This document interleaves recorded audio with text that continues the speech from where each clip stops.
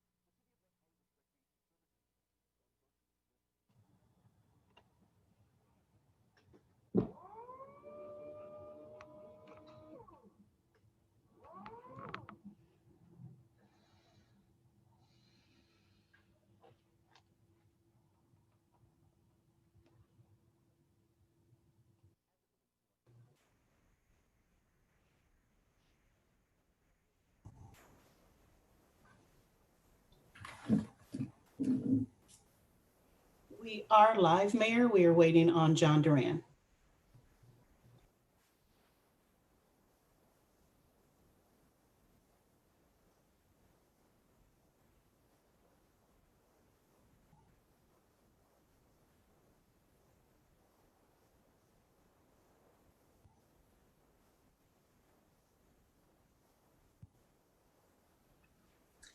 See, we have Councilmember Duran now, so I will start with our opening statement. In compliance with California Governor Gavin Newsom's executive order to protect public health and prevent the spread of COVID-19, this city council meeting is being conducted via teleconference on the city's website and is also provided on a wide array of streaming media platforms to offer access to the public to the fullest extent possible. WeHo TV staff have confirmed that the City Council meeting is currently streaming successfully on Spectrum Channel 10 and online at weho.org/WeHoTV. In addition, and as a courtesy, this meeting is also successfully streaming on the city's YouTube channel at youtube.com/WeHoTV and on Roku, Apple TV, Fire TV, and Android TV. WeHo TV staff monitor this broadcast on all platforms throughout the meeting and will notify the city clerk and council should broadcast disruptions arise. Please do not interrupt the live meeting by calling or texting the city council about difficulties viewing the meeting. If you are experiencing viewing difficulties while watching this live stream, please reload the page or visit weho.org/WeHoTV to access our official live stream and to view a list of other available streaming options. In addition, you may call into this meeting by dialing 669-900-6833. The meeting ID is 920-1578-8486, and then press the pound sign. Please understand that internet speeds, device reliability, third-party platform reliability, and individual or personal technical issues are out of the scope of our broadcast. But WeHo TV staff has published a guide at weho.org/WeHoTV to troubleshoot your connection. And if you are having difficulties connecting to the meeting, you can also call 323-848-3151 for help. The city canceled its regular meeting of the City Council on Monday, October 5th, 2020, due to broadcast equipment technical difficulties. The city was unable to broadcast or live stream the meeting to accommodate public participation in a way that was up to the city's normal standards, which encourage as much community involvement and participation as possible. So we apologize for that inconvenience. And now the items on the agenda for tonight were also from the October 5th meeting. So we will have those discussions tonight. With that, I will call our meeting to order and turn it over to our city clerk for a roll call. Councilmember D'Amico. Here. Councilmember Duran. Here. Councilmember Meister. Here. Mayor Pro Tem Heilman. Here. Mayor Horvath. Here. We have a quorum. And I missed the Pledge of Allegiance, so let's do that now.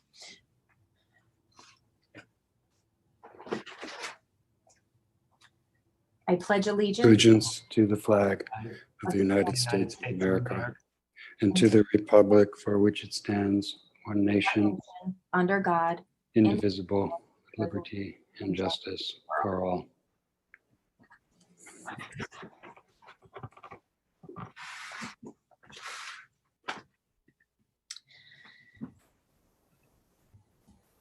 Now we will turn to our city attorney for a report of the closed session agenda.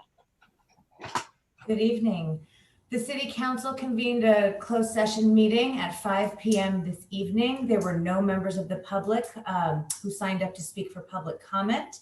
The council spoke about the one item listed on the posted agenda and took no reportable action this evening. The closed session adjourned at 5:20 p.m. Thank you very much.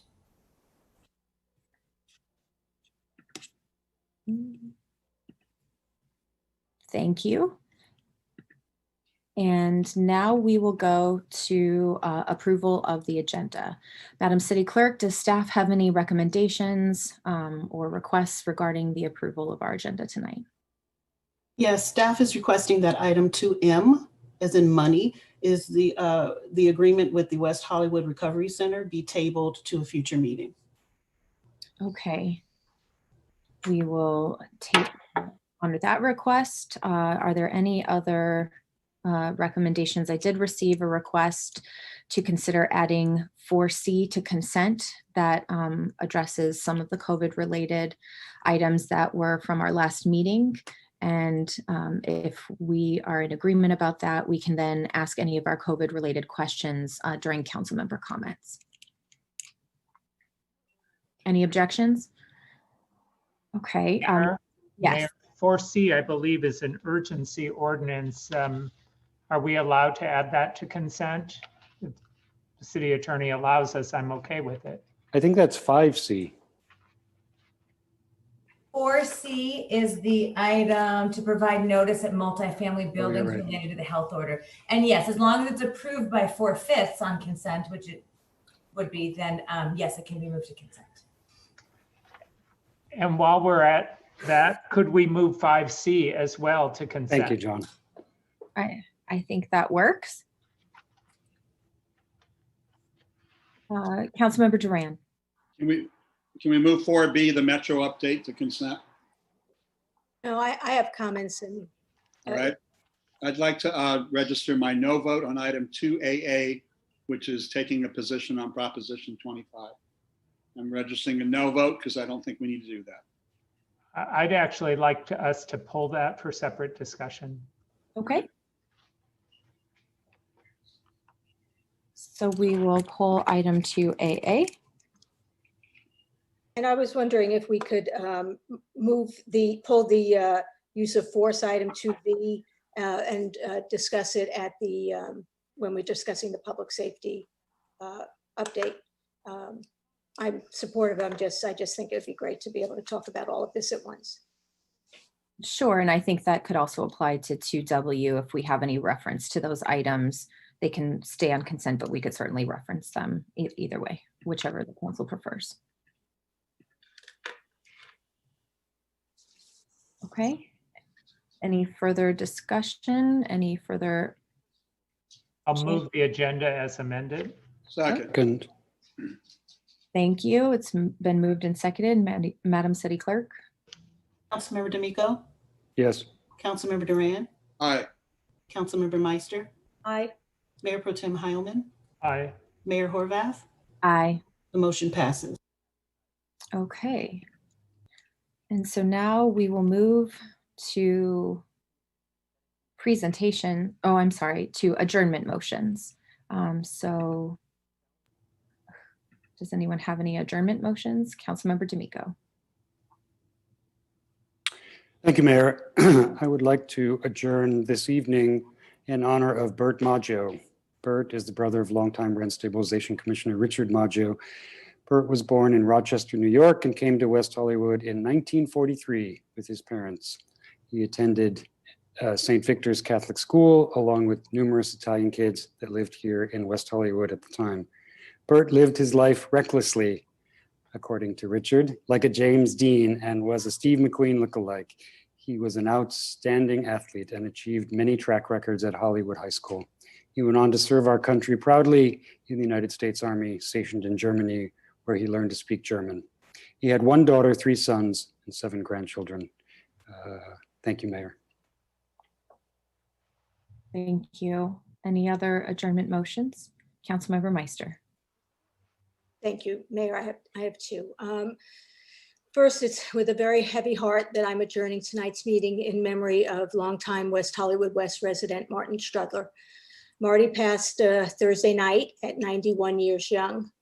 Marty moved to West Hollywood in 1970. He was an animation art director and artist for Warner Brothers Animations and Marvel Productions. Marty was also a very active West Hollywood citizen. He was past president of the West Hollywood West Residents Association. He spent countless hours writing newsletters, attending meetings, and speaking for the neighborhood. Marty was also a transportation commissioner for the city of West Hollywood, a position he loved. And P.S., he was not a fan of the traffic calming roundabouts on Huntley and Westbourne. Most recently, he was a member of the advisory board for the Beverly Hills West Hollywood Democratic Club and a board member on the West Hollywood Senior Advisory Board. Marty loved this city deeply, and he loved his neighborhood and his neighbors. He loved his dog Ginger, who is going to miss him terribly along with the rest of us. I'd also like to adjourn in memory of Duff Bennett. Duff was a leader, friend, activist, deeply devoted to the city of West Hollywood. He was head of the Palm Avenue Coalition, working to promote historic preservation in his community. He will be missed. Thank you, Mayor.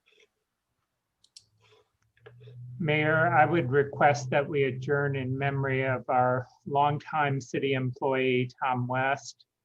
Tom, as we know, was our city clerk, but before that, he was the head of social services for many years. And even before he began working for the city, he was working for the community with a number of AIDS-related organizations. He actually started with West Hollywood very early in our history in 1988. He was a social services program administrator. He was then promoted to social services supervisor, and then in 2003, he became our city clerk. He retired in 2011, and I think Tom was really well known within the community. He was a beloved member of the West Hollywood family. Even in his retirement, he kept in close contact with a number of local residents as well as other employees and former employees. I want to especially thank Daphne Dennis for her efforts to keep in touch and make sure that Tom was getting all the care he needed. Rob Bergstein, local resident, as well as our former employee, Corey Roskin, who also had the opportunity to visit Tom in the last weeks of his life. I'd request we adjourn in his memory tonight.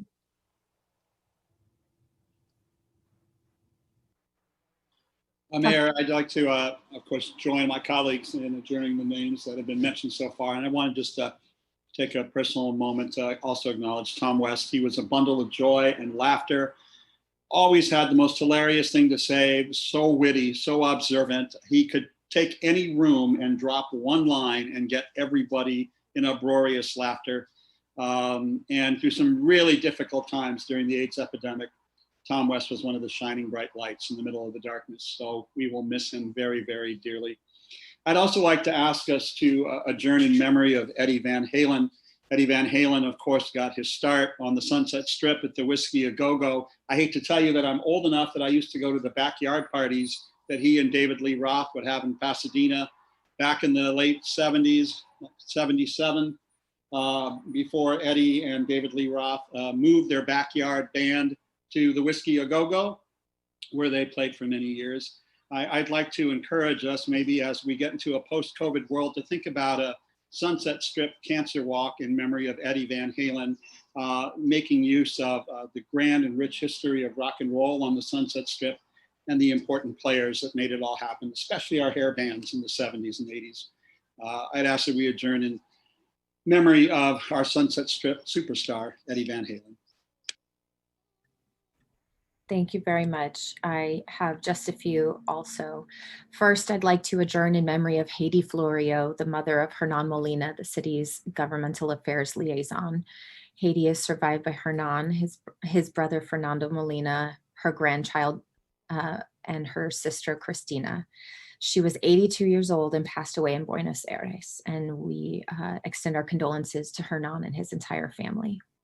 I'd also like to adjourn in memory of Patrick Lucas, who was an artist residing in West Hollywood. In his early career, he did in-house modeling for Halston and is known for working as Cyndi Lauper's personal makeup artist in the 1980s. He was a big part of the creation of her makeup and hairstyle, which is so iconic, and we would like to adjourn tonight in his memory as well. I'd like to adjourn in memory of Melina Reyna Barrett, who was the legislative director for the National Organization for Women's Florida chapter. She was a fervent activist fighting for women's rights and LGBTQ equality. She was also the first trans person to run for Florida State Senate and fought to stop discrimination against transgender and gender nonconforming people. She was a dear friend to community members in West Hollywood and especially in the Hollywood Now chapter. I'd also like to adjourn in memory of Rachel Yassian, who is the mother of Nellie Imrani, mother-in-law of Yudi Imrani, and grandmother to Josh Imrani and all of his siblings. Her motto in life was to be positive, to never bend, and to always choose life. And so we extend our condolences to the Imrani family at this time. And finally, I'd like to adjourn in memory of several members of Mr. Dino Andrianos' family, his mother, Dina Andrianos, who resided in Greece, as well as his wife's siblings, Michael and Eleni Koutsakos, passed away recently. And our thoughts and prayers are with Dino, his wife, and their entire family at this time. Many of you know Dino from Astro Burger in West Hollywood and all of his involvement in the community. And so we extend our condolences, and that is the last adjournment I have for this evening. And now we will turn to our presentations. First, October is National Domestic Violence Awareness Month, and this is a way to unite advocates across the nation in their efforts to end domestic violence. Communities and advocacy organizations across the country connect with the public and one another throughout the month to raise awareness about the signs of abuse and ways to stop it, and to uplift survivor stories and provide additional resources to leaders and policymakers. In recognition of National Domestic Violence Awareness Month, the Lanterns in the city of West Hollywood above Santa Monica Boulevard between North Robertson and Hancock Avenue will glow in purple from October 20th through the 27th. I will now pass it over to Councilmember Meister, who is going to make a special presentation in recognition of this month. Well, thank you, Mayor. As you mentioned, National Domestic Violence Awareness Month allows people throughout the nation to come together and spread the message that there is no place for domestic violence in homes, neighborhoods, workplaces, or schools. Domestic violence is a national issue that affects people of all ages, genders, races, cultures, religions, educational backgrounds, sexual orientations, and marital statuses. 3 out of 4 Americans personally know a victim or survivor of domestic violence. Domestic violence disproportionately affects women. 1 in 4 women has experienced domestic violence during her lifetime. As the COVID-19 pandemic continues and people are required to stay home to protect themselves and their communities, we have seen that home may not be safe for many families who experience domestic violence, which may include both intimate partners and children. In their roles as filmmakers, content creators, and members of the media covering marches, rallies, and events, Renee Sotil and Mary Jo Godges have continually worked to increase awareness and educate on domestic violence issues. Through their production company, Traipsing Through Films, Sotil and Godges have created projects such as I Remember Nicole, which is a global anthem reclaiming power over domestic violence. This project, which was funded in part by a grant from the City of West Hollywood, aims to empower women and raise awareness about domestic violence. Sotil and Godges are activist citizens who volunteered their time, effort, and expertise to create change, making a difference through art. We wish to present this lovely proclamation and extend our sincere thanks to Traipsing Through Films, Renee Sotil and Mary Jo Godges for their continuing efforts to increase awareness and educate on domestic violence issues. And I believe we have a little video.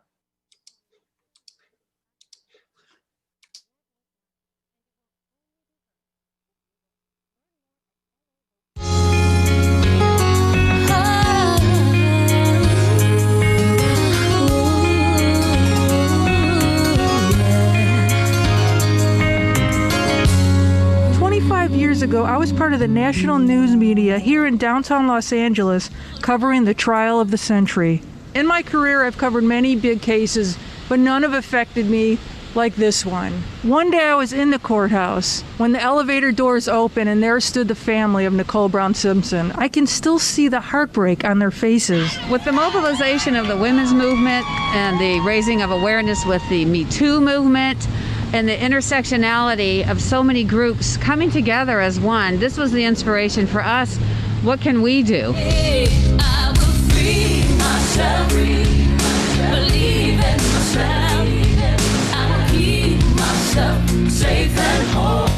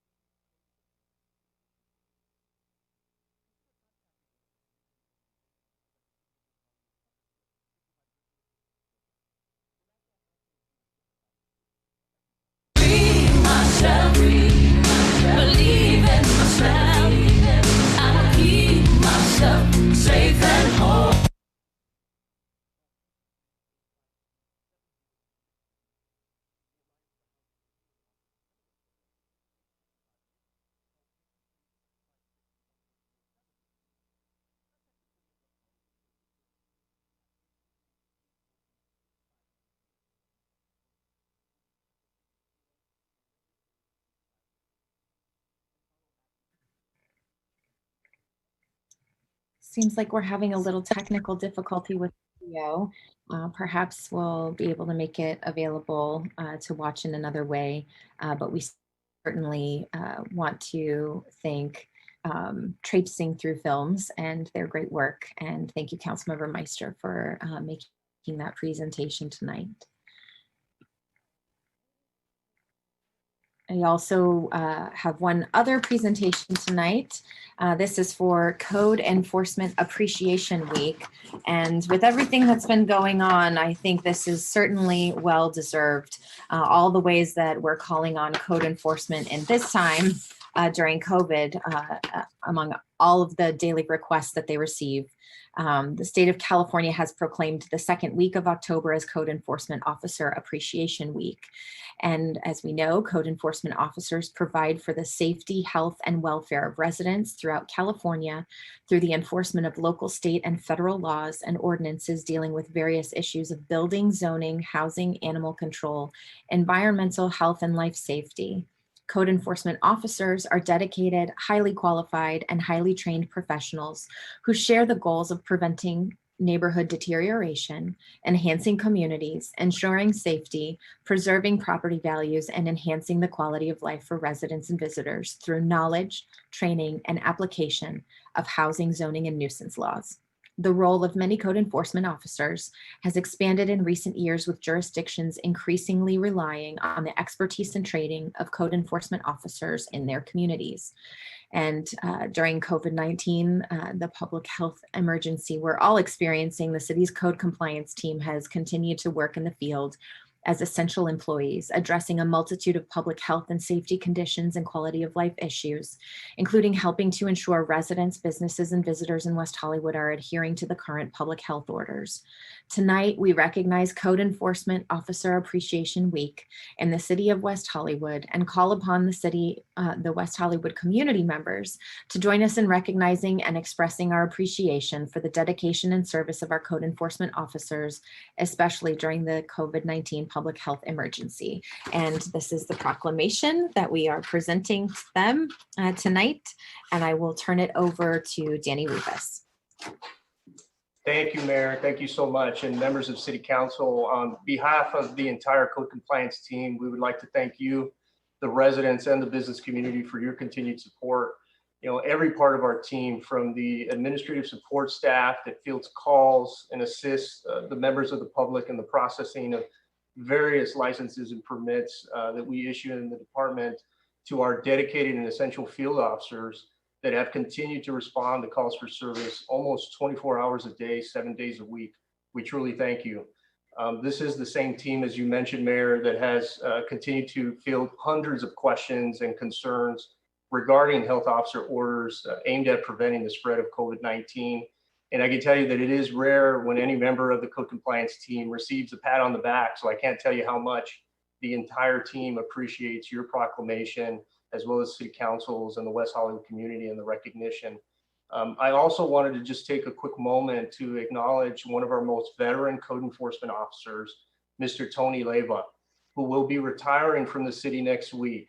So we certainly wanted to take this opportunity. I know all of the division and team members are either on the Zoom or are watching in today, but Tony has spent, over 20 years working for the city and over 15 years in code compliance alone.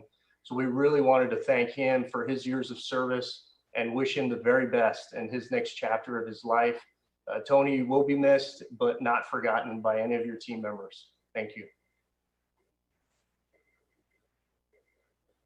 And now we will move on to public comment. The City Council values your comments. However, pursuant to the Brown Act, Council cannot take action on items not listed on the posted agenda. I will turn it over to our City Clerk to administer public comment. Thank you, Mayor. Our first speaker is Karen Ayers, to be followed by Genevieve Morrill. Hi, this is Karen Ayers. I'm a resident of West Hollywood, and I'm also serve on the Women's Advisory Board for the city. But tonight I speak to you as a private citizen, and I'm speaking on item 2Q, which is the city's acknowledgement, the recognition of domestic violence Awareness Month. And I'm just here to commend the city for that recognition and to thank the city staff for putting together the report. The staff from the city manager's department, the human services and rent control department, and oh, I'm forgetting one, but but all the city staff who work together to produce this report. It's just so important that awareness be raised, not just about domestic violence in general, but that this city is really great about providing services to anybody who needs help, who is at home right now, feeling isolated and being abused or having violence enacted on them. So this is when we see those beautiful globes shining purple at night over our rainbow district. If anyone asks anybody here who's listening, why are those lanterns purple? The reason is to raise awareness about domestic violence, but it's also to raise awareness about the city's services. We do have them. So thank you so much. Thank you, Karen. Our next speaker is Genevieve Morrow, followed by Jessica Rogers.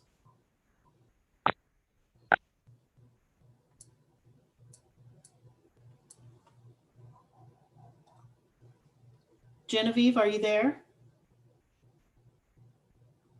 Hi, thank you, Madam Clerk. Good evening, Mayor and council members. Apologize, I had trouble unmuting. Genevieve Morrow, President and CEO for the West Hollywood Chamber of Commerce.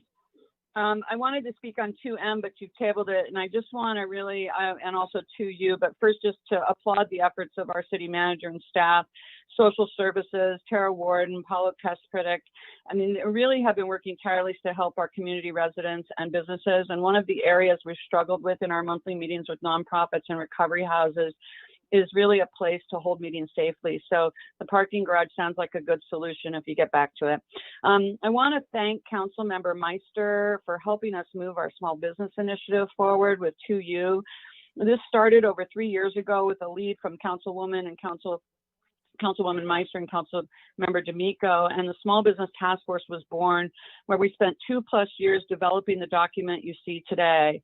It's a conceptual document based on challenges we see facing small businesses, addressing scalable fee structures, sizes of space, liner shops that don't require bathrooms or parking, converted alley pods, and signage, amongst other issues. Developed pre-pandemic, it is actually more relative than ever today.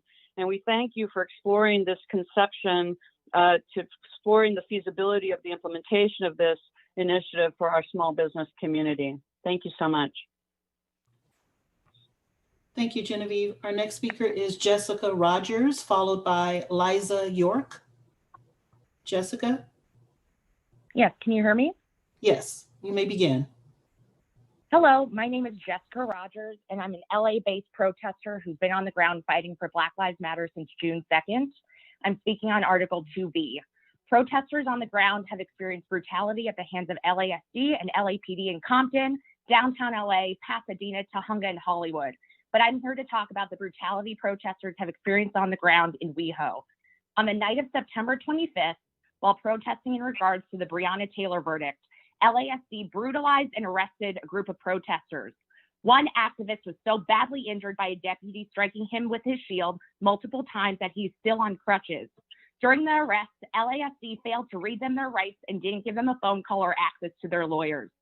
Previously, on the night of 9/19, during a Dance for Black Lives protest, LASD showed up in riot gear with less lethal and live rounds on their front line before the protest had even begun. One protester was arrested that night while walking back to their car, yet WeHo has remained silent. So here are my demands. I demand you drop the charges against all protesters that have been arrested in WeHo and return their belongings, including the truck that you impounded on 9/25. Secondly, I demand that the city of West Hollywood cancels their contract with LASD. No one is truly safe with the gang that is LASD freely roaming the streets. We're not asking for much. We're simply asking to feel safe within our own community. If WeHo ends their relationship with LASD, it would set a precedent for all of LA County. It would show that WeHo truly believes that Black lives do matter. You have the power to make amazing, powerful change. Lastly, Lindsay Horvath. On September 26th, I reached out to you seeking your support in getting protesters released from jail. Instead, you decided to film a commercial about voting. You chose not to show up. You chose not to fight for the people that you say you support. Resign, Lindsay Horvath. You are unqualified and unprepared to do this job. You are no better than the cops. Resign, Horvath. I yield my time. Thank you. Our next speaker is Liza York, to be followed by Kenneth Gray. Good evening. Can you hear me? Yes, you may begin. Thank you. My name is Liza York. I'm a public teacher here in LAUSD. I want to thank the council and everyone on the call for your time and attention. I was arrested on 925 in West Hollywood while I was sitting in my car parked legally in street parking. While I was in my car, a protest and LASD riot police met one another just beside my car. I was given 3 conflicting orders from sheriffs before I was lifted out of my car without being told I was under arrest, thrown on the ground, hands zip-tied so tight I lost circulation and mobility in my left hand, and detained without legal counsel or a phone call or being told my charges until 3 p.m. the next day.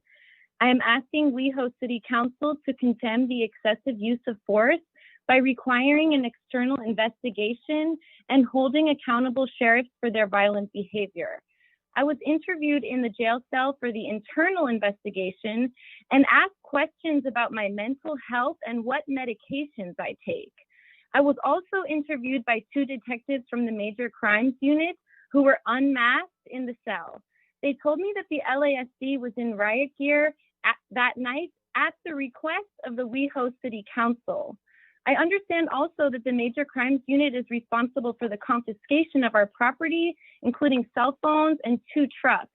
I've been told to wait for a call from that department, refuse to be given detective names, and no further information. I'm asking WeHo City Council to support and demand the return of our property, as well as dropping riot charges due to the fact that marching in the streets unarmed without causing violence, damage, or danger does not constitute a riot. Thank you. I yield my time. Thank you. Our next speaker is Kenneth Gray, to be followed by Carrie Balbone. Good evening. Thank you, Madam Clerk. Thank you, council members, and thank you, Madam Mayor.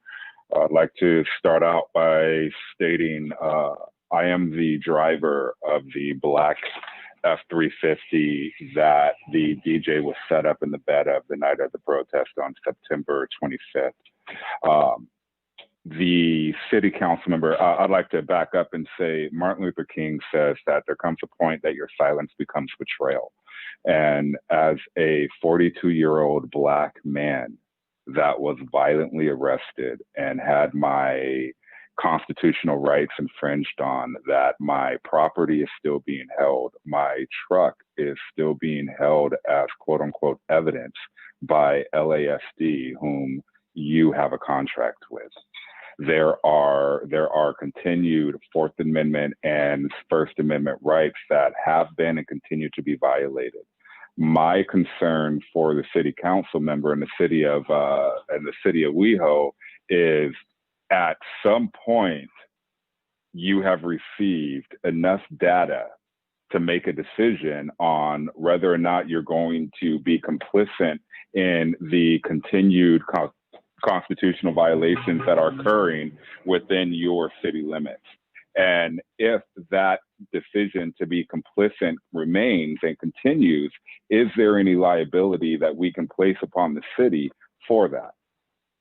As of this point, what we are asking for is a complete release of all quote unquote evidence for a peaceful protest.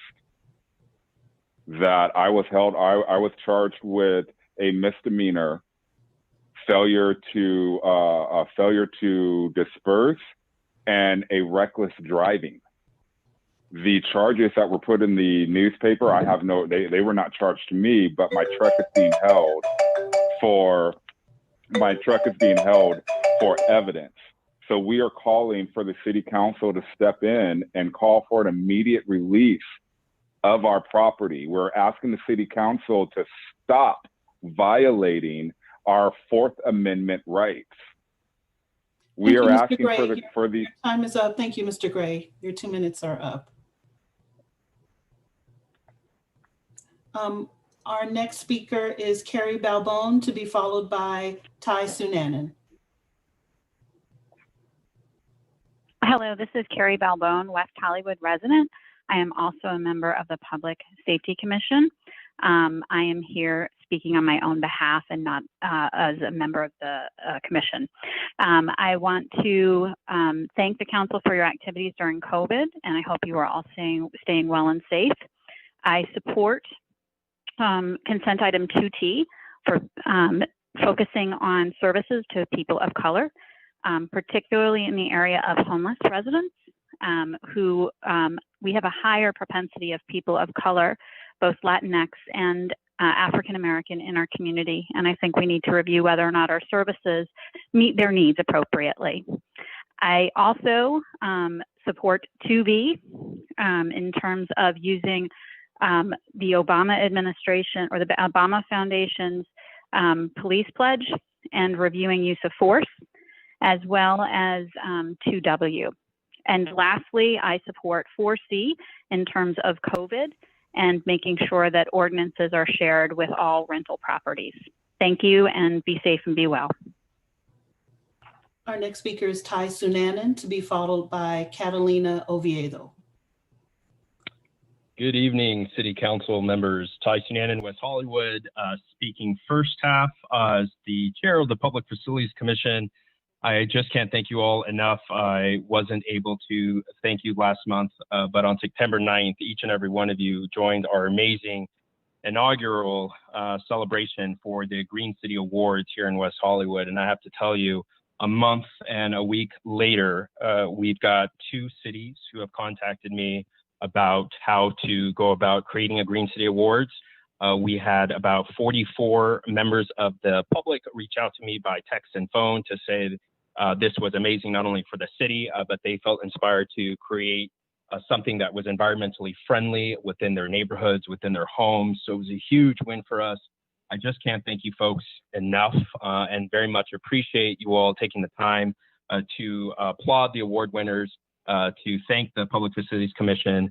And I also want to give a huge shout out to your staff members, Helen Collins, Erin Hammond, and Debbie Gonzalez, such wonderful and brilliant women that work for the city.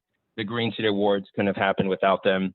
Speaking as a citizen, I want to support item 2L, update on no-cost menstrual production in city facilities and parks. This is a huge low-cost win for the city, having no-cost feminine hygiene products in city facilities and parks. I mean, just to put it in terms of magnitude, we have such a high demand when women need these products, and everyone's counting every penny during this pandemic. The budget for this is less than 0.5% of the total janitorial budget for the next fiscal year. So an easy win. I guarantee you, if men had to have menstruation, we'd be protesting every single day on the streets for free products. So I hope you folks approve item 2L. Thank you very much. Our next speaker is Catalina Oviedo, followed by Adam Darvish. Hi, good evening, everyone. My name is Catalina Oviedo, and I am a LA County resident and also a local activist. And my call and my comment is in regards to the night of September 25th, when LASD and Palmdale Police both attacked many peaceful protesters and arrested many more. And they're holding 2 trucks as evidence with everything inside, not taking into consideration that these people didn't do anything and that these are their livelihoods within these trucks and they need these vehicles. They haven't done anything. And I'm having a hard time listening to the city council members applaud, activists as you were doing previously, and in the same breath, not do anything about the current situation being descended upon current activists. And I would just implore you guys, or I would just request for you guys to, 1, drop your contract with LASD And two, return the vehicles. This isn't evidence. There was no crime committed. We were peacefully protesting, and it's our First Amendment right. And also, I am in support of 2L. I think that everyone should be allowed to have menstruation products, all menstruating people, and I forfeit my time. Thank you. Our next speaker is Adam Darvish, to be followed by Alec White.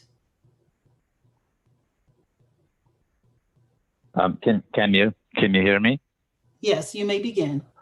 Great. Yeah. Good evening, Mayor Horvath and council members. I am Adam Darvish, a resident in West Hollywood for over 20 years. I've called into the council meeting public comments last time. Same topic. I'm asking for timelines for the corrections so I can feel safe living in my house.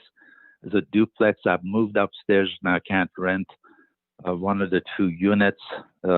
The downstairs that was hit by the SUV that was doing 100 miles per hour before impact coming down Sunset on Larrabee, coming from Sunset on Larrabee. That almost killed me. It traumatized me and changed my life. Mayor Horvath is aware, and Lieutenant Mulder and the city manager Paul is involved on emails. I've seen pictures and videos. I'm working with the city with Walter Davis. From what I can understand, there's no timeline on the project. There's no specifics about timing, when the survey will be done for speed bumps or the safety feature that I asked sort of the bars that they have at the airport. If all fails, that would stop the car from coming into my house. I'm facing the hill, at the bottom of the hill on Larrabee, so that's an issue for me. So for now, I've asked if I can be connected to not pay tax on the property till the city corrects the safety issues, so I could feel safe at my own house as a taxpayer, as a citizen, and a resident of West Hollywood. So that's my request. I need timelines so that I could feel safe. I'm a healthcare executive, taking care of patients during crisis, and I've already had a lot of stress in my life this year, and this is just added stress and worse, and that is keeping me up at nights. Again, Mayor Horvath's very aware of the situation. She did listen to me on a Sunday. I appreciate that. I'm just looking for sort of a closure and safety features to be added. So I would appreciate for one of the council members to get back to me or revisit and for me to know when it will be done. Thank you so much. Our next speaker is Alec White, to be followed by our final speaker, Larry Block. So my name is Alec White, and I'm speaking as a private citizen. So as a 26-year-old and a renter who moved to West Hollywood 3 years ago, I was drawn here by West Hollywood's history with the LGBT community. And I'm speaking in opposition to item 5B because I see groups like the Stonewall Democratic Club and E2CA as part of that history. I've seen them involve many of my young friends who haven't been politically involved before. I've seen them bring really positive change to our community. And something else that I've seen is I've seen many LGBT businesses, including 4 LGBT bars, leave our city within this year. And it would just really hurt me to see the city that I love lose groups like E2CA and the Stonewall Democrats may have to relocate to a different place to have their meetings and support and continue their activism. And as a renter, I'm also really concerned about CES having to relocate. This is all after everything opens and COVID is mitigated, of course. Because I know many people who are my age who are struggling to afford West Hollywood and have had to move. And I know CES will provide services for them because many times they're in very difficult situations with their landlords. And I just really hope that think about young renters and LGBT folks like myself and decide to oppose 5B. Thank you so much. Thank you. Our final speaker is Larry Block. Larry Block, West Hollywood.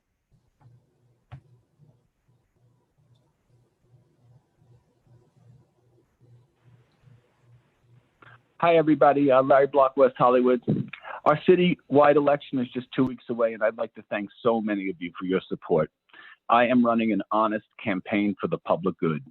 We are almost at the finish line, and please join our campaign at WeHo2020.com. Let's get rid of the swamp in West Hollywood. The developers and unions are spending $500,000 to grip the city council. Our independence is at stake. In the election forums, candidates were asked the most important issue facing West Hollywood. Erickson talked about global warming. Shine talked about racial injustice. John Duran's mail says we need him to fight the Trump administration, leading the fight against the Trump administration. What have you accomplished in 4 years against Donald Trump? It's ridiculous. I'm Larry, and I'm running for West Hollywood City Council. I'm focused on our problems here in West Hollywood. Our small businesses are suffering. There are shattered dreams all around our city. Many of our residents are hurting, so many friends moving. Every day, people come into the shop to say goodbye. There are homeless people laying on the street, and we waste so much money with no solutions. I want to fight for us. Please, if you have a question or a doubt, call me, 310-729-4050, 310-729-4050. I have written 2 op-eds in WeHoVille, ready to serve and move West Hollywood forward, to lay out my hopes for our city. John Duran has not given us his vision forward, nor has John Hallman. Both are running on yesterday. These candidates have offered no solutions or ideas forward. I put myself on the line, and you can agree or disagree, but I've also often turned ideas into reality. Crosswalks, term limits, or the Green City Awards. They were all ideas before we made them real. Let's tackle our problems, have confidence into the future, and move West Hollywood forward. Thank you all. Have a great day. Don't forget to vote. Thank you, Mayor. That was our final speaker. If there are other speakers on the call, we have a second opportunity at the end of the meeting. Thank you. Okay, thank you very much. I'll now turn to my colleagues for council member comments. Who would like to begin? Councilmember Duran. Thank you. Happy to go first. I'd like to ask the city manager, if he can, during his presentation, to talk about rent assistance for a 4th time. I think my colleague, Councilmember Heilman, made the very good suggestion last time we were all here about making use of whatever funds we have available to help people pay the 25% state mandated requirement of their rent moving forward as we move through the months of November, December, and January. I'm also hoping that we think about agendizing for the month of December some thoughts and ideas about what to do when the current state law expires at the end of January, whether we have any idea of whether they're going to preempt us once again and occupy the entire area of eviction regulation, or whether they're going to allow the cities to once again legislate. If we're going to be allowed to legislate, I just want to make sure we get ahead of the ball a bit, and because so many of our people are still just hanging on. And I know that this past week I've received a half a dozen texts and emails from people who still cannot pay their rent, and long-term residents who do not want to be rendered homeless. Great deal of fear out there. So I just want to hear from the city manager whether we are in fact going to start paying the 25% rent for the next few months, and then what plans we have, if any, about the issue of state preemption in this issue after January 31st. The other comment I wanted to make, I wanted to thank Oscar Delgado and Helen Collins and Paolo and Tara Warden, who have been working so hard with the Recovery Center Board of Directors. That item had to be tabled because there are some last minute hiccups that have to do with access to restrooms. But it is really imperative that we get our 12-step meetings back in place. A lot of the attendance at the 12-step meetings around the city have dropped in half. I know that relapse on crystal methamphetamine is occurring in alarming numbers because people are not getting their medication when their medication is the meetings. And while Zoom has been an important supplemental remedy since March, it's not completely working. And the sooner that we get people back in their fellowships, back in their 12-step meetings, the more lives that will be saved and the less relapse around crystal meth. So I know that Paul and his staff have been working really hard on getting this going, and we're going to delay it for a couple of weeks, but I hope it comes back soon enough so we can get the meetings back online. Thank you. That's all I have. Thank you, Councilmember Duran. Councilmember D'Amico. Thank you, Mayor. I just have a couple of items. I have been attending virtually a conference on global conference on global warming and what small cities can do, and it's so heartening to hear and see and watch on my tiny laptop what people in small cities around the globe, this big globe of ours, what they're doing to fight global warming. And I would just say that our city continues to be on the cutting edge, and we also have plenty to learn. And on another note, I just wanted to thank my colleagues, Councilmember Duran and Councilmember Meister, for their drag laureate item. I think, again, we know how to invent the world, and we're doing it again. And so I would just want to thank you, and I'm honored to be voting in favor of that this evening. Thank you very much, Mayor. Councilmember Meister. So much, Mayor. In terms of attendance, I attended the SCAG CEHD committee meeting representing the West Side Cities COG. I also attended the West Side Cities COG meeting as the representative from the CEHD committee. So I did want to talk about a couple of consent items. I have to say, I'm very glad that staff is recommending to continue the no-cost menstrual products program in the city facilities and parks. And I want to thank again our Women's Advisory Board for supporting that effort as well. And I just want to say to Ty that, Ty, if men had menstruation, they'd be protesting, period. They wouldn't just be protesting for products. I also want to say congratulations to Brian Sonia Wallace on Poet Laureate for 2020 to 2022. And I want to talk a little bit about the 2U, which is the Small Business Initiative follow-up. We had a number of initiatives these past 5 years to support small business and legacy businesses. And the purpose was of 2U was to consolidate and expedite the exploration of ideas presented in these previous initiatives that were approved by council and the West Hollywood Chamber Task Force regarding small business.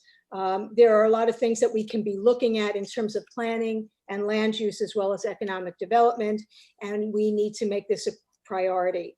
I want to also thank the Chamber for their efforts and ask that staff work with the Chamber on prioritizing items that will help our existing small businesses get through this horrendous period of COVID and attracting new small businesses to our city.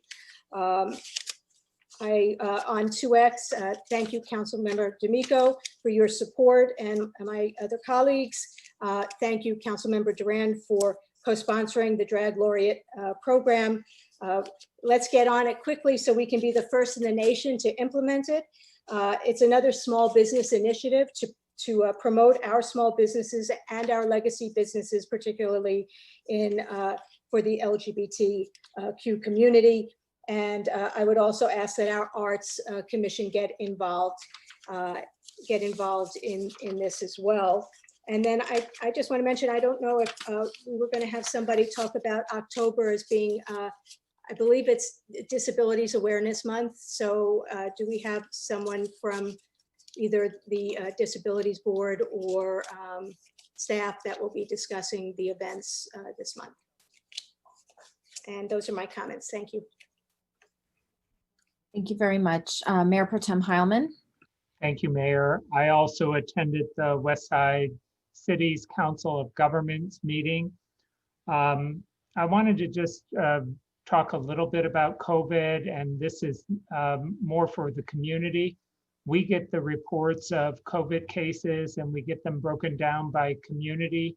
And every day we're seeing another 4 to 5 or 6 new cases diagnosed in West Hollywood. And a lot of that is related to people gathering together and not wearing masks. I know we're all frustrated. We'd all like to be out enjoying our lives, but if we want to get this behind us, it's really important for all of us to do our part, and especially now that we're moving into the winter months. Also, we have Halloween coming up. I know that there's going to be a lot of temptation to have gatherings, parties, go out, be among people as we normally would do. But this is not the year to do it. We all need to do our part. So just asking everyone, here in West Hollywood, we shouldn't be having 5 to 6 new cases every day if we are all following instructions and doing our part. So let's all work together to try to reduce the spread of COVID in our community so that we can all get back to some sense of normal. I also wanted to point out, and I want to thank my colleagues for leaving 2T on the consent calendar. One of the things that COVID has taught us all is the grave health disparities that exist among people of color.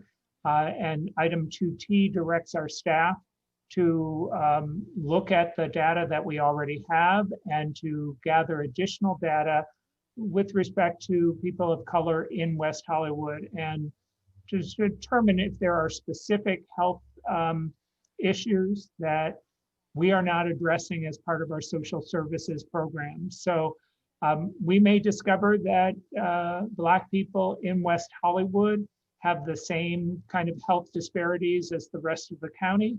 We may discover that there are differences, but this asks our staff to gather that information so that it will inform our social services funding going forward. In the city manager's report, I'd ask Paul if you could address a concern. I know that staff has done a great job sort of in the center city, on the west side of the city, in getting businesses reopened and having businesses take over public spaces. But I don't see as much of that on the east side, and I'm particularly concerned for some of our Russian serving businesses, whether they're aware of all of the resources. So if you could address that, Paul, or make sure that we're doing everything we can to reach out to the businesses throughout the city. And finally, I would, well, 2 more things. I did check in with the city manager.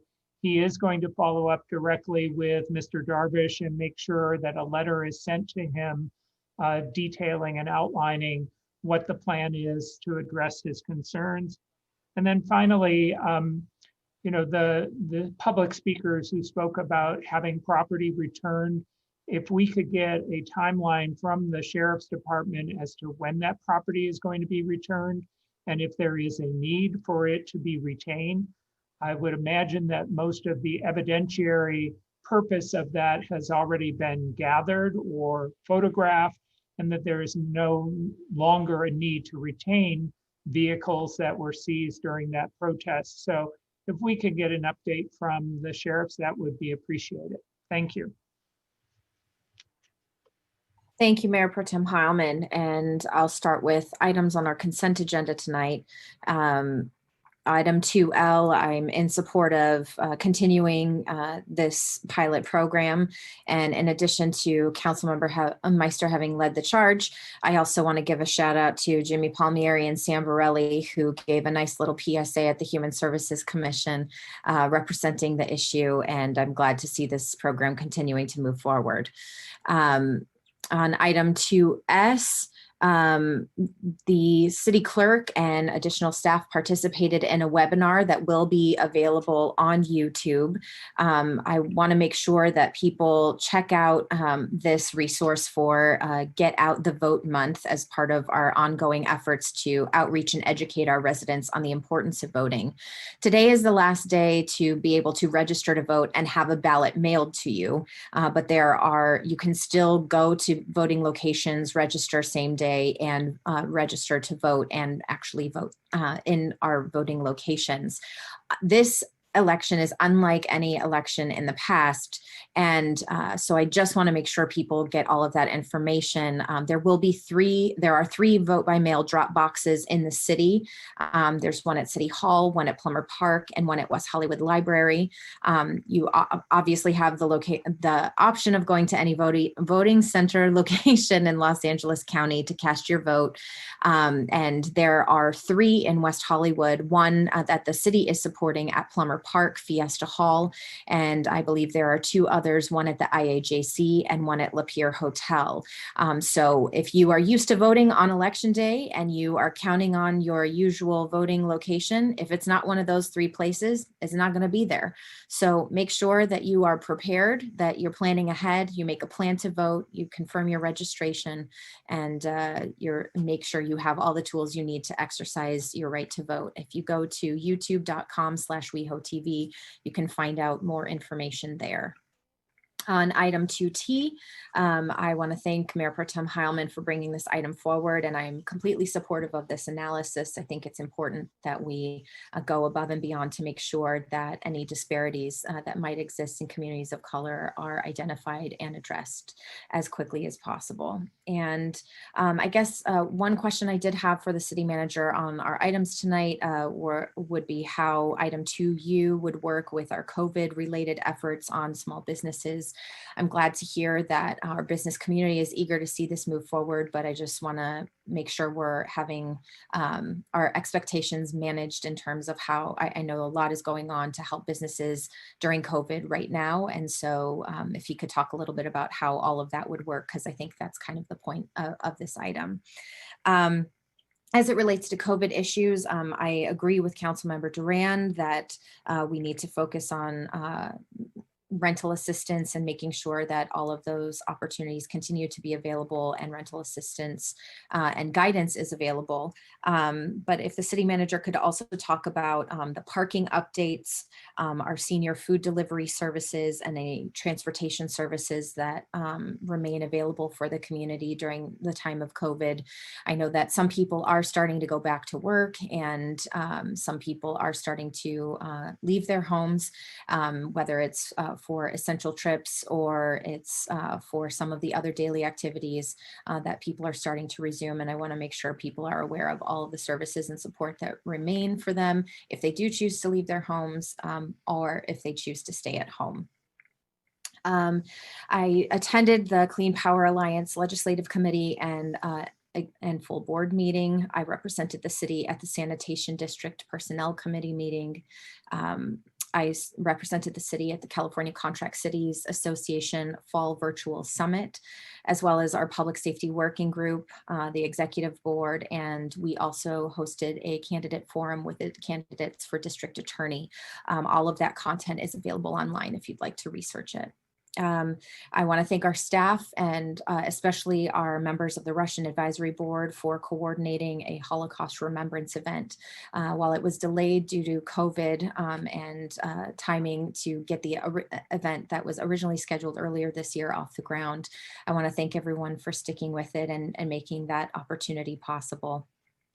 I also represented the city at National League of Cities at the HD committee meeting, and I participated in the Local Progress Understanding Police Budgets webinar, as well as representing the city on the Ending the HIV Epidemic Steering Committee for LA County.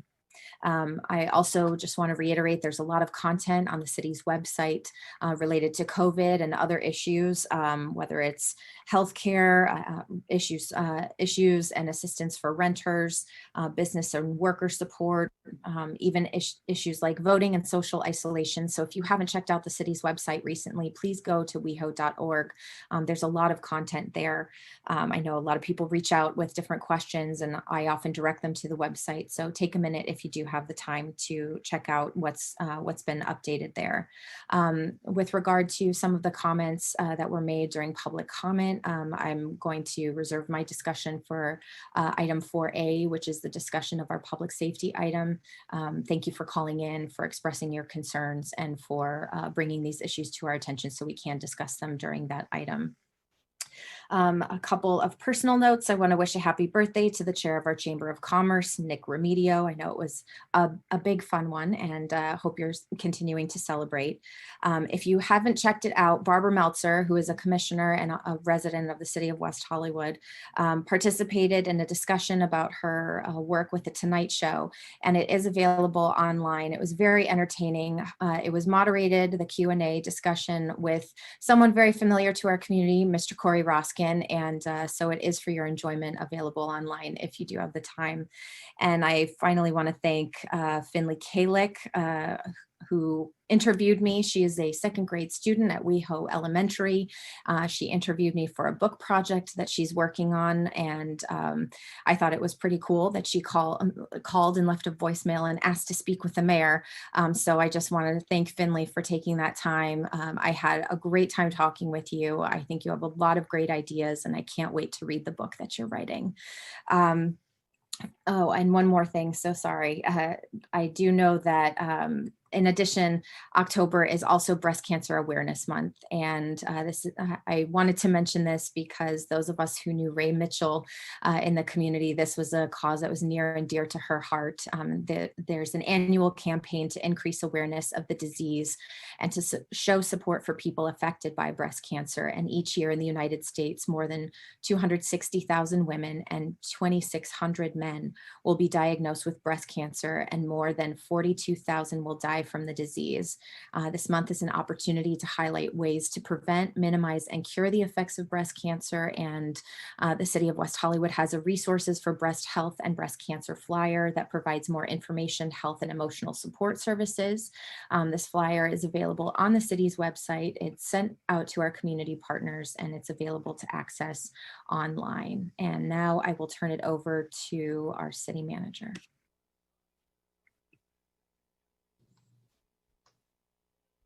Great, thank you, Mayor, members of the City Council. I do have a scripted report to provide you, and then I'm going to try to get through all of your questions, and if I miss anything at the end, just let me know. First of all, we are doing events this month for the disability, with the Disability Advisory Board. I don't have a list in front of me. If the council is interested, I could have David Juni, who's actually popping up, present what they're doing. And since he already popped up, David, go ahead. Sure. Good evening, Mayor Horvath and Council. I'm David Juni, the manager of the city's Social Services Division. And October is Disabilities Awareness Month. And this month we will be holding next Wednesday, the 28th, the annual televised meeting. It'll be at 6 p.m. This year, their honorees are a little bit different. They normally have 4 different categories of folks who they want to honor for being exceptional advocates for community members with disabilities. This year, the board decided to honor some essential workers, our local heroes. They decided on 4 different awards, and they have chosen Cedars-Sinai's Respiratory Care Therapy Department, Kaiser Permanente's Pulmonary Critical Care Team, Dr. Neil Vox, DMV veterinarian, and Project Angel Food. So we hope you'll join us next Wednesday at 6 p.m. And then the very next day, Thursday, the 29th, we are working with Cedars-Sinai to provide a flu vaccination clinic, free vaccinations, Plummer Park, from 9 a.m. till 12 noon. And we are also at the same time going to have information and updated flyers and resources for community members who need information on breast cancer awareness. Any questions from you? And we will be sure to it's going out over social media and working with communications. The honorees were just chosen last week, so we're doing a quick rush to get all the info out to you. Thank you for giving me. Great. Thank you, David. Great. A few things to report on from me. As mentioned earlier during council member comments, we are concerned that we are going to be busy on Halloween. It's a Friday on the 31st. We're going to be putting together a information campaign to remind people that there are no events planned in the city. We're going to be pretty aggressive with that. The last thing we need is to be a COVID hotspot.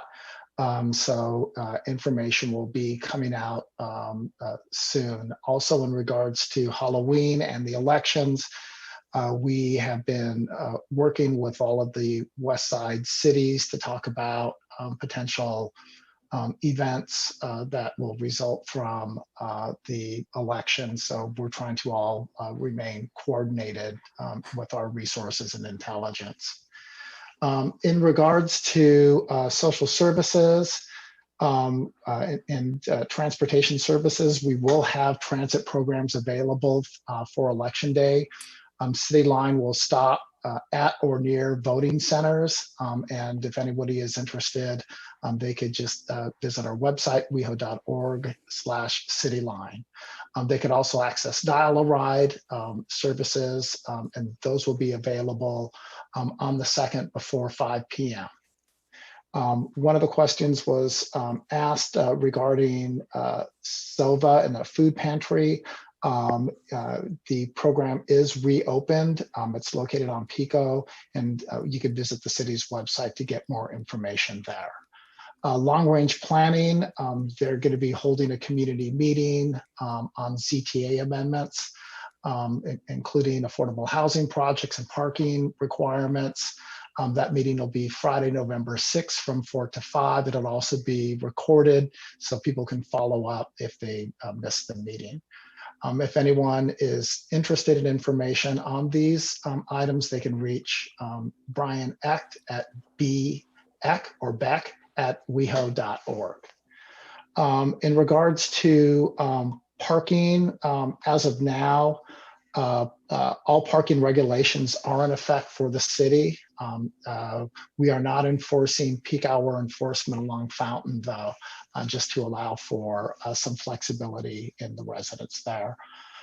In regards to rental assistance programs, those are continued to be provided by I'm sorry, I'm having a hard time with the page here.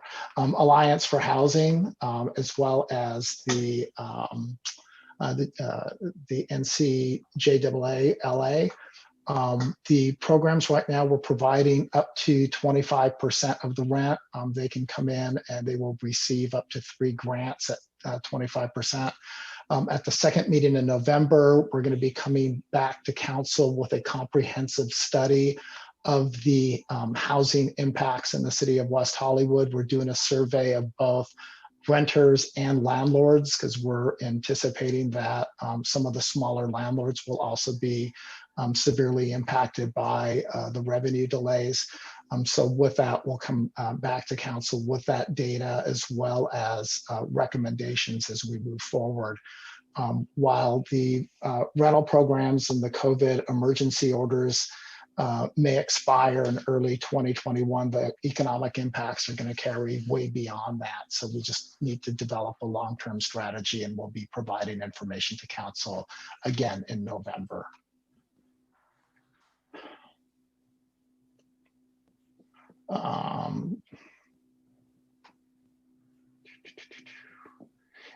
Item 2U.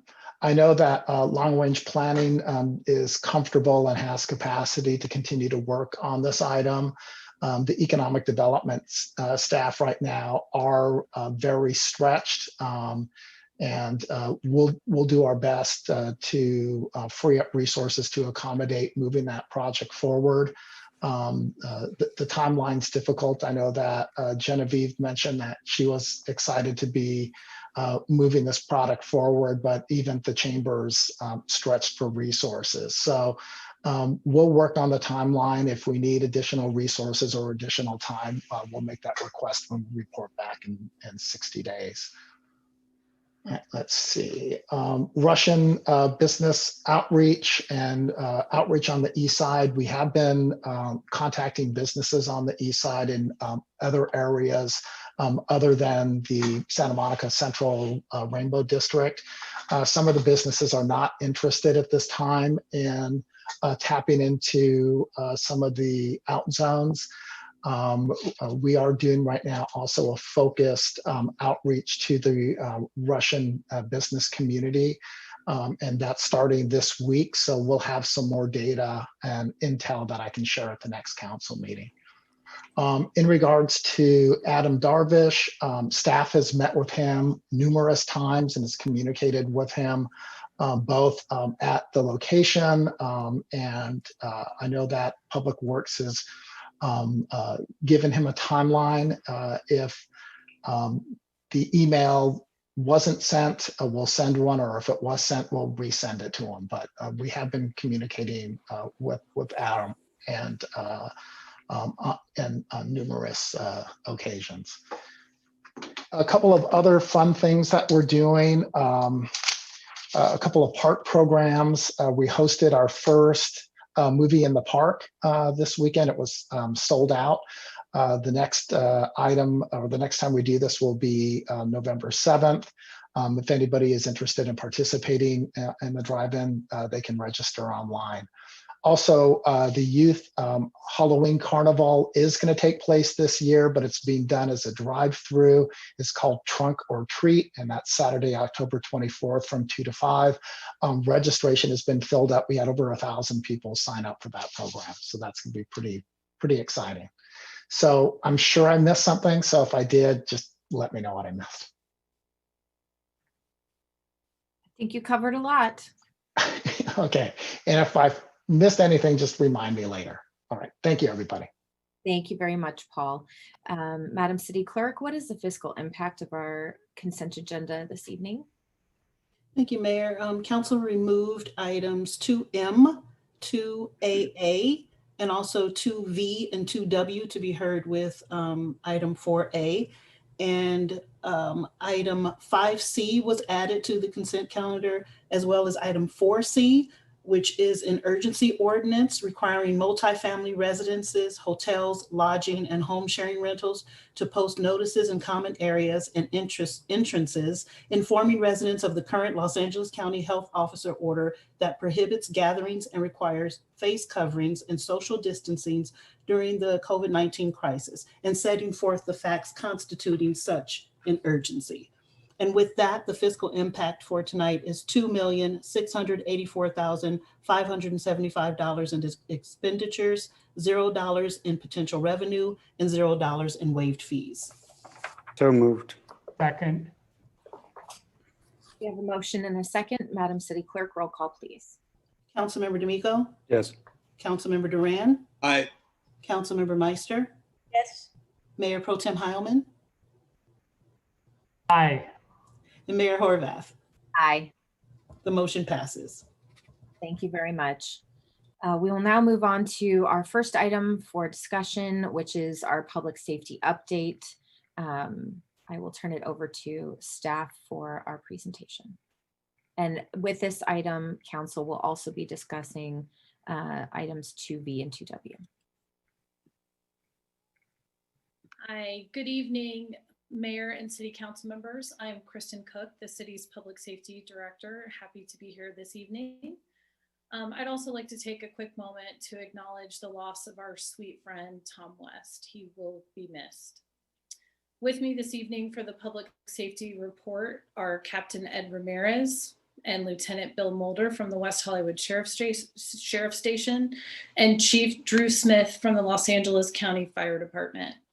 In addition, Danny Rivas from Co-Compliance and Corey Plank and David Juni from the Human Services Department are also available this evening for questions. And I would like to thank their divisions for their contributions to this report. Since our last 6-month report, where we met with you with our area health officer, we have tragically lost almost 7,000 Los Angeles County residents to the COVID-19 pandemic. We urge all residents to adhere to the Los Angeles County Health Order in order to protect yourself and also those around you. The City of West Hollywood has a long history of promoting justice and equity by utilizing creative solutions and funding robust social services, including hybrid solutions such as civilian and sworn partnerships, such as the city's MET team. The city, the Public Safety Commission, and sheriff's personnel have been working on ways to promote justice and equity in policing, including exploring a partnership with the Center for Policing Equity, which we hope will conduct a data study on arrests and use of force statistics. And the city is currently waiting to hear from CPE if the West Hollywood study is feasible soon, given their current workload, and also from the county to see if the county is able to sign an MOU with CPE. In addition, LASD personnel are in contact with the Vera Institute, which may also be able to partner with the city of West Hollywood on reform efforts. The Public Safety Commission is also assisting staff with planning for and the future implementation of multiple community conversations around equity and policing reform. And I would like to thank our public safety commissioners for their thoughtful contributions to this process. Commissioners have identified some of the key community groups to include, as well as express support for including our most vulnerable residents in West Hollywood. Before I turn it over to Captain Ramirez, I would also like to thank both Sheriff and Fire Department personnel for their response to the pandemic and also their outstanding response to this summer's devastating brush fires. With that, I'd like to introduce Captain Ed Ramirez.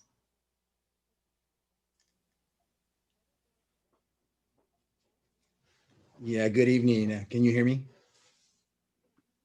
Yes, Ed, we've got you. Okay. Good evening, Council, Mayor Pro Tem, Mayor, and those joining us from home this evening. I'd like to start off by saying that the men and women assigned to West Hollywood Station have taken a solemn oath to protect the lives of our citizens, their homes, their businesses, and their personal property. When I was named the unit commander of West Hollywood Station 18 months ago, I promised our community and you that I would do just that. As your station captain, I'm honored to present the 6-month public safety update to you, excuse me. From January through June 2020 versus January through June 2019, part one crime decreased 38%. Crime was down significantly in almost every category and includes unprecedented declines in vehicle burglary at 64% reduction, all theft categories at 48% reduction, and all robberies at a 38% reduction. I'm incredibly proud to say that the 719 total Part 1 crimes is the lowest January to June total in the history of the city. That said, the only other area of concern during this time period is the other burglary category, which showed a substantial increase of approximately 53%. This category includes break-ins at commercial businesses, apartment complexes, mail rooms, and subterranean parking garages. As a side note, a significant number of these commercial burglaries occurred on one night in May during the George Floyd protests when local businesses were victimized. Regarding our mailroom thefts, suspects have gained access to mailrooms by either jumping over fences, prying open gates, or waiting for a resident to leave and simply walk through an open gate. Once inside the apartment buildings, they steal mail and delivered packages. In our subterranean parking garage burglaries, suspects wait for the resident to leave in their vehicles prior to the electronic gate closing, and while lying in wait, they rush into the garage and enter unlocked vehicles and rummage through them, stealing loose change, car chargers, backpacks, and golf clubs. Additionally, they have stolen a number of bicycles. In order to combat this, we have stepped up patrols in the areas most affected and have tried to be more visible. However, in regards to mailroom thefts, this type of crime takes seconds to complete, and by the time the victim determines a package or mail is missing, oftentimes days have passed before it is reported. That said, we continue to heavily patrol our apartment and condominium complexes, as well as our businesses and commercial districts, in order to provide a police presence in an attempt to dissuade potential suspects. Additionally, we have and will continue to put out public safety advisement information on our social media platforms regarding the do's and don'ts on how best not to be a victim of these type of crimes. Moving on, sheriff's personnel have continued to focus their efforts on neighborhood patrols and maintaining the quality of life for the community, including enforcing the Los Angeles County Health Officer's order during the current COVID-19 pandemic. To date, sheriff's personnel have written over 70 citations to individuals who are not in compliance with the face covering orders. Additionally, we continue to utilize both bicycle and foot patrols to supplement traditional vehicle patrols. In regards to our homeless and mentally ill population, we continue to utilize our mental evaluation teams to assist our cadre of patrol personnel. Our 2 MET teams include a specialized deputy and a mental health civilian clinician who are part of the county's future plans to reduce the jail population. MET diverts clients away from jail in the field and at booking counters countywide, which supports the county's roadmap for change with the emphasis on care first, jails last. Of note, the vast majority of MET clients have been successfully diverted away from the criminal justice system. MET is uniquely involved in proactively seeking to divert even more arrestees away from jail with its newest initiative called Intake Booking Diversion, the IBD program. And this entails whenever an arrestee is taken to a sheriff's station jail and it's discovered the person suffers from a mental illness, the MET triage desk must be immediately notified. MET will then send a team to evaluate the consumer for suitability for discontinuing the booking and instead allowing MET to transport the person to a mental health and or substance abuse treatment facility. The MET team has also forged effective partnerships with several of the city's contracted social service providers and the homeless navigators at Cedars-Sinai Medical Center to strengthen the safety net for those West Hollywood community members who are experiencing mental health challenges, homelessness, or who are at risk for being homeless. In addition, the West Hollywood Sheriff Station has completed an MOU with the Tarzana Treatment Center to provide opportunities for those with issues related to substance use to access substance abuse treatment recovery programs at Tarzana. In addition to providing a needed service, these programs create a pathway for diversion from the criminal justice system. Furthermore, our community impact teams continue to work with teams from Ascensia, Step Up on Second, Housing Works, and the LA LGBT Center to conduct street outreach to homeless community members throughout the pandemic, utilizing PPE and social distancing protocols. Some months ago, the council directed staff to hire an independent expert in policing to review best practices and provide recommendations to promote justice and equity in policing. This consultant, if they are hired, will be tasked with reviewing recent public safety arrest statistics and other data, as well as relevant LASD policies on community policing, use of force, and arbitration in order to provide recommendations on how to promote justice and equity. The primary area for the study of Center for Policing include use of force, vehicle stops, and pedestrian stops. The city is currently waiting to hear, as Kristen alluded to, from CPE to see if the West Hollywood study is feasible, given their current workload. The prospect for such a study is currently being run through the Sheriff Department. The prospect is currently being run up the Sheriff Department chain of command, and I expect to have a report back within the next 30 to 60 days. Finally, as many of you know, the West Hollywood station was one of the stations chosen to pilot body-worn cameras. Both training and distribution of body-worn cameras began a week and a half ago. Once the entire station is trained, every deputy sheriff assigned to patrol West Hollywood will be mandated to wear one. West Hollywood Station is excited at the prospect of being one of the stations chosen to participate in this pilot project, as body cameras will not only provide a heightened level of police transparency, but assist in increased public confidence at both the local and national level. The department strongly feels that body cameras will better assist with collecting evidence in use in criminal investigations and prosecutions, deterring criminal activity and uncooperative behavior during law enforcement interactions with the public, assisting personnel with completing reports and providing testimony, promoting accountability, assisting with resolving public complaints and administrative investigations, and providing additional information for employee evaluation, training, and improvement.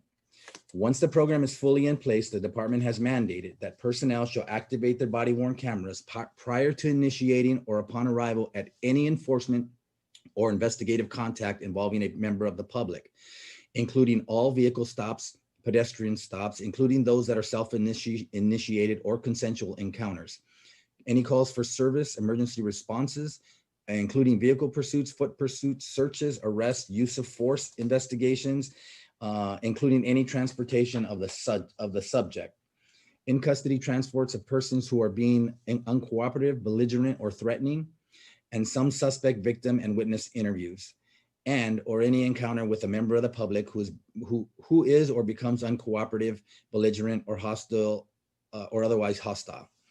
In closing, the men and women at West Hollywood Station take a great deal of pride in our city, and we hope to continue the tremendous partnerships we have built with other city departments, this council, our citizens, our business community, and those who visit and work in our wonderful city.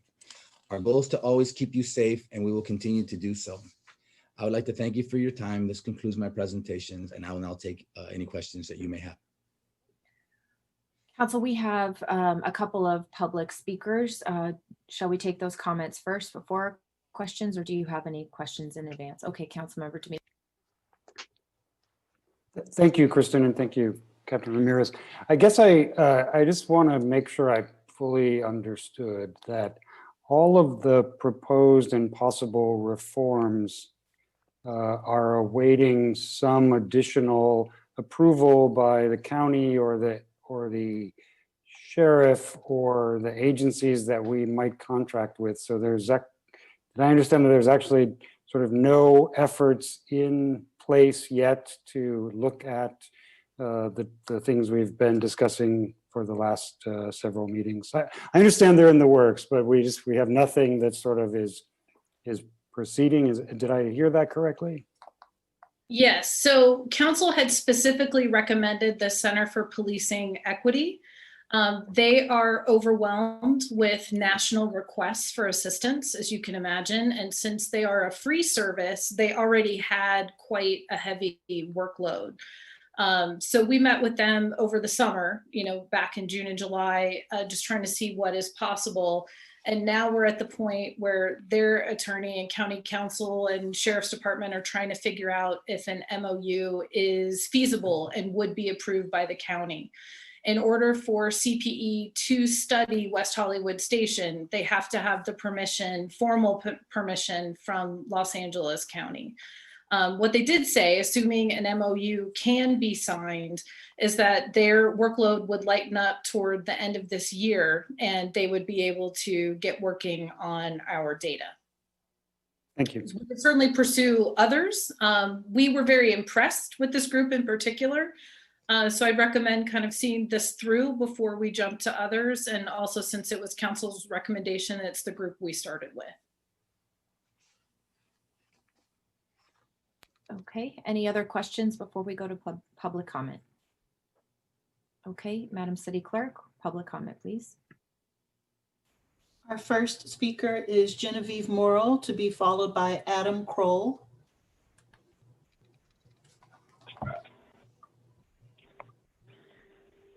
Good evening, Mayor and council members. Genevieve Morrill, President and CEO for the West Hollywood Chamber of Commerce. And I am not commenting on the actions of what occurred on September 25th, which I have no firsthand knowledge of, nor is there any excuse for any actions of individual law enforcement the night of the protests in questions or the important need for police reform. I'm here to applaud the public safety staff, code compliance, congratulations to Mr. Danny Rivas, and the county agencies led by our Director of Public Safety, Kristen Cook. This is really simply to thank public safety from the business community, for we feel secure in the knowledge that our leadership lives the core values of our city, and remembering that all times they deal in real-time situations without sometimes the intel for hindsight. Captain Ramirez and Lieutenant Mulder and his team have been remarkable in responding to the business community and providing truly tactical strategies that have been effective and have kept our community safe. So on behalf of our businesses, we thank them for their tireless service in keeping us safe. Thank you. Thank you, Genevieve. Our final speaker is Adam Kroll.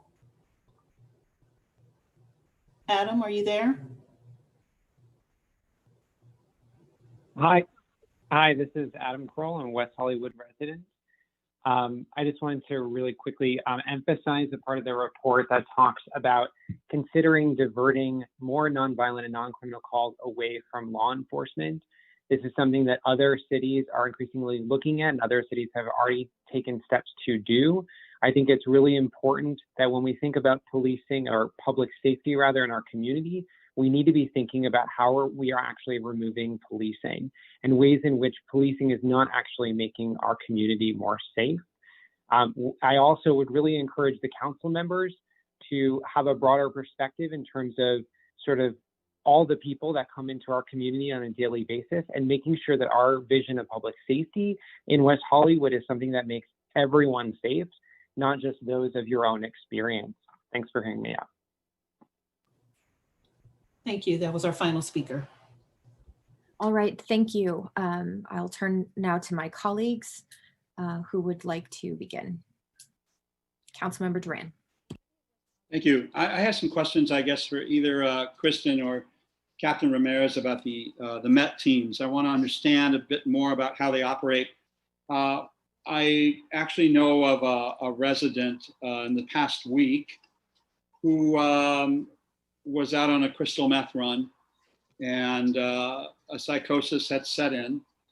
And fortunately, when the sheriffs encountered him on top of a flagpole in just his underwear, rather than arresting him, the Met team was called. And he has now been not only through a 5150 hold for 72 hours, but it has been extended 5250 for a 14-day period. But he was transported to a mental health facility down in Costa Mesa in Orange County, where he's presently receiving services. So I guess the question is there a reason why somebody who's arrested here locally would be transported out of the county into a neighboring county for mental health services? Is it because there are not adequate facilities here in Los Angeles, or that they're overwhelmed? I'm just trying to understand why somebody would be taken 30 miles away for mental health evaluation and treatment. So we have Corey Plank on today as well. I'm unfamiliar with your particular case. We're so grateful for the City Council funding our own West Hollywood Met team a few years ago, and then the county was able to dedicate a second Met team at their expense, housed at West Hollywood Station. It's been an amazing partnership, and successfully have diverted clients into treatment instead of jail or other arrest charges. Corey, I don't know if you want to jump in on availability of resources and how patients are transported to various services. Good evening. Thank you, Kristen. Good evening, Mayor Pro Tem and Council. And I'll also answer this briefly and then let Captain Ramirez weigh in on this as well. But yes, there are unfortunately many challenges in accessing mental health care throughout the United States, but here in LA County, sometimes it depends on what type of insurance the person has, or if they don't have insurance. Sometimes it depends on what level of care that they need. Sometimes some facilities are higher level facilities, some are lower. So we've had people go, into the Costa Mesa area and other facilities there, Silver Lake, in locations throughout LA County. It depends on bed availability, it depends on the level of care and the coverage that the individual has. So I'll defer to Captain Ramirez for any further information on that. Yes, I can tell you that what we believe here in the city of West Hollywood, and we believe here at the West Hollywood Sheriff's Department, is being homeless is not a crime, and our homeless should be not treated as such. And if we can intervene and get them to a community-based organization or get them the help that's needed, we will always err on that side. Lieutenant Mulder has done an incredible job of setting up programming with a variety of entities, and we will continue to do so. All right, thank you. I guess if I may just follow up then, it sounds to me like, because this person I'm just using, by the way, as an example, it really happened, but it's a good illustration. He was not capable of caring for himself.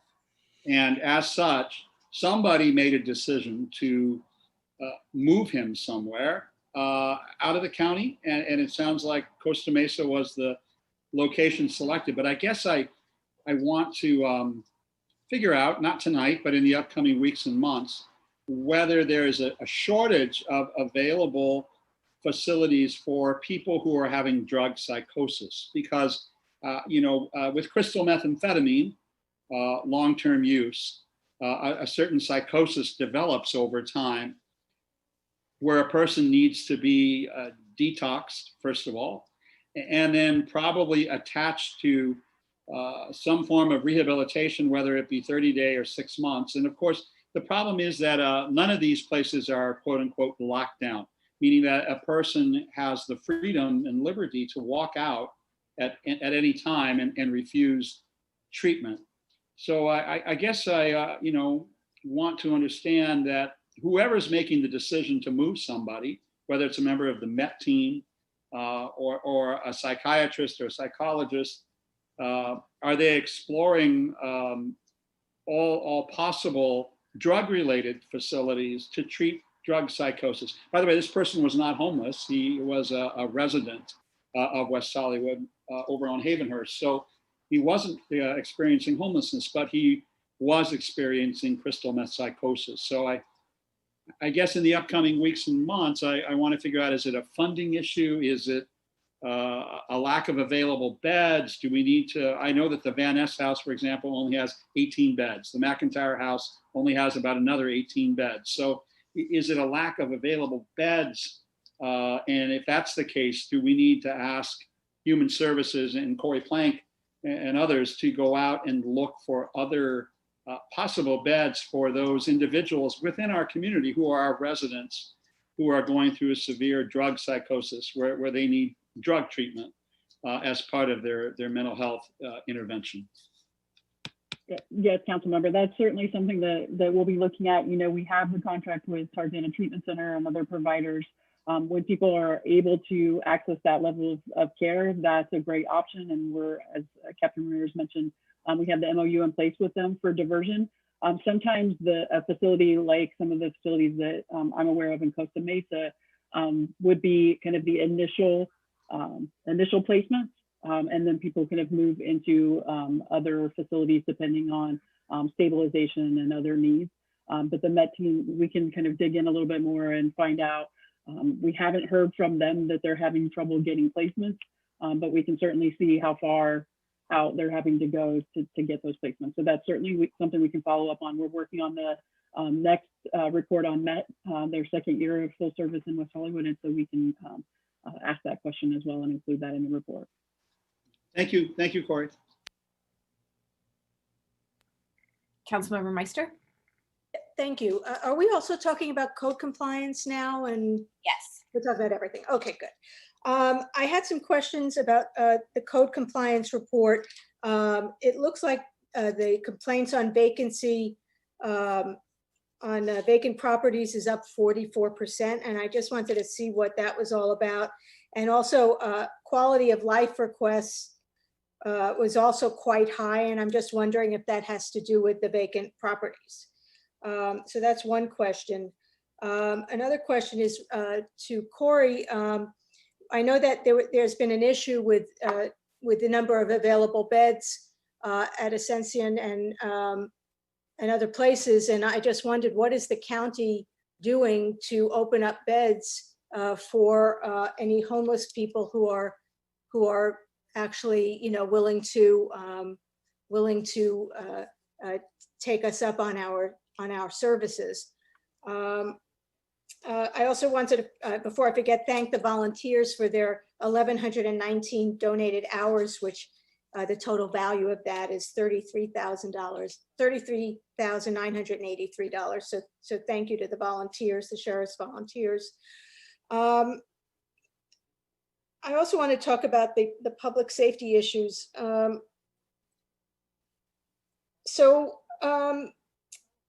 just wonder, look, I think that our station has been great, and I think Bill Mulder and the captain are very responsive, and they've always been responsive to us and to many of the residents that I talk to.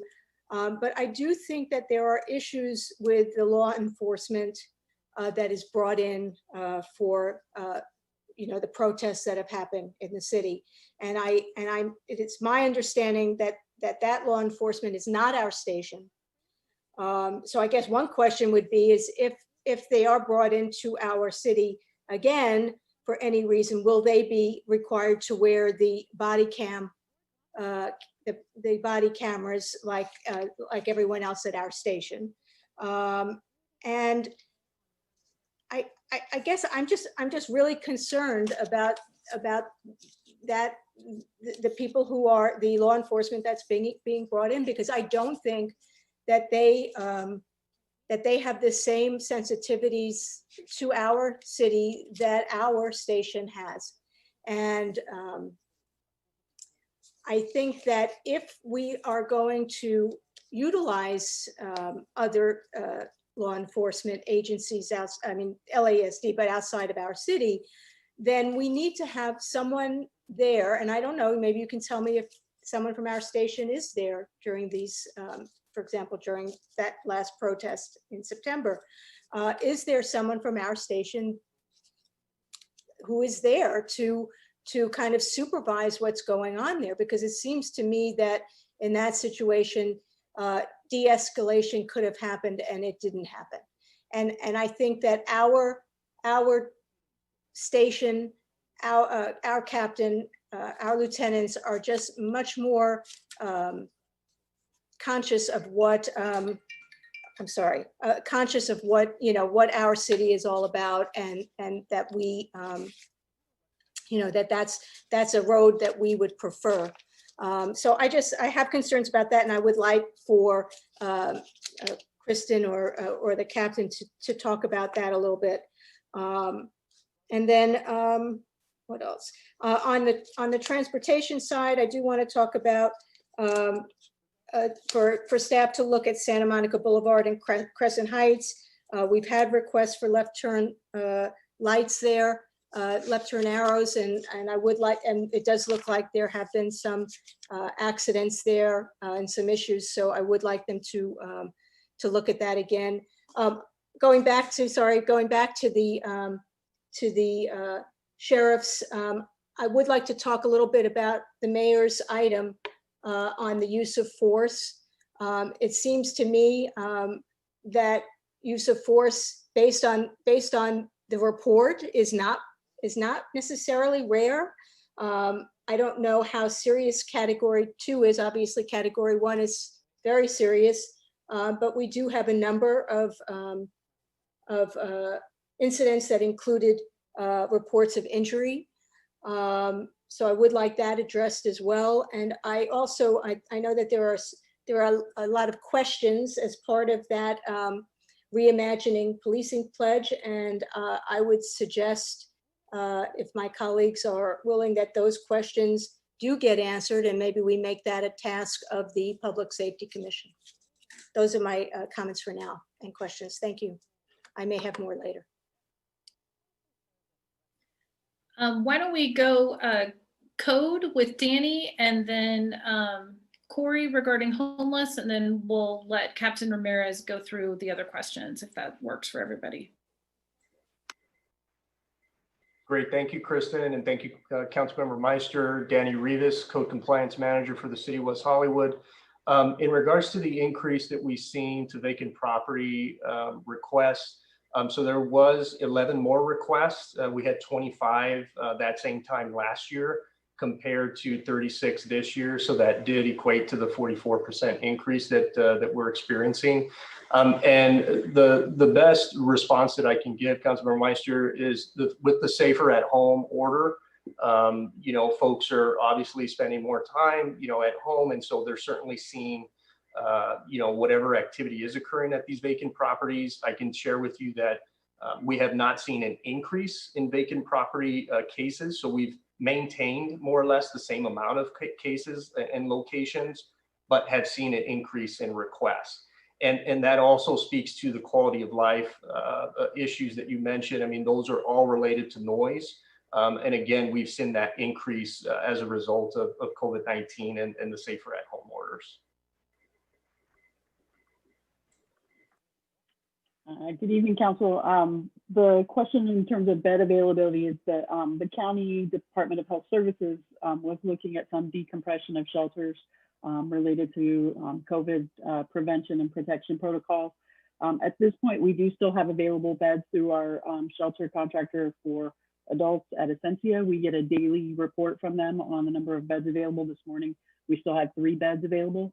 And we also have beds available for youth at the LGBT Center. And we haven't had issues getting people placed at this time. I'm sorry for interrupting. Mayor, can I ask Corey a question about what she just said? I'm sorry for interrupting. Thank you, Corey, for saying that. What sort of, when we have homeless individuals that we're moving into Essentia or to the LGBT Center, what are the follow-up steps to try to get them housing immediately?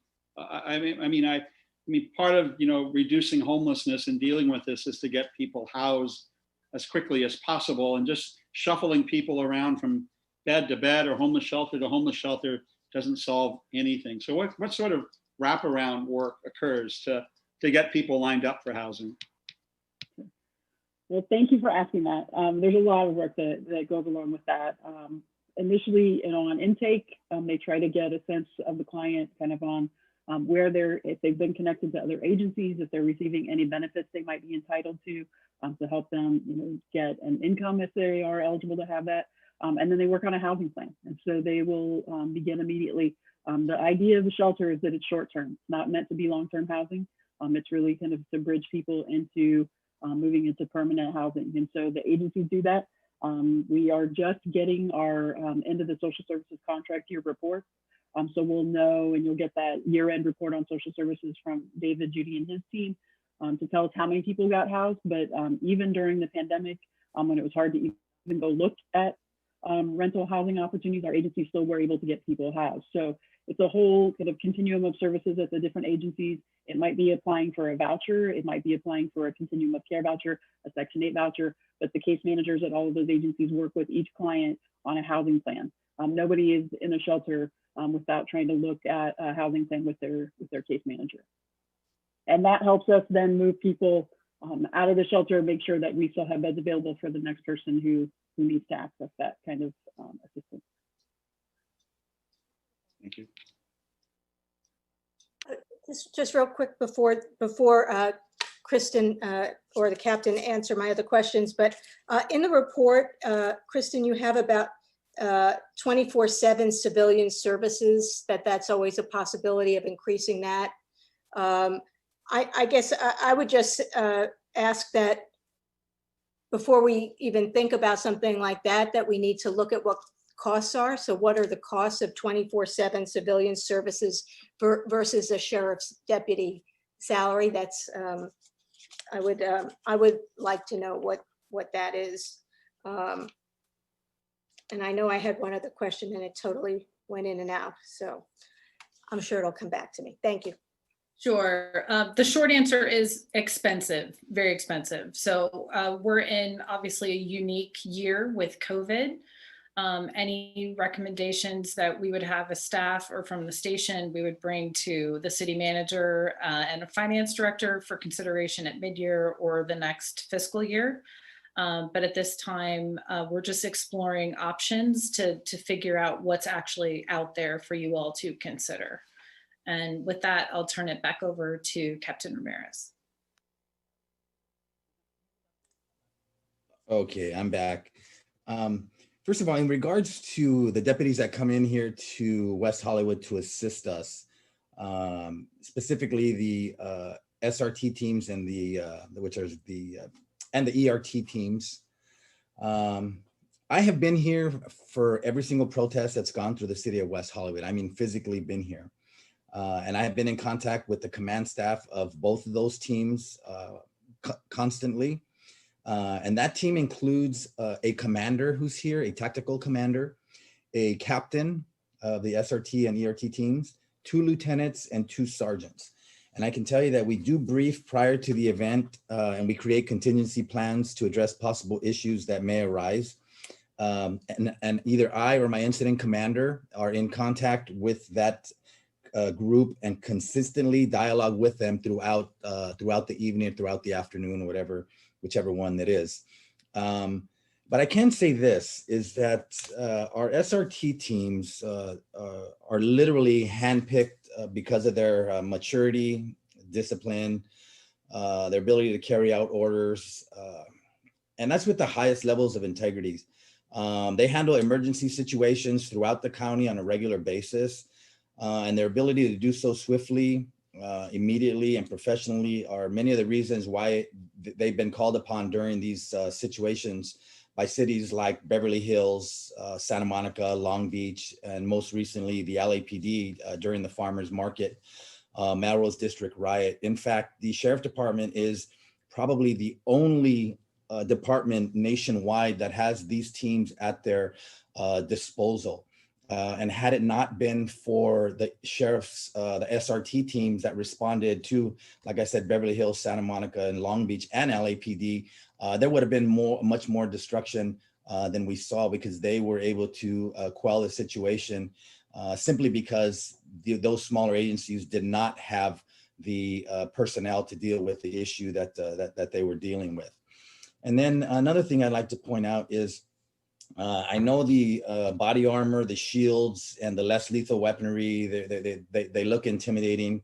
But I will say that many of those same individuals that are on our SRT teams and our ERT teams are the same folks who march in our Pride Parade. They wear the rainbow patches, wave rainbow flags, and are the same folks that take pictures with our visitors and our citizens. These individuals work during Halloween, the LA Marathon, and countless special events here in the city of West Hollywood. And like with almost all of our special events in the city, rarely is the use of force ever necessary.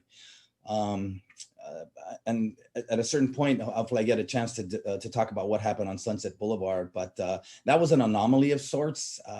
When you consider all the protests that we've had go through this city, this one was very, very different, and I hope I get a chance to discuss that. And in regards to body cameras, right now it's a pilot project. A lot of deputies do have body cams. They're not required to wear them as of yet. However, SRT team members do have body cameras that they wear when they're deployed either to West Hollywood or any city that they may deploy to. Captain, you're welcome to address the issue of Sunset now. Okay.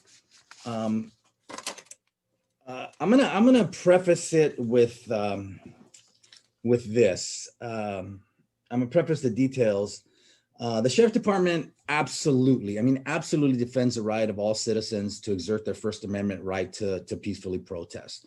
I'd say, in fact, over the past several months, we've had marches with people numbering between 25 and 25,000 people without incident and without having to utilize any force whatsoever or make any arrests.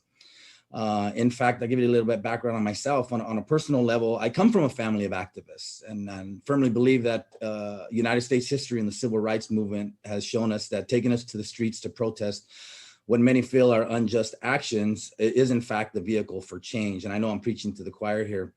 And I could say, in the late words of Congressman and civil rights leader John Lewis, who said, get in good trouble. They have true meaning to me in the realm of nonviolent protest, which Congressman was an advocate for. So going to Friday, September 25th, we received word that a protest was going to be held in the city of West Hollywood.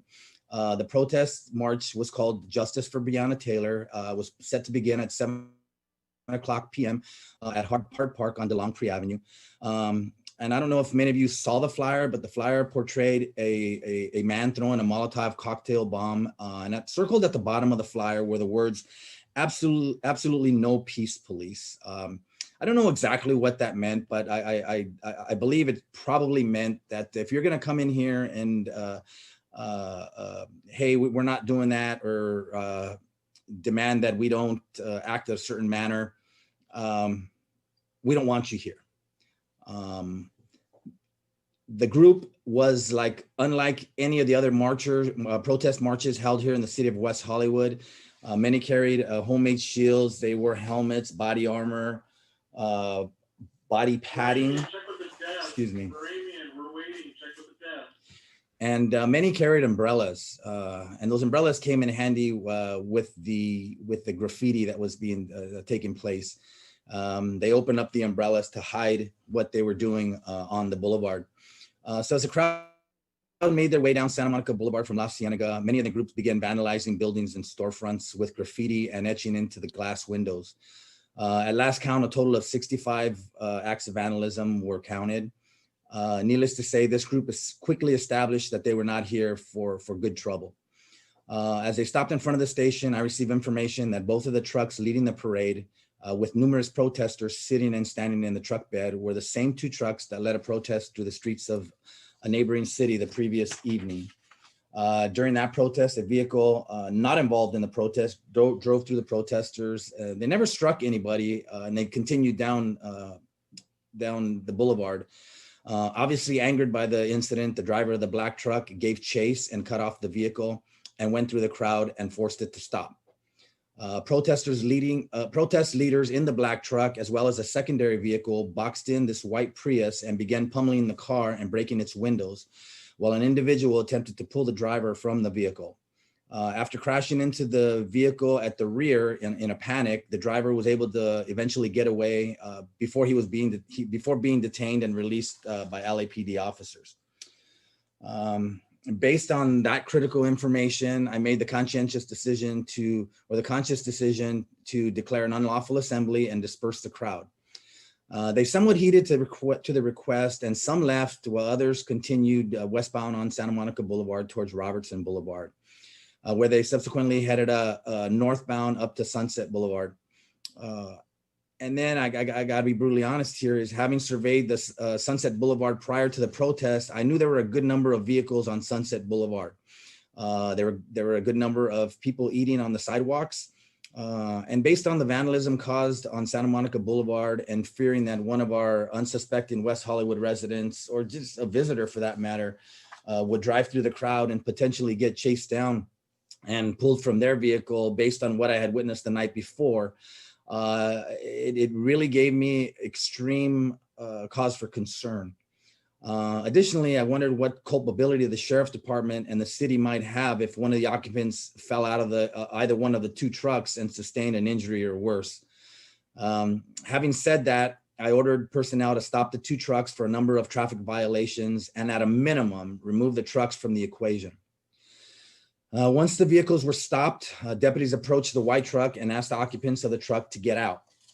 As one person got out, a deputy attempted to detain and handcuff him. However, a second person who had just gotten out of the truck violently shoved the deputy to the ground, and the sheriff's response team immediately swarmed the group and arrested them. At the same time this was occurring, numerous protesters began encroaching on the deputies, and SRT members were forced to employ pepper balls and noise-making devices to push the oncoming protesters back. This was effective, and all the protesters immediately left the area. Both the vehicles were impounded and numerous arrests were made. The charges included reckless driving, unsecured passengers in a truck bed, taking over the streets, battery on a peace officer, attempting to free a suspect from police custody, resisting or obstructing deputies, and failure to disperse. During the arrest, one team member was seen striking one of the suspects on the ankle with the shield he was holding. As with all uses of force, a use of force investigation has been initiated, and the deputy in question will need to articulate his actions. That said, impact weapons such as hands, elbows, knees, batons, or in this case, a shield, may be necessary to subdue a suspect who is resisting or assaulted.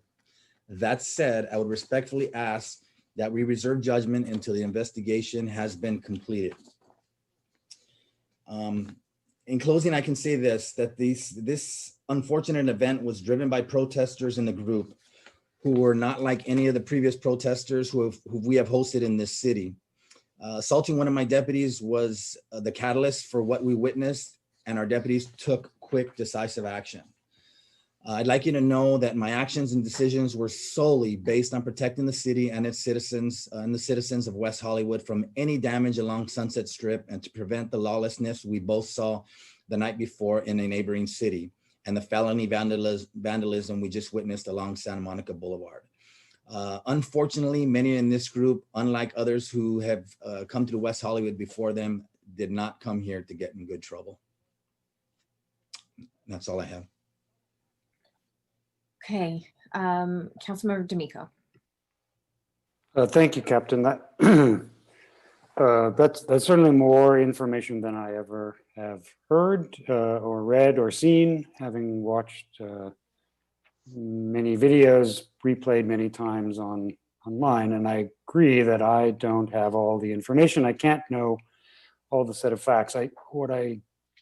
What is important to point out, and I think it actually makes 2 points with one statement, which is that there was a difference both in what happened that evening and what happens typically in our city. And I too have been in West Hollywood for all of the demonstrations, both this year and for decades prior. And so the jarring difference of this demonstration, I think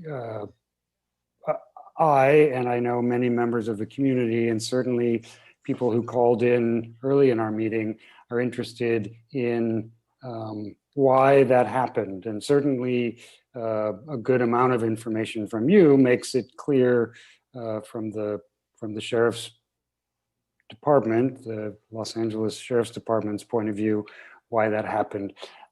I think what I've noticed most about the Sheriff's Department is your ability to reset to fairness, or maybe better said, to never leave fairness. And I think some of the questions asked earlier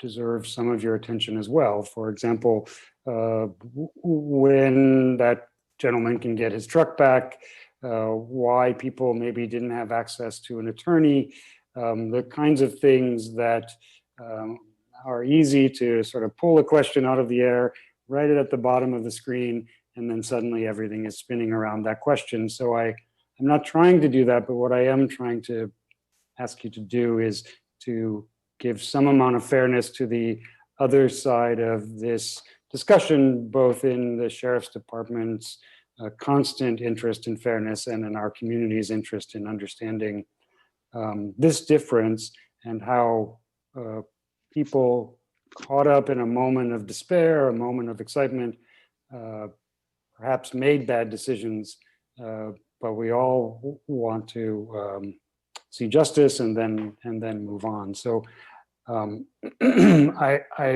just want to return to in so many places in our discourse, we notice a difference now than before. And I don't, a couple of meetings ago, Councilmember Meister and I asked to have a discussion with Kristen and you about the leadership at the very top of the Sheriff's Department. And I think I will speak only for myself. I believe in the leadership at the West Hollywood Sheriff's Station strongly, and I trust your constant vigilance.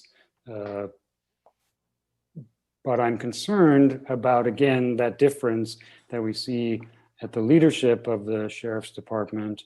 And I just want to be sure that your generous leadership, your constant vigilance with fairness and safety will be maintained, and that we can we can carefully turn to the community, not just our residents, but the larger community, and assure them that if they come to our city to protest, and they come to protest peacefully, their peaceful protest will be met with fairness. Thank you. Okay, Mayor Pro Tem Heilman. Hi, thank you, Mayor. I wanted to thank the public safety staff and the sheriffs and code enforcement for all the work that they have been doing. I just have a few comments on the report and a few questions that I wanted to raise. First of all, the report appears very positive in terms of the decrease in crime overall for the last 6 months, the decrease in traffic-related collisions. Before we get too self-congratulatory, though, I want us to all acknowledge the fact that there have been a lot of people not in the city during that time. Traffic has been reduced overall. The level of alcohol being served in public places has decreased, and we know that that contributes to criminal activity. So while this is a great report in terms of the decrease in crime, I think we need to just keep in perspective the fact that we haven't been the fully active city that we normally are. I do have a couple of questions, and maybe if Corey is still here. What I'm hearing talking to people in the public about homelessness is that people are very compassionate, but they want us to be, I guess the phrase that I would use is aggressively compassionate. And so when there are people with severe mental health problems or substance abuse problems, they, and they refuse services, they want us to be compassionate in an aggressive fashion in helping them or forcing them to get off the streets and into the services that they need. So that's one of the things that I'm hearing, and I know Councilmember Meister and I, who have served on the homeless subcommittee, I think that's a view that we're hearing from other members of the community, both businesses and residents. I do have a sort of a mundane issue. I've gotten a number of complaints, particularly from residents of my building on La Cienega, about vehicles driving without any kind of muffler.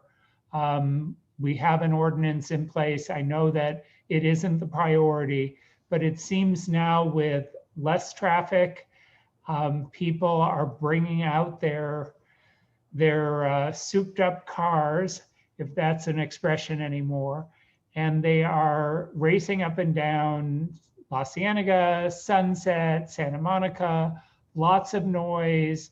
So I hope that in the sheriff's spare time, which I'm sure they don't have, that they will be reminding people that that's not acceptable in our city.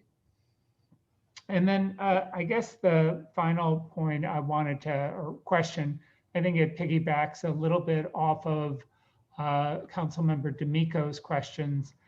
If Captain Ramirez can let us know, or let the public know, is there a plan for returning these personal items that were seized? I can't believe that there's still a need for detaining somebody's vehicle, even if it was involved in some kind of traffic violation.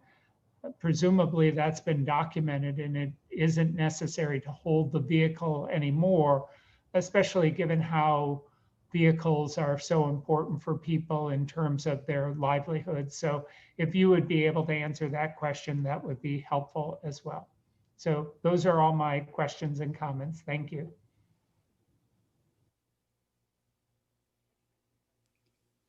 Okay, Captain, go ahead. Yes. jump in, please. Thank you. Okay, what I can say is that the vehicle and its contents are being held for evidence in an ongoing investigation. And unfortunately, I'm not able to discuss the specifics at this particular time. However, I can guarantee you this: I will make every effort to get the property returned in the timeliest of manners.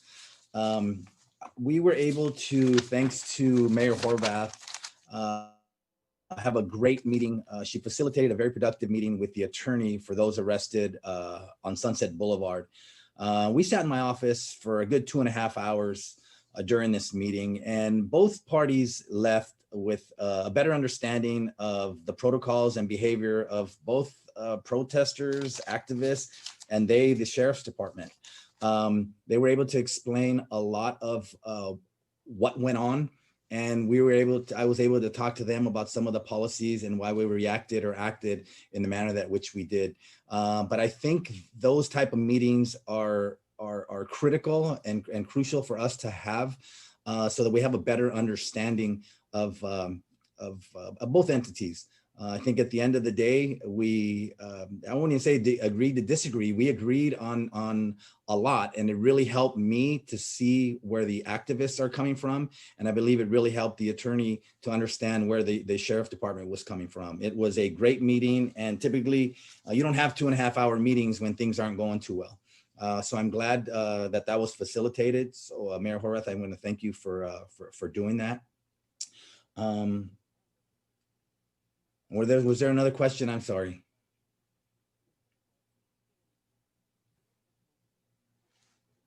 Mayor Pro Tem Heil, are there any other outstanding questions? Well, none for Captain Ramirez, but I think Kristen was going to address something as well as Corey. Okay, thank you. With regard to the mufflers, yes, that is in the municipal code, and we can definitely have traffic deputies do some enforcement, especially on those hills where they get especially loud going up and down.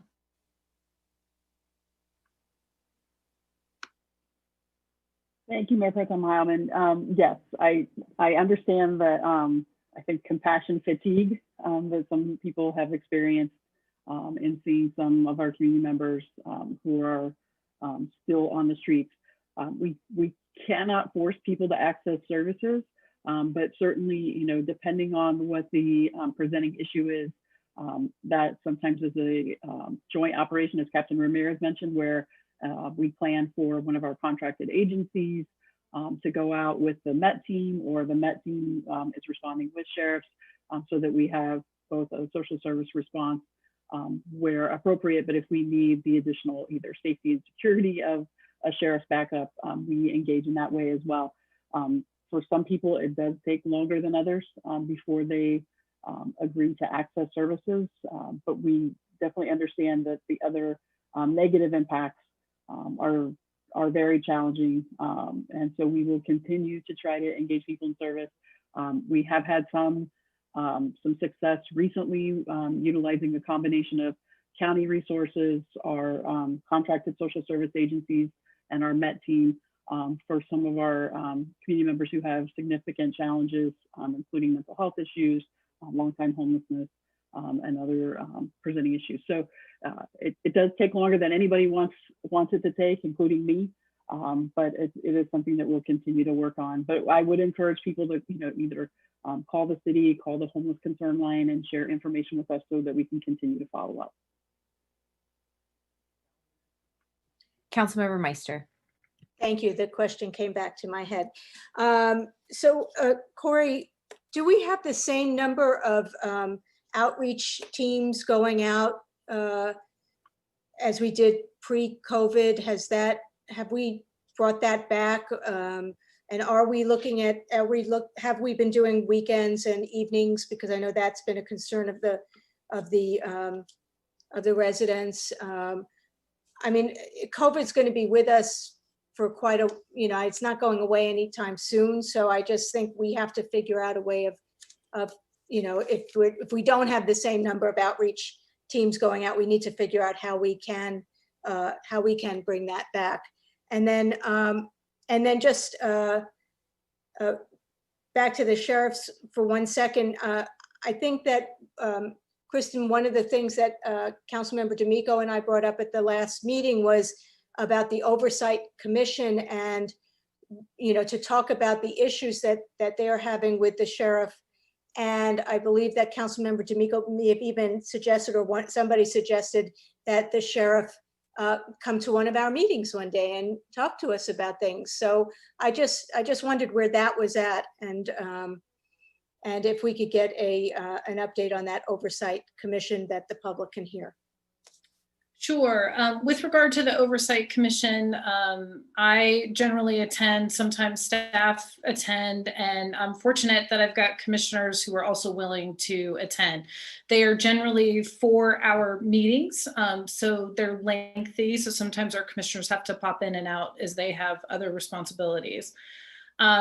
Thursday's meeting last week was contentious and a little emotional.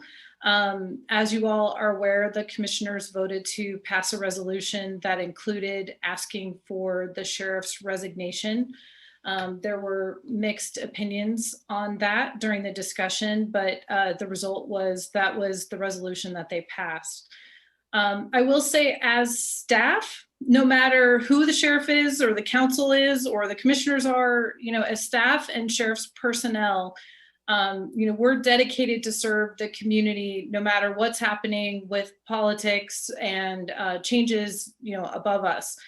So we're dedicated to continuing to serve the city no matter what. And, although we do monitor what's happening at the Board of Supervisors level and, the sheriff's executive level as well, we are focused on the West Hollywood residents and ensuring that, one, we get what we're paying for from the sheriff, and also that our personnel are a good fit for our city. And that's, in my history with the city, that's where we've really excelled. The council has always valued public safety and appropriately funded it, and appropriately funded creative public safety, which are the civilian social services partnerships that we have with our law enforcement. And then we've been fortunate that West Hollywood Station is a very popular station and deputies are choosing to work here. But we will continue to follow the Oversight Commission. Now that that vote has been passed, I don't know how much hope there is for the two sides to work together, because in my personal opinion, is a very extreme measure to take. I hope that everyone can come to the middle and start to have conversations to move forward for the betterment of the county.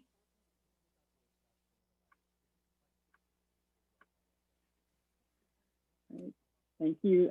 Thank you, Councilmember. I can follow up on the outreach teams. We do have the same number of outreach teams. We had, a little delay at the beginning of COVID, while everybody, as everybody everywhere did, tried to get stocked up on PPE to make sure that the providers were safe and that they could provide those resources to their clients, both in shelter and in care, as well as on the street. We have been able to do that. We've been able to leverage some COG dollars. And Kristen helped us leverage some public safety money to also purchase additional PPE and hygiene kits for all of those teams to distribute. There have been some adjustments in some of the service hours, both for shower programs and other things, just in terms of making sure there was physical distancing, time to clean and disinfect after use, safety protocols for outreach and those kind of street-based services for folks. We are also trying to bring in more of the E6 teams. We brought in the County Department of Mental Health home team, which provides a higher level of outreach and engagement, includes clinicians and others. And just also want to make note that I know there's a conversation that we don't have night and weekend teams. That's not true. We do have teams that do outreach in the evenings and on the weekends. It's not the Essentia kind of generalist team, but we have teams that do that outreach. It's important, though, I think, to note that we wouldn't, we want to do outreach where people can have meaningful engagement and actually provide a service or provide some assistance. We can't bring, some of you have visited the Essentia shelter. You've seen that kind of in pre-COVID time. We can't tour now, but you know what that kind of space looks like. You can't bring people in at 2 a.m. without disrupting the other 39 people who are in the facility. And so we have to look at kind of thoughtful, plans for what does, middle of the night outreach look like for a shelter team. If they can't bring somebody back into the shelter, we can provide assistance. And the teams from the LGBT Center Youth Program do that. The teams from Friends Community Center do that as well in nights and weekends, but they can provide some resources to people on the street and provide assistance. So all of those teams are still meeting. We just had our first West Hollywood Homeless Collaborative last week, the first virtual Homeless Collaborative meeting where we brought everybody together and are providing updates and cross referrals again with updated information. So all of the teams, including MET and all of our other kind of outreach teams, are connected with each other now as they have been, but kind of got all in a virtual space together and sharing information, and we'll continue to do that. Okay, I won't repeat questions that have already been asked, but I have a few for each of our representatives from public safety teams tonight. So first, if we have somebody to speak to the security ambassadors, I know that they've played a unique role in mask enforcement, and I just wanted to kind of get a sense of whether they're effective in doing that, whether, what the response has been. I know that there's been a lot of discussion about the sheriff's department enforcement, but I know that we've deputized security ambassadors to be a part of that and making sure that information and all of that is getting out there. So can we talk about what they've been doing? The security ambassadors have been fantastic all around during the pandemic, assisting park staff at the parks with compliance, alerting the sheriffs to ongoing quality of life issues, to some of the other burglaries and that other category kind of in carports and things like that, that the captain mentioned. They're just fantastic. They're a perfect example of a civilian sworn partnership that works well. Not to say that we can't always improve and do things differently.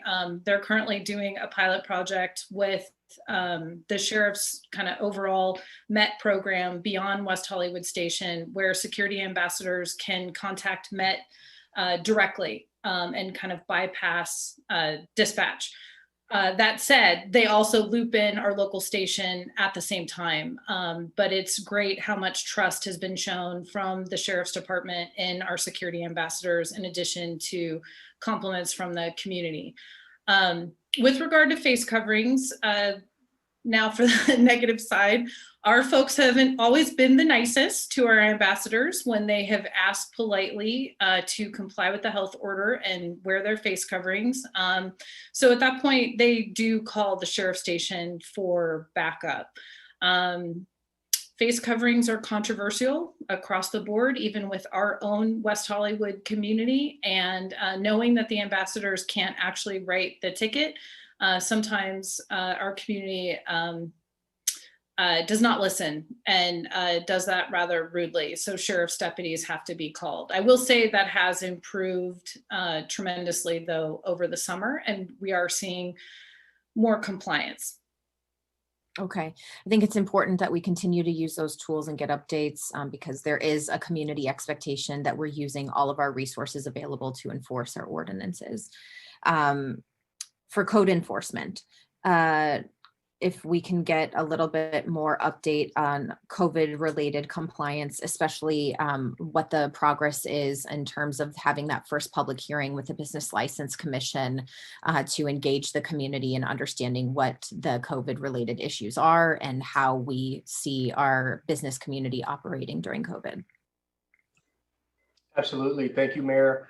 Danny Rivas again, Code Compliance Manager for the City of West Hollywood. So as it relates to our ongoing efforts, what's reflected actually in the public safety update is the first 6 months. So it included just about 3 months worth of compliance notices, warning notices specifically. But overall, the business community is doing a great job. Sure, we get the calls from time to time concerning social distancing of tables, at times even businesses that may have lines that are queuing, but overall they are taking a very active approach, and we are working in partnership with them as well as the chamber and meeting with them on a weekly basis. As it relates to the Public Health Council directive, we do have a business license commission scheduled next month. And so we are going to be sure to have that first public hearing. We are going to be including a report that will outline everything since the city adopted their urgency ordinance, which was in June, that really provided code compliance staff the ability to issue warning notices and citations as well. And so we will be reporting on that, and then also making sure that folks in the community not only are hearing of this information, but have a forum to be able to report to the Business License Commission, and then we will be sure to follow up as well. Great. I know that there's an expectation around, people commenting to code compliance to make sure our businesses are doing what they're supposed to do. There's a hope that this process that we're putting into place can be a replacement for public health councils, or sort of work in tandem with that general idea, so we can kind of focus locally and keep local control on enforcement. But I want to make sure it actually works, that it's not, this is designed to make sure that the public is engaged in this process and educated, and we actually have enforcement and compliance, not to take away educational tools. So I just want to make sure that we're continuing down that path, and I'm glad to hear that next month that meeting is set. As regard to the LA County Fire, if we could talk a little bit about, I know there was significant impact on our local stations with regard to COVID. There were a couple of outbreaks. If we can get an update on how the stations are doing and how the health of our stations is as a result of the fires. I know there was a lot of activity over the past couple of months, and that we don't always see that activity in West Hollywood, but our West Hollywood firefighters are engaged and actively involved in all of that. So if you could give us a little bit of an update on those two things. I'll introduce Chief Drew Smith, who's here representing LA County Fire for us tonight. Thank you. Fabulous. Well, thank you very much. And yes, I'll give you an overview and I'll cover those topics. So first of all, your firefighting family is doing very well. And we want to thank you for allowing us to be part of your West Hollywood family. And we're engaged in the community. And just as a mention, our core values with the organization are teamwork, caring, courage, commitment, and community. And community is really the cornerstone behind all of those, is the communities that we serve. In West Hollywood, we are proud to be a part of, and we're proud to be protectors of life, property, the environment. And in behalf of Fire Chief Darrell Osby and myself, we thank you for your support and your commitment to us. With the City of West Hollywood, it's served by a total of 2 stations with the chief officers that's assigned there at Station 7. We have approximately no less than 20 personnel on duty at any given time. We have great depth in the organization to tactically maneuver resources to support the needs of West Hollywood for an all-risk type of event. And just to focus a little bit on January through June, for West Hollywood, total calls in West Hollywood from January to June of 2020 was a total of 2,904 calls, and 2,249 were emergency medical calls. We had a total of 44 fires, and we had a total of 5 of those which were building fires and miscellaneous fires. We had total property damages of $209,000. We had contents damage of just at $18,100. And we also have the Fire Prevention Division that goes out and did 210 inspections and 150 plan checks as well during that time frame, in that half a year's time frame. So we did have some significant structure fires. It was fairly active this year, and being in the organization for now 32 years, it's very transient in nature for the amount of fires compared to emergency calls. So I hate to corner any type of event or anything special, because it is very fluid every year if you look at calls for service throughout the organization or to one city, especially when you have a high density population and a very attractive city where people come to visit. So when you have more interaction, you have sometimes mishaps that happen that require our services. And just with the organization with COVID, we have our health programs management in place. We have 3 doctors assigned to our organization that manages with support staff or our nurses as well to help manage the COVID related emergencies within the organization. For any of our people through that health programs, we are able to track and monitor somebody that is either is COVID positive, and then we do ring testing around that person to see how far that testing goes to where we get either a positive hit or negative. So we have a very in-depth and robust program in play to make sure that our people are safe, so we can provide an adequate workforce to do what we do, and that's to go on 911 calls and handle whatever the nature of the emergency is. So we put a lot of investment into a healthy workforce. Plus, that healthy workforce for just our family, fire family, extends to their personal lives on how they affect. And we have had firefighters that are went and bought RVs to live in their driveways, to when this was COVID was first coming up and there was still unknowns about it, that they were living in their garages away from their wives and children. They were purchasing RVs to live in, to isolate themselves, to reduce that contamination to their family based upon going to work in an unknown environment at that early stages in March, April, and May. But we're doing very well with how we are managing it, and all our firefighters are very happy and feel very, very adequately supported throughout the organization. Also within the organization, we have a lot of depth, as I mentioned, and we have an extreme resource availability to support the needs of the organization, which is needed to serve the communities. And West Hollywood is one of those. As you know, we can move up and mobilize significant amount of resources for the life safety mission. And we're co-located with law enforcement. Our communications are very well with law enforcement and with the West Hollywood Sheriff Station. We talk routinely on meeting the public service need. And within that depth that you may not see is we have a total of 10 aircraft. We have all risk hand crews.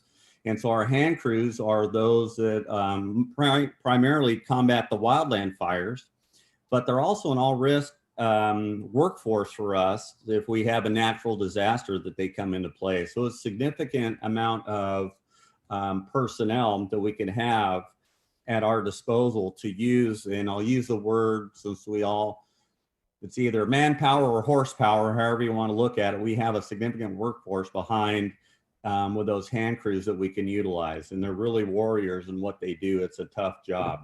We have a heavy equipment section. We have a forestry division. Of course, we have a lifeguard division. We have a health and hazmat division. We have a world-renowned urban search and rescue component that travels the world for natural disasters. And it really is who you may not see outside the city. You really do have a world-class organization with us to have a significant amount of resources at your disposal to meet the needs. With the fire sieges that were going on, we had our firefighters that are working in excess of 60 days. So they would be 14 days on a fire. They are up and down the state of California. We had over 250 members assigned within the state of California. We had people out of state in overhead positions. We were able to mobilize just on the local Bobcat fire internally 20 strike teams, and each strike team is 5 engines to support just the LA County mission internally. And there's not many organizations in the world that can do that. So our working relationship around the state and nationally is highly looked upon as a world-class organization, and others look at how we do our business, as well as our brothers and sisters next door, the Los Angeles Fire Department, who has matched services in a lot of ways, are very, very well-rounded, world-class organizations, and we provide aid to them and vice versa. We interact with the Los Angeles City Fire Department, which is an outstanding organization, and we train together, work together hand in hand in all type of emergencies. And that fire siege isn't over. As you know, as Halloween comes around, in West Hollywood, we're thinking West Hollywood events with Halloween. And in the fire department, we think of Santa Ana winds because we know that's when they come. So we're gearing up for that Santa Ana season for us in Southern California, because that's what promotes our largest fire growth, is those Santa Ana winds. So we're gearing up for that. And we're really appreciative to Mother Nature at this point in time, giving us a mild climate to deal with at this point in time. But the Santa Ana winds will be blowing before you know it. Thank you very much. That I'll leave it to any questions, or if Megan Courier would like that. She's a community service liaison for West Hollywood, who has a lot of depth and knowledge. And if there's anything that she'd like to add. Answered all my questions. Thank you very much, Captain. And I just also want to say thank you. I know when I started my term as mayor back in May, you partnered with the Sheriff's Department to acknowledge our frontline workers and our nurses at Cedars in a very extraordinary way. It was an amazing gesture, and I want to thank your staff as well as the Sheriff's Department for doing that. I know that happened actually during the time we're supposed to, according to the national calendars, be recognizing firefighters. So I want to make sure that I acknowledge that as well. But thank you for the recognition and for your of our frontline workers and for being frontline workers. I know it's been a particularly challenging time these past few months. Well, thank you. And now I'll turn to the Sheriff's Department. It's equally a complicated time for the Sheriff's Department and for law enforcement. We've heard so much about national conversations and seen so many of the stories, and I think it's awoken many members of our community to issues that we typically either don't see or aren't aware of in West Hollywood, but I think it's caused us to all want to engage in these conversations in ways that are meaningful and social justice minded. And so that's what motivated me to want to take the mayor's pledge and work on the report. Item 2V, Councilmember Meister made the suggestion that we have the questions in that report go to the Public Safety Commission. It is an item that we need to take action on. So if my colleagues are in agreement, if there's no objection, I think I'm quite comfortable with those questions being directed to the Public Safety Commission for review. That's why we prepared the report, to make sure it's discussed and reviewed, an opportunity for public comment and input. What I also want to talk about, though, and we've certainly seen stories outside of West Hollywood that have been complicated. It's what led me to write the letter I did in support of Congressmember Jimmy Gomez's call for congressional investigation. I know Councilmember Meister has joined me in item 2W, and we will need to take action as a council on that item tonight as well, to see if there's city-wide support, council-wide support for that call to action, because there are issues department-wide that need to be addressed. And we're having those conversations with the Public Safety Working Group at California Contract Cities Association. They are candid conversations, and they are conversations that are informing all of us about the differences. What we experience in West Hollywood is not what typically is experienced in other communities. And so we're seeing that firsthand, and I'm working along with my colleagues from other cities on those issues. But I think in West Hollywood, we're certainly focused on what needs to happen here. I think Councilmember Meister highlighted some of the questions, but to follow up on some of the requests, I understand that the property that has not yet been returned is involved in an ongoing investigation, but that investigation is not a West Hollywood investigation, is it, Captain?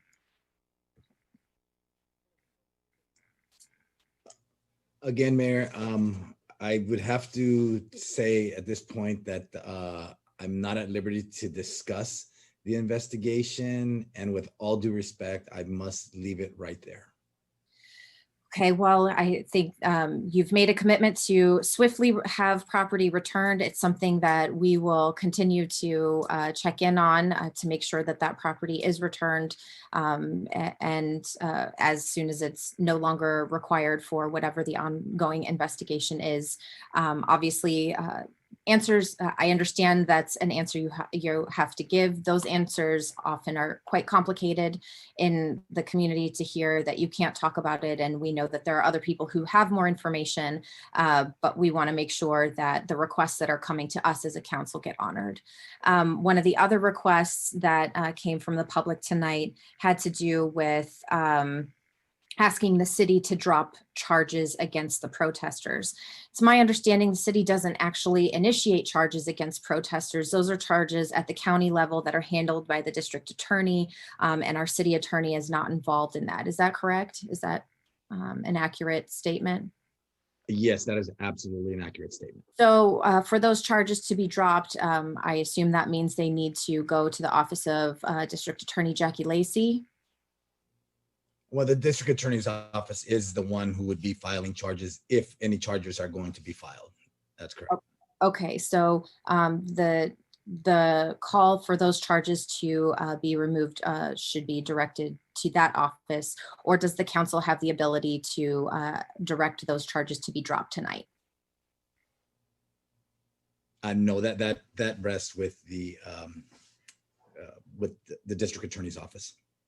Okay, so that's the follow-up on that item. I know that our statistics have, under normal circumstances, this report would be quite something given the decrease in crime across many topics that we've seen, or many categories, I should say, that we've seen. But as Mayor Pro Tem Heilman noted, it's also during COVID. But I also know that there have been some extraordinary challenges during this time too. And so one of the challenges that's just outside of our border, but is also something that people have been talking about, is the ongoing issues related to cookies. There was a shooting in West Hollywood West. While there are many statistics in this report that are cause for people to feel safe in West Hollywood, I know that there have been some incidents like those that continue to cause people to feel unsafe. And so if you could talk about what the Sheriff's Department is doing in response to cookies, the shooting, and that related behavior to make sure that we're doing all we can to protect our residents, and what sort of communication there's been with the City of Los Angeles as it relates to enforcement on those issues.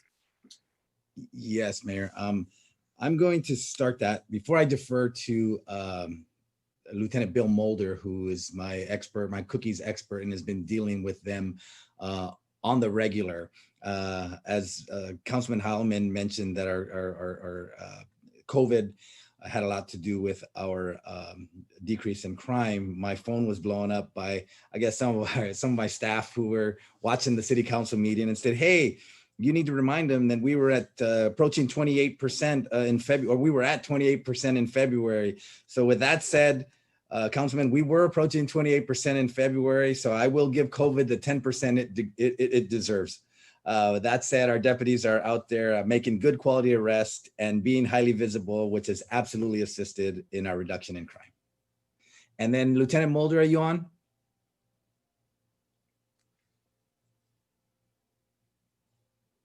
Lieutenant Mulder? Captain, he was here a moment ago. He might be. Hello? There he is. Hey, Bill. Hello. Yeah, sorry, I'm a little technologically challenged. I apologize. Good evening, Mayor and Mayor Pro Tem and council members. This is Bill Mulder, I'm Lieutenant at West Hollywood Sheriff Station. And to the issue of cookies, the City of West Hollywood, the Sheriff's Department, have been very engaged in the area. There's been a lot of issues there with regard to the cookies business that negatively impact the residents of West Hollywood that live just adjacent. Cookies is on the corner of Melrose and Kings, and just south of that which is in the LA Cities area, and just south of that begins the border for West Hollywood. There's an enclave of homes, residents over there, and they've been pretty negatively impacted by cookies. There's cars speeding around and people engaging in smoking pot on the street. There's been disturbances on the street. There's a litany of different issues they've been experiencing. So the West Hollywood Sheriff Station has been doing additional patrols there. Our special teams have been conducting operations there to help with enforcement and help to mitigate some of these issues. The City of West Hollywood has been fantastic in implementing certain measures to try to mitigate, as well as speed bumps on the road, changing the parking restrictions, and also in the next couple of weeks, the road will be closed there to try to mitigate the amount of cars that are coming down Kings Road. And I know Mayor Horvath and Councilmember Meister have been in a lot of contact with the City of Los Angeles, as we have been too. The LAPD council member Paul Koretz's office, who is responsible for that area, and members of his staff, to try to reduce this impact on our community. if there's any other questions. I think that covers where we're at, and I know that we're working on our end to make sure that the impacts are clearly communicated to the city of Los Angeles. There are daily reports from the neighborhood, and you know, having lived in that neighborhood, I get a lot of those contacts personally, and I've witnessed the behavior that's there. And it's to have armed security guards walking up and down West Hollywood streets is, you know, some sort of dystopian reality at this point. I just can't believe that Los Angeles allows that. And I don't want it to be something that has to continue in our community in order for people to be safe. It doesn't make people feel safe. So I know that you're working hard on that. And the extraordinary response of the sheriff's station in West Hollywood to the shooting that took place is what ended up keeping the neighborhood safe. And while there was certainly a shooting, a gun was fired, no one was injured as a result of that incident. And because of your swift action, people were kept safe. So I want to thank you for that. And I also want to thank you for the ways that you've kept our city safe over the course of the past few months. I know that by comparison, a lot of our neighboring communities have reached out for help and support from the Sheriff's Department in dealing with some of the issues in their community.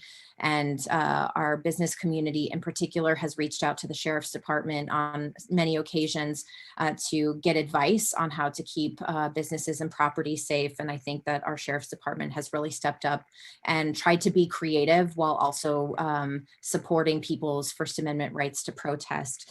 But I think they're also, so I want to thank them thank you all for the ways that you're doing that. I know that there are not as many headlines about that good work that is done. I know recently there was a visit to the Luby household by the sheriff's station to teach young Isaac Luby a little bit about police and answering young people's questions in the neighborhood on the east side about police and law enforcement. And I think those efforts and those gestures go a long way to develop a different kind of relationship with the Sheriff's Department with young people. But I also think what I witnessed last week with the captain in conversation with the attorney who represented the protesters was another extraordinary example of what can happen when people are committed to making real change. And I want to thank Yoni, who is the attorney, for sticking with it and meeting with us, being honest and human and forthright in your questions and your pursuit of trying to make a process better. We did have conversations about access to counsel when people are detained at West Hollywood Station. As the captain has indicated previously, these are not occurrences that typically result from the protests that happen in West Hollywood. So there was opportunity to learn from the experience of these protesters and to also do better in our station and have better communication. Typically, these things are held and handled by the Sheriff's Department and by LA County, not directly by the city of West Hollywood. So when those calls for help did come in, there was a lot of communication that happened. I know that the captain talked about the Sheriff's Department investigation. I understand that Supervisor Kuehl has also contacted the Inspector General for review of the incident, as well as the Civilian Oversight Commission. But I think that we should also make sure that I know that there was a request to have a follow-up meeting. The city manager has committed to having that follow-up conversation because we do need to make sure that it's not just one good conversation, but actual reform and real change takes place to make sure that when people are out expressing their First Amendment rights, that they are also safe and protected as everyone else in the community. And also, we should acknowledge that when the experience is different because of the activities that are taking place, that first and foremost, our responsibility is to keep our community safe. And we can and should have discussion around what Sheriff's Department protocols are, because I know a lot of the videos that I saw were quite upsetting and caused a lot of concern in the community. If these are standard protocols, I think that's important for us to understand and for us to have conversation about and talk about at whatever level is appropriate, what sort of change can take place. But I also think that we need to be aware of the tactics that go in place to keep the community safe. And I think that's what this routine update is about. And there hasn't been anything routine about the last several months that we've experienced as it relates to public safety. And so there's been an extraordinary response in many ways to make sure our community does remain safe. As it relates to item 4A, the request of the council is to give input and feedback, which I think we've certainly done at length now. Item 2V, there are questions and there was a request to direct that item to Public Safety Commission. If everyone is comfortable with that, that will be the direction. Are there any objections? I'm not seeing any from any of my colleagues. And then item 2W, is there agreement among the council to refer this item to direct support for this congressional hearing, congressional hearing and investigation of the Sheriff's Department? Yes. Yes. Councilmember D'Amico, you had a question. So it sounds like we're about to wrap this up, but I just have one more question. I mean, the Civilian Oversight Committee has sort of dead-ended their relationship with the sheriff, and our supervisor has dead-ended her relationship with the sheriff.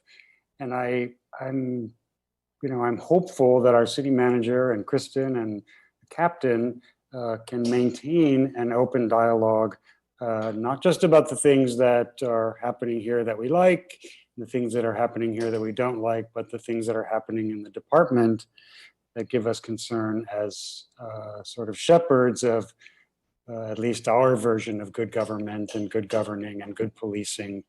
And so I feel like we haven't said that, and I just want to say that I want us to have a relationship with the sheriff. I'm not interested in dead-ending that. No one has said that, so I'm not suggesting, Mayor, that that's the case.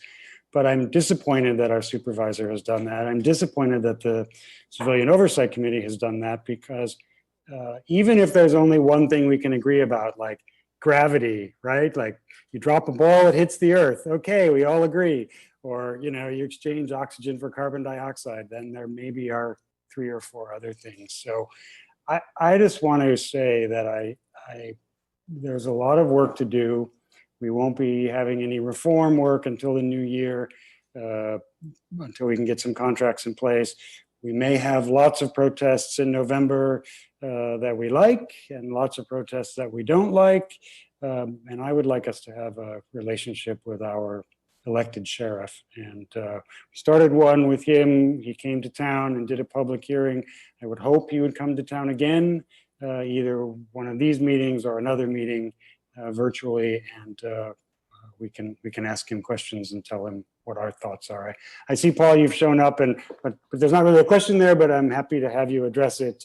But I just wanted to say that I am interested in our relationship, as challenging as it might be, and there are topics that are challenging, and so I just want to say that. Understood. I have great faith in our captain, in Lieutenant Mulder, and the leadership of our local station to get things right, and to work hard to get right the things that aren't quite there yet. And I know that the captain has agreed to continue to have community conversations and engage in dialogue that will help us improve our service and improve our ability to actually keep people safe and de-escalate use of force issues, as well as other issues that have come to light through engaging with the public. And it's something that we all have to be accountable for and engaged in. So, Madam City Clerk, Councilmember. Sorry, Mayor. Yeah, I just have you brought up some issues I just need to respond to. With respect to our teams that go out, Corey and Kristen, we've talked a lot about MET, and we've talked a lot about sheriff deputies and security ambassadors, but I think we need to go the extra step. A lot of the people who are homeless or drug addicts are sex workers. And we need to have, I think, peer-to-peer relationships. SWAP, the Sex Workers Outreach Project, does do midnight strolls. The Gay and Lesbian Center occasionally does midnight strolls. And one of the things with these very vulnerable populations who are often undocumented, they're sex workers out of survival, they're homeless, and they have a crystal meth issue on top of it. Anybody who looks like they have authority or a badge on is not going to be trusted immediately. And I think when my colleague, Councilmember Highland, was talking about being aggressively compassionate, I think it's worth us spending some time looking at non-traditional ways of doing outreach besides what every other city in the country is doing, which is what we're talking about tonight, what every other city in the country is looking at doing. I think we need to look specifically at the demographics of the populations that are on our streets that are causing issues with homelessness and figure out which partners to use, and maybe some that we have not utilized yet for more peer-to-peer outreach besides mental health professionals or police or code or security ambassadors. So I would just encourage us to look at maybe other creative alternatives outside of what we are already doing. And then finally, I just want to say, having now listened to this go on, my God, it's already 8:30 and we're on the very first item. I know that we had to do this. I think what's apparent to me is that a primer on criminal justice might be necessary for a lot of people in the community. State of California brings criminal charges through its district attorneys in the 58 counties. City councils do not bring charges. City councils do not direct law enforcement. City councils and mayors do not decide who to arrest, when to return property. Sheriff deputies have to do an investigation, but the captain was probably saying is that vehicle has produced other issues outside of September 25th that need to be thoroughly investigated. It is not within our purview to conduct an investigation of the sheriff's department or what they're doing. So there are limits to what city councils and mayors can do when it comes to criminal justice. This is the purview of prosecutors, sheriffs, district attorneys, probation departments, criminal judges. It is not the purview of a local city council to insert itself into the criminal justice system. We set broad policy. We oversee the sheriff's department in terms of how our laws are enforced. We ask the right questions, but inserting ourselves more deeply in between legal counsel and sheriffs or courts or DAs are seeming to imply we have the ability to influence a deputy district attorney's decision on whether to file or not file charges. We are just going down a slippery slope that we have no business being a part of. There's a time to act and there's a time to withhold acting and let the criminal justice system do what it's doing. So I just wanted to say that, and I think if we're going to be doing a lot of this work around police reform, we need to understand what we can do and what our limitations are. And because otherwise you're giving people a false sense of assurance, a false sense that we would have the ability to impact filing decisions or impact how property is held or impact when people get released when we have absolutely no authority in any of those areas. And so I think we need to do some education to the public about where our power is limited and where this is better placed in the hands of the criminal justice system and those people involved in that system. Thank you. So on item 4A, I don't believe we need to take action. We've done what the recommendations have asked. With item 2V, we've given direction for this item to be reviewed by the Public Safety Commission. Madam City Clerk, do you want us to take a roll call vote on that? Yes, because the direction was something other that it was the additional direction. So it would be good to have council vote that you're giving the direction for this item to go to the Public Safety Commission. So moved. Okay. I think it was Councilmember Meister. I'll let her second since I think it was her suggestion. So, we have a motion and a second. Madam City Clerk, roll call, please. Councilmember D'Amico? Yes. Councilmember Duran? Aye. Councilmember Meister? Yes. Mayor Pro Tem Heilman? Aye. Mayor Horvath? Aye. The motion passes. And item 2W was the request to support the congressional hearing Is there a motion on this item? So moved. Okay, there's a motion by Mayor Pro Tem Heilman, seconded by Councilmember Meister. Any further discussion? I'll turn it to the city clerk for roll call vote. Councilmember D'Amico, Yes. Councilmember Duran, Aye. Councilmember Meister, Yes. Mayor Pro Tem Heilman, Aye. Mayor Horvath. Aye. The motion passes. Okay, that handles all of our public safety items tonight. Thank you for the very thorough discussion. If we can, I think there were a couple quick questions on the Metro, but otherwise, if we can move through that item and then possibly take a break after 4B, does that work for the council? Okay, so let's do 4B quickly. We have our Metro update and rail integration study and contract amendment. I'll turn it over to staff for a brief report. I don't believe, let's see, from the city clerk. Madam City Clerk, do we have any, we don't have any speakers on the item, correct? No speakers, Mayor. Okay, so this is just for council member comments and discussion. So perhaps we can have a limited report and just focus on the council discussion.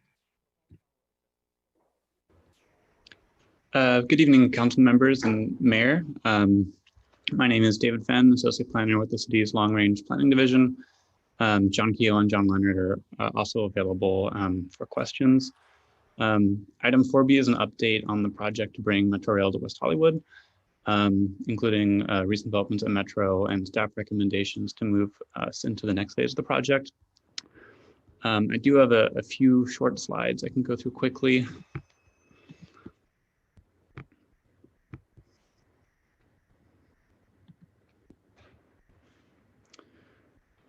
So I guess starting with the milestones at Metro, in August, Metro released the recommendations of their advanced alternatives screening study, including recommendations for the future rail line to be underground north of West Hollywood, north of Wilshire Boulevard, so throughout West Hollywood. The San Vicente Boulevard alignment was dropped due to this poor connection to the Purple Line, but there is still a version of the hybrid alternative, which would travel up Fairfax and then continue across in Beverly and San Vicente on its way to Santa Monica Boulevard. Another recommendation of the study was to continue analysis of the Hollywood Bowl station as an option in the EIR. The other big milestone that happened in August was the Metro Board approved the EIR contract to start an environmental impact report and advanced conceptual engineering on the project. It was approved on August 27th. It's a WSP AECOM joint venture. The contract is valued at over $50 million and it'll take approximately 3 years to complete. Somewhere in the first year or two, Metro will make the decision on the final alignment to move forward. There's a separate outreach contract that the Metro has undertaken with the Leigh Andrews Group to support that effort. Another finding of the Metro Board when they moved into the EIR contract was dropping the La Cienega Boulevard approach to Santa Monica Boulevard as part of the hybrid.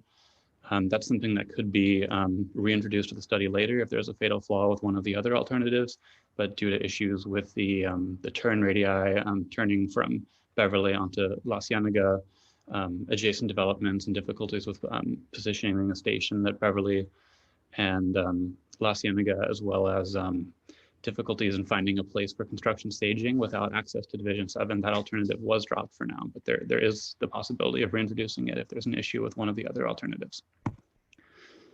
So to kind of inform the city's advocacy during Metro's EIR, staff is recommending a rail integration study to look at how a range of questions on how the future rail project will integrate with the city and the local community and the urban space and fabric here. The rail integration study is really intended to provide timely input as Metro starts their EIR to ensure that rail service is integrated thoughtfully, identifying first and last mile projects to get people to and from future rail stations here, and identifying those early so we can start the lengthy process of including them in regional funding programs so that we don't end up on the hook for them financially, responding and anticipating to community concerns, For example, protecting small businesses against construction impacts to the extent possible, looking at what we can do over and above what Metro does in the process, looking at potential anti-displacement efforts that we can take on locally or in collaboration with LA along this corridor to prevent potential displacement pressure from the rail project. And then just generally future-proofing one of the largest investments the city and Metro will ever make in this area by looking at a number of questions that we haven't really dove into up to this point. We know Metro will have between, depending on the alignment selected, between 1 and 4 stations in West Hollywood. So the rail integration studies intend to look at questions like, more specifically than at an intersection of, say, Santa Monica and San Vicente, where will the station entrances be more specifically? What are the trade-offs of different locations for our residents and businesses? What are the first and last mile projects to get people to and from those stations? What can the city do to reduce those construction impacts? And then in addition to the rail integration study, as we move into Metro's EIR, there will be an interagency kickoff meeting later this month. The staff will be participating, and then they'll be moving into scoping over the next few months in the beginning of that EIR process. In parallel with those Metro's environmental efforts, staff will be conducting interagency conversations with Metro, the City of LA, and the county on the funding mechanisms and the funding strategies that we've identified and what they may be able to bring to the table, as well as developing a master cooperative agreement to guide the future implementation of the project. That's something that Metro negotiates with every jurisdiction where they're building a project, and it's something that we need to get going on sooner rather than later.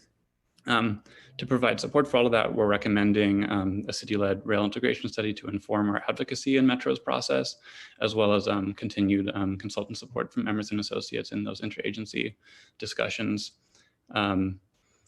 We are also suggesting that we'd like to return to council by the end of the year with a comprehensive outreach plan. We just want to have the benefit of Metro's, their schedule for their EIR outreach, so we can coordinate and avoid mixed messages with the community between our outreach and Metro's outreach, and reduce outreach fatigue, and make sure that we're coordinating. And I'd like to remind everyone that updates on the project are always available at www.weho.org/rail. And that's it for me. Both myself and John Leonard and John Kehoe are available for questions. Thank you, David. Councilmember D'Amico. David, when do we get to vote as a council on which alignment we prefer? And what is the current timeline for construction to start?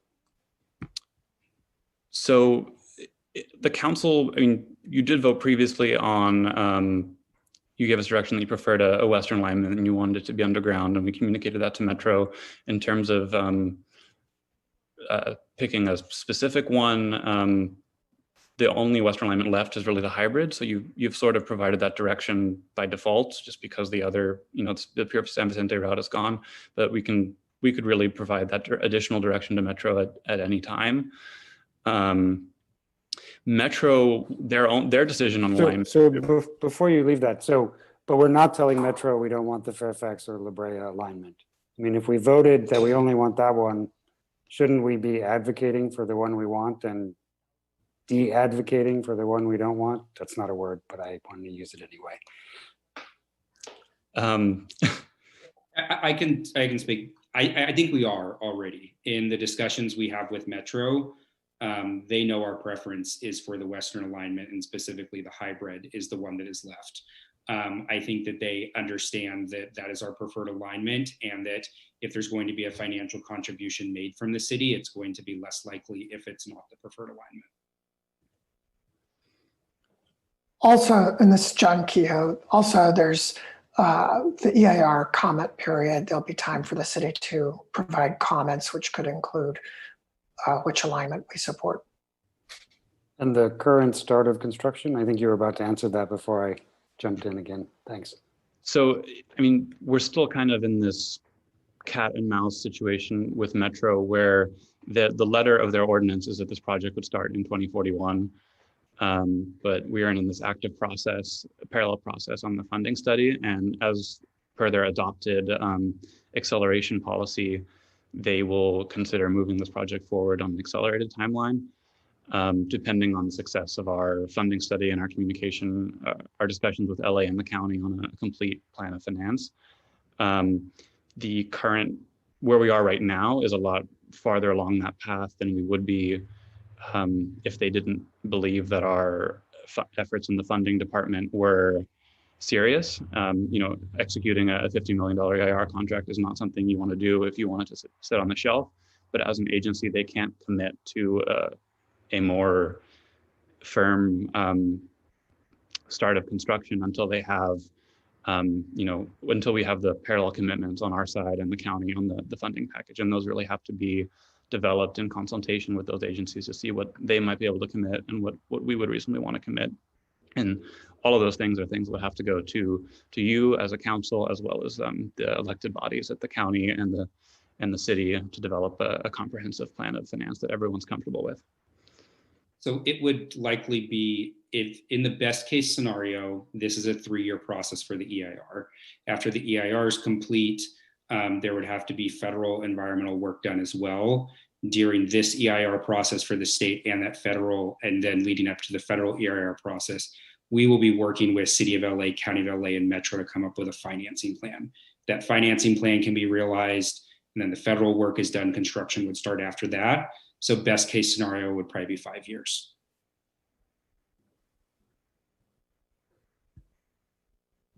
Councilmember Meister. Thank you. So can someone tell me how long the technical study, the technical analysis study analysis would take?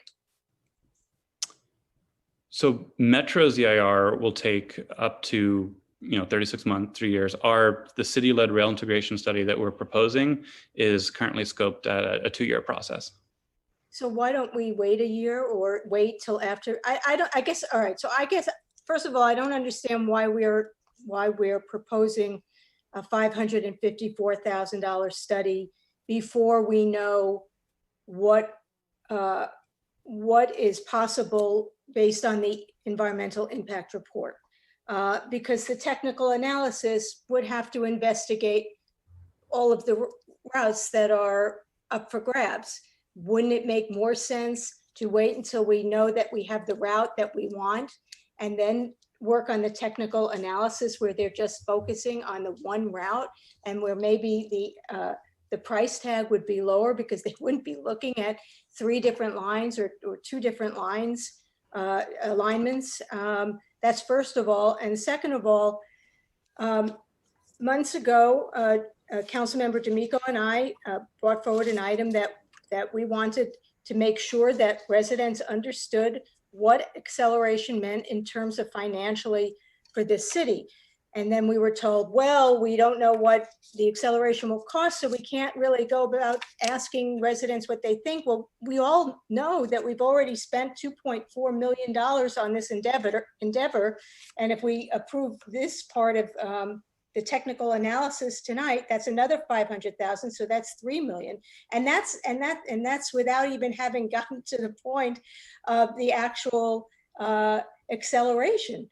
So I'm just very concerned. I don't understand why we're going into this technical analysis at this point in time and not waiting for A, the study that we were promised, and B, the environmental impact report. I don't have a problem with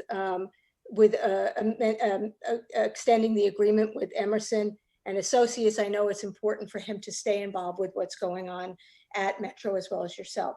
But I just do have a big problem with us putting down $554,000 on a technical analysis of alignments that we may or may not use, that we may or may not approve, that we may or may not. I mean, it just, to me, it's just, that's a lot of money to be putting on may or may not. So, Councilmember, yes, we understand it does appear to be a lot of money. However, this is a major investment in the city's future. This is a significant, like David said earlier, one of the largest public investments in the community that we would have, in generations. So we think it's appropriate that we take this time and the money that comes from, a lot of it comes from Metro, to do that additional technical work early so it can try to help influence Metro study, to where their study will identify a subway line that is a subway line that does what we want it to do in our community. So we think it's really critical for us, looking at this in the long term, that we take this step early in the process to influence Metro. And I think also we will be reaching out to the public to do more public outreach on the financing of it as well. But how can we influence an environmental impact report with a technical analysis study? So we'll be doing some analysis, and we'll be sharing that analysis with Metro. And so we'll be meeting with Metro staff on a regular basis, and we can share with them our analysis on various items. Well, and the environmental John, impact I was going to say, John Keogh, I think I've actually given that very question a lot of thought, and maybe you can tell me if this is the right answer. So if we were to choose, say, that the Metro stop at San Vicente and Santa Monica Boulevard should be on the south side of the street, and then we would do an environmental impact report on that. We would encourage them to study the south side versus the north side, which might have a different shade and shadow, a different effect on underwater tables, a different effect on traffic, so we would help to identify exactly which pieces and parts of the environmental impact report would be most focused. Clearly, they have to study probably all four corners, but they would say, well, it might be between this one, and we would say, no, it needs to be this one. The other one has some important parts and pieces, et cetera. And since there might be 5 stops in the city based on our preferred alignment, one being on Beverly, whether or not that's in the city, I guess, is up for discussion. But again, whether or not that's in the city is up for discussion. So we would want to influence the environmental impact report in that way. That's correct. Or also, if possibly, one subway stop should have two exits to the street, rather than just one. One thing I should add to this conversation is there's a moment of opportunity earlier in Metro's process during scoping when they're still deciding really what they're going to study and do all of those impact analyses on. If we have the technical information to back up the position and had the community conversations to understand what the city's position might be on those kind of questions, we can influence Metro's process before they've gone too far down the path. As Councilmember D'Amico was alluding to, if they've already, if they were to start the process in the more detailed design and study on a specific, one side of the street or the other, and our preference was the other one, if we provide that input to them too late in the process, there's a lot more, expensive, politically difficult inertia to shift that back towards our preference. Whereas if we can provide our input early, we can save ourselves time and money down the road, and it's more likely that Metro will be able to accommodate our requests if they're earlier in the process. Councilmember Meister. Yeah, and believe me, I want to be able to support this, but all right, so what I don't understand there is the timing. So you're saying that the technical analysis will take 2 years, 2 hours. 2 years, this meeting is taking 2 hours, that it's going to take 2 years, and that the EIR is 3 years, but the scoping for the EIR has to be now. That's the first thing that happens is the scoping. So how are we providing information for the scoping? Then we should have done the technical analysis 2 years ago.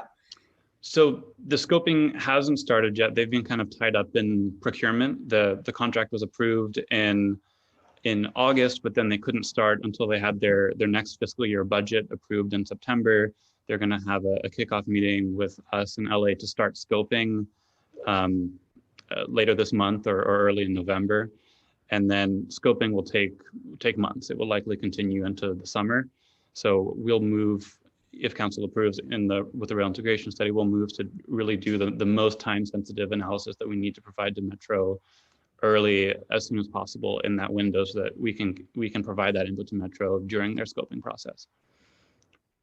Oh, sorry. And does that, I'm sorry, Mayor, does that, the integration study will involve the businesses on Santa Monica Boulevard and Beverly Boulevard? Yes. Because I would imagine that a lot of them are very concerned right now about just coming back after COVID. So I just, I just wonder about the timing on all this. So, go ahead. Go ahead, David. I was going to add that the the outreach plan that we plan to bring back to council before the end of the year will definitely include how we're going to communicate to businesses during this time. And some of these things can wait later into the process, like the discussions on construction impacts and things like that that are of particular concern to the business community. Those don't need to be as emphasized early in the process. Those can wait a little bit, but the really the design heavy questions will be the ones that we look to analyze and provide that input to Metro early on. Councilmember Duran. I'm going to support this item tonight, but I just want to say this, so I want to make sure staff hears me. I'm really interested in having this come to San Vicente because our entertainment districts are on the western end of Santa Monica Boulevard and Sunset. If it's only coming to Fairfax, I'm less interested in moving forward. If it's only going to La Brea, I am absolutely not interested in moving forward with another dollar. To touch on our border at La Brea primarily benefits the citizens of Los Angeles and does almost nothing for the people of the city of West Hollywood. So I know it's early to start saying that, but I just want to make sure you all hear it from me now, that I think what we should be focusing on is getting the subway to our entertainment districts and across as much of our city as possible, and not just touching on our border at La Brea. We hear you. And having participated in all of the community meetings in the region to get us to this point, that alignment, that westernmost alignment is actually the one that has developed the most consensus because it addresses a lot of the community concerns and problems that have come up in conversations here in West Hollywood and in the communities and neighborhoods along the alignment. I think what the report is asking us to do today is to keep our team on this. And I will say, having participated in the Metro board meetings, especially recently, our staff has received a lot of high praise from Metro in terms of the work that they've done to get us to this point. So I would like to see our team stay together, and also that it's essential to do the work to make sure that the local integration reflects community input. I think the things that I've heard from people in West Hollywood who are most skeptical about Metro has been, how do we make sure that we're doing this the way that we want it done in West Hollywood? And I think that's what this whole plan is about. So I think that's why we need to support this tonight. And, to Councilmember Meister's point, maybe, could we have had this conversation earlier? Possibly, but where we are now is we need to have this conversation now to make sure that we are getting all of the community input and we are tipping the scales in favor of what we want in the community as much as we can, now that we know that Metro has committed serious dollars and committed to moving forward with an EIR process that they have no intention of putting on a shelf to collect dust. We need to keep this process moving forward and make sure it reflects what the city wants. So I'm prepared to move the item if there's no further discussion or question. Oh, can I speak on this, Mayor? Sure, of course, Mayor Pro Tem Heilman. Thank you. I wanted to thank staff for their incredible work in bringing this forward. And I also want to remind all of us that there is incredible support in the community for bringing Metro Rail to West Hollywood, and that support has been demonstrated on sales tax measures that have been voted on, the countywide measure. It's also been demonstrated in surveys that we've received from the public that this is a priority for members of the public. And I think going forward with staff's recommendation at this time is really critical, because we need to make sure that we have the information necessary to make sure that whatever stations are located in West Hollywood are configured in the way that makes sense for our residents and makes sense for our businesses. And I would throw into this, I hope that as we have those conversations, we are mindful of the stations that exist in other places and what has worked and what hasn't worked. And what I've seen in LA is that a number of the stations work very well and others work very poorly because they've tried to create public plazas that really don't serve the public and become sort of a dumping ground for problem activity. So I hope that we we think about that as we're configuring the stations. In terms of why do we need to do this now, I really think that Metro is now a partner with us, and they have moved forward with this EIR. They understand what alignment we want because we've made it very clear. And they also understand that the alignment we want will be the best serving alignment. It will serve the most people. So they understand the importance of that alignment. The one other thing I would throw in, Councilmember Duran talked about our entertainment district, but we have to remember that Metro is also a function of people who want to commute to and from work. It is a means for people to get to work. So we should look at how our stations configured so that we're serving the maximum number of residents. And we talked about La Brea, and we talked about Fairfax, and we talked about San Vicente. I would throw La Cienega, even though the La Cienega alignment is out of the mix, I would throw that in as a potential station or a connection to some other station because there's a large volume of residents who live in this area. Of course, I live here too, so I'm biased, but just going forward, this is a node where we're going to continue to see a large number of residents and more likely more housing being built in this area. And with all of that, I'm prepared to move the staff's recommendation. And I have one more question. Sure. So assuming this is going forward and assuming that we might have some change in our national leadership, we should probably consider having some federal lobbying effort to help pay for this that comes just from the city of West Hollywood. So if you all would agree, we could certainly add one note in this item to have the staff come back with a strategy for lobbying our not only our Congressman Adam Schiff, but the neighboring congressmen and women who this system might run through to see if they have a couple of $1 billion laying around that they're willing to send to help fund this. So without objection, if I could add that to this motion, then we can come back with a federal lobbying plan as well. I would certainly support that. Okay, so there's a motion and a second with the additional direction accepted. Is there any further discussion? Okay, Madam City Clerk, roll call, please. Councilmember D'Amico, Yes. Councilmember Duran, Aye. Councilmember Meister, Yes. Mayor Pro Tem Heilman, Aye. Mayor Horvath. Aye. The motion passes. Thank you very much. There was a request for a quick break before we begin item 5A, 5C, or 4C was added to consent. So if we could come back at 9:07, that would be great. Thanks.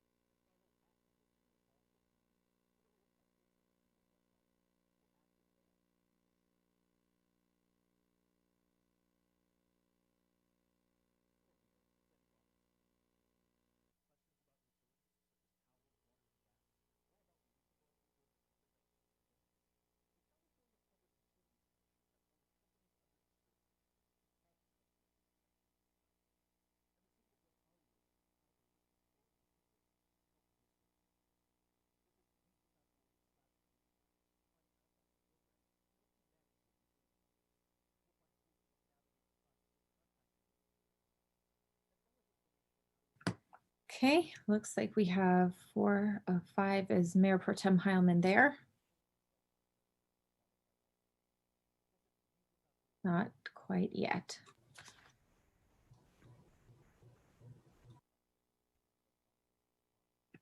When he returns, we will be discussing item 5A, tenant services through the Coalition for Economic Survival.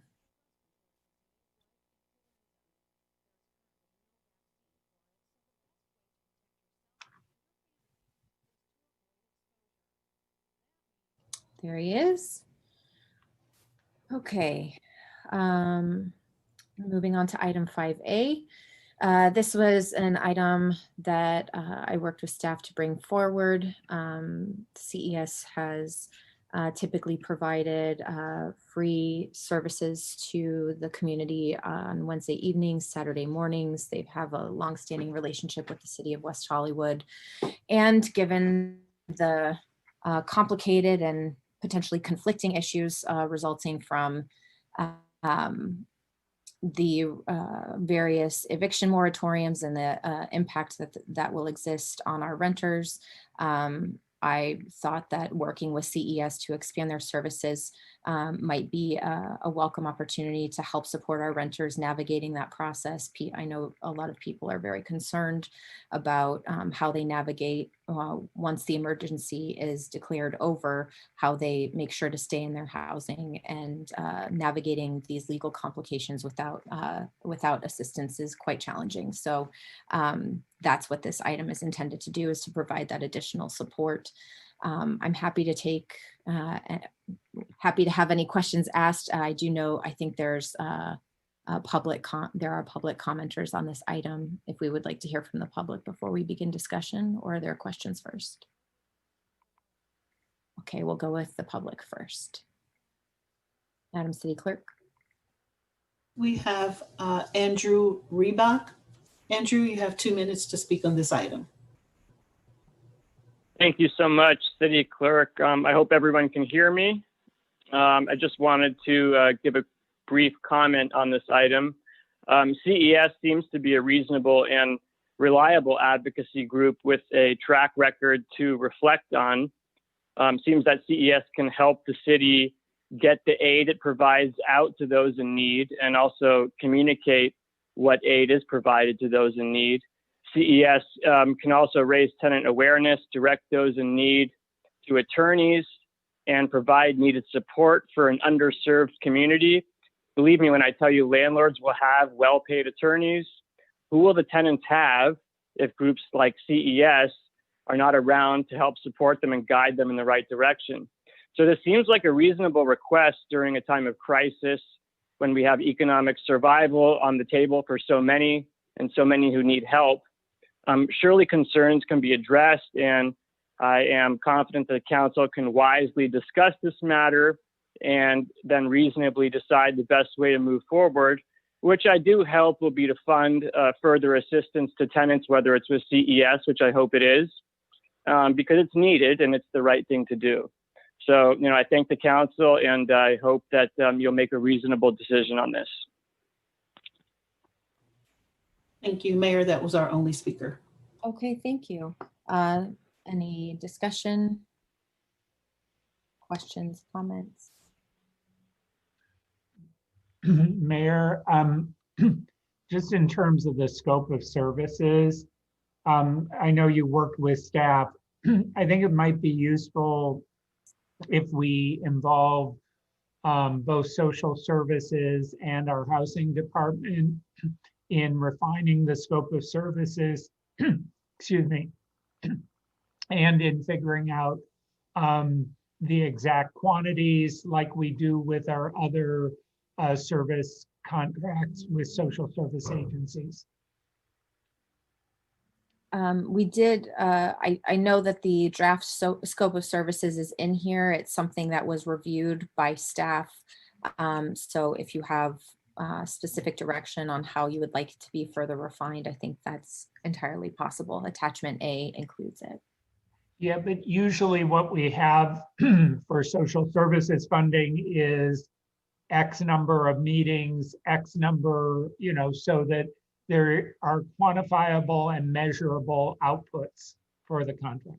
So would you like staff to develop those specifics, or is that something you'd like to provide direction on? Yeah, I think that's something that I'm comfortable with staff doing it like they do with our other service contracts. Okay. I'm interested in knowing, John Heilman, why you took your name off this item. In terms of why I took my name off the item, Lindsay asked me to support it at one point, but then there were concerns raised that somehow I was doing this as a payback to CES for endorsing me. And I thought, I don't want to give that kind of appearance or create an issue for people. I've been a member of CES since we became a city, actually well before we became a city. I'm a sustaining donor. I don't think anyone would be surprised to know that I would support an item, but I just didn't want to create an issue for anyone. But you didn't want to recuse yourself? No, why would I recuse myself? I don't get any financial benefit from this. Do you want to recuse yourself because you're a landlord? I think that, you know, that doesn't make any sense to me, that any of us should have to recuse ourselves from supporting an organization that has provided a great amount of service to the community over the years. I guess, City Attorney, I'm just concerned that CES endorsed some candidates. We're going to send them this money, and they're going to use that money to send out mailers on behalf of the candidates. And I don't even understand how CES can endorse a candidate if they're a nonprofit. It's very confusing to me. And I just, you know, if you don't, I mean, if you need to, I don't know. It's just smells sort of bad. And I maybe you worked with staff, Lindsay, but I asked staff, the city manager's office, and they said, this smells bad. They didn't understand why you brought it forward. Then John Heilman's name was taken off of it. And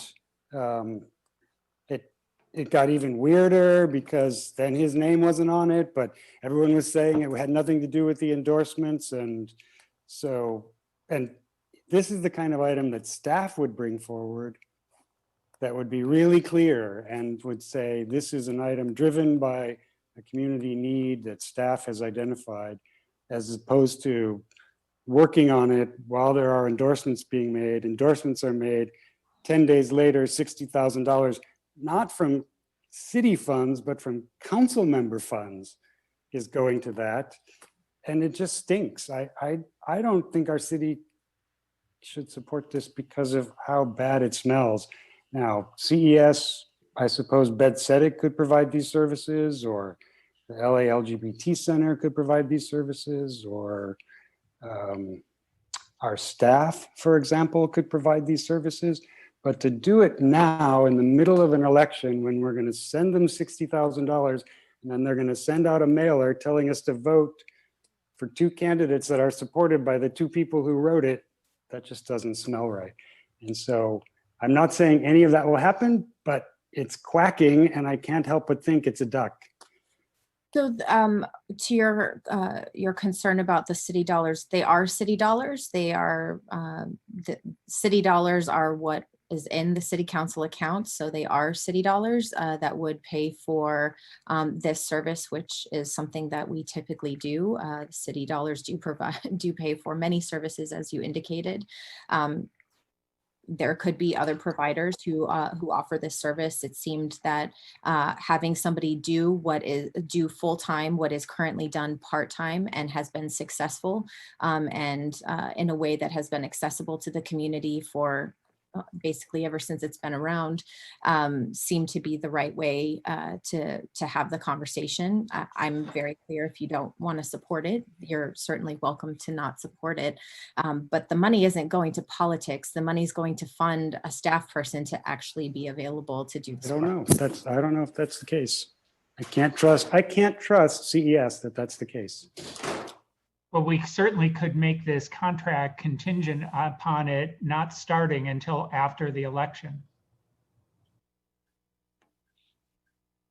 I'm comfortable with that too. Councilmember Duran.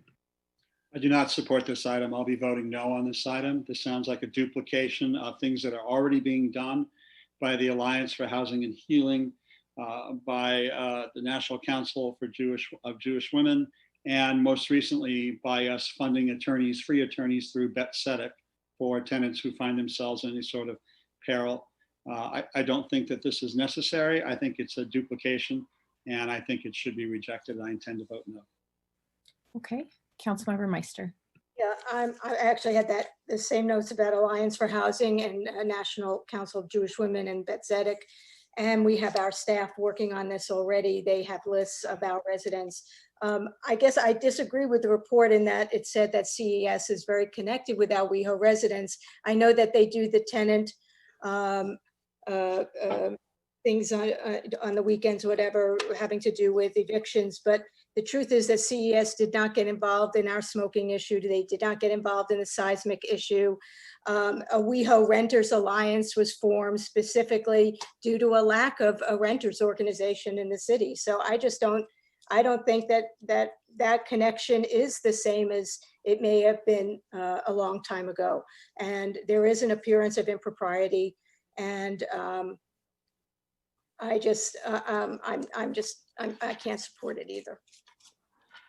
Okay, I certainly understand that people are going to have differences of opinion. As a renter who actually appreciates the support of, maybe perhaps you don't need to work with them because you're a homeowner, but as a renter, I know I count on their services, not only for myself, but for people in the community as renters to be able to access from time to time as needed.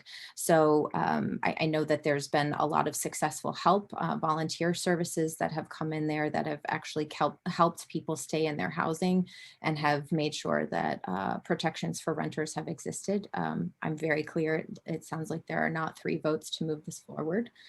So we can table the item and move forward to item 5B, if that's okay with everyone. I wanted to add one other point regarding the claim of duplication of services. Bet Tzedek provides direct representation to individuals. It doesn't really provide community outreach. It doesn't provide information to the public in the same way that another organization would. In terms of what is done by the Alliance for Housing and National Council of Jewish Women, those organizations do not run a clinic for tenants. And that is, they don't provide the kind of services that CES does. So I disagree with the point. I agree with the mayor. There aren't 3 votes for this, so we will move forward, but I don't think this is about duplication of services.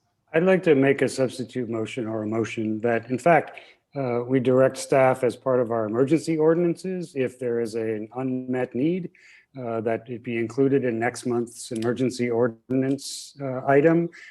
Some funds to meet whatever needs are not met by organizations that are currently providing services or staff generally, and we can have a very targeted staff-driven item that would address those needs. Second. I would support that. Well, if I could just add a little bit to that, we are coming back to council the second meeting in November with a comprehensive analysis on our support programs, if we could just include it at that time. Paul, don't we have a survey happening also? We're bringing all of that back at the second meeting in November. Yeah, so that would make sense to do it then. So we don't need a motion, we can let that go. Thanks, Paul. I don't know. I want to vote on the substitute motion. You made a substitute motion. All right. I would ask that we vote on it. The motion on the floor. Okay. We can vote, or you could withdraw your motion. So if you want to move forward, we can vote on it. Well, let's move forward, because I do think there's a good reason to be clear that we support staff and identified needs. And as part of what we're getting in November, if we need to have it before this study, should the study be delayed, we would have this item coming forward. Okay, Councilmember D'Amico, Yes. Councilmember Duran, Aye. Councilmember Meister, Yes. Mayor Pro Tem Heilman, Aye. Mayor Horvath. Aye. The substitute motion passes. Great. I'm glad to see support for increased help for our renters. Moving on to item 5B, limitations on city co-sponsorships with organizations that endorse candidates in city council elections. So Lauren, would you like to go first?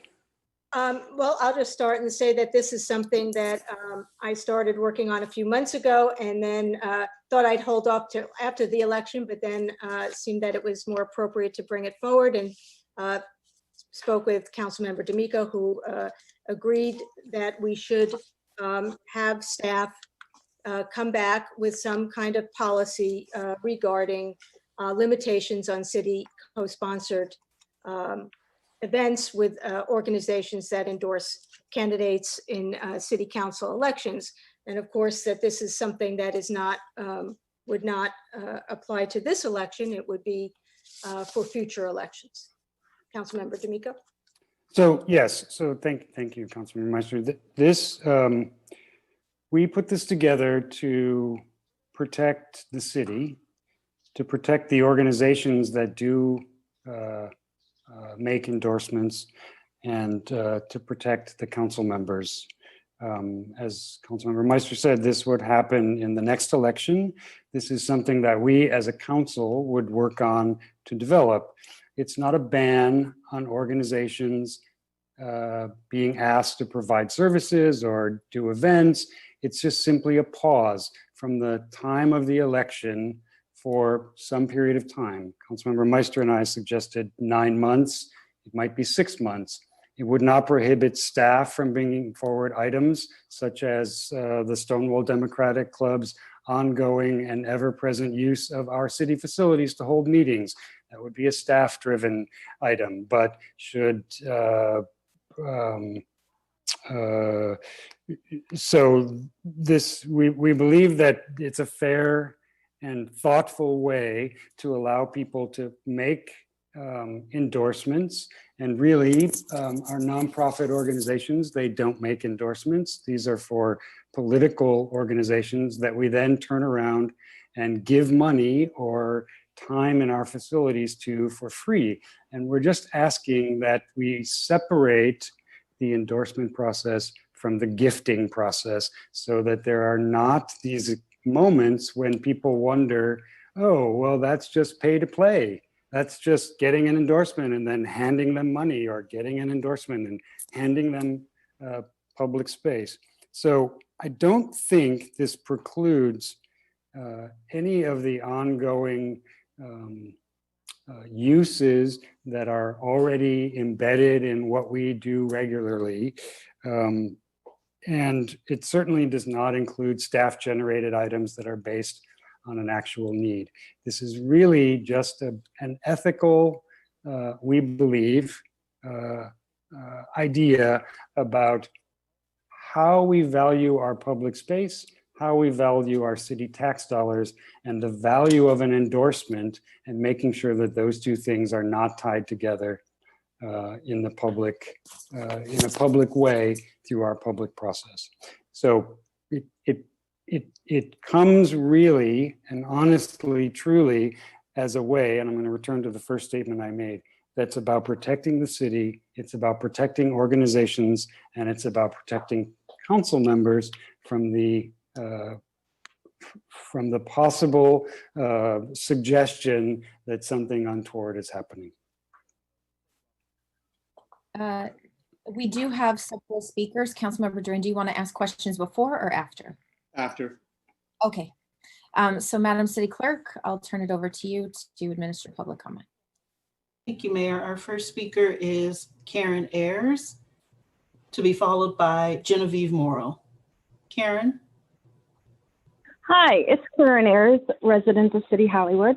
I'm also president of the local chapter of the National Organization for Women. And we have partnered with the city on a number of events of interest to women. And our goals at Hollywood Now are very similar to, say, the legislative priorities of the city, which is why I always thought that we're a good team in partnering for programming. You know, we both believe in advancing LGBTQA rights. We believe in the constitutional equality for women. We are fighting for racial justice and also reproductive justice. So I do think that, you know, looking at the staff report, it does really leave it open for the staff to interpret this to mean that if an endorsement has been made by an organization, then they cannot be given use of space. They can't be given any kind of partnership in programming. And I find that to be sad. I find that to just be really, I don't know, just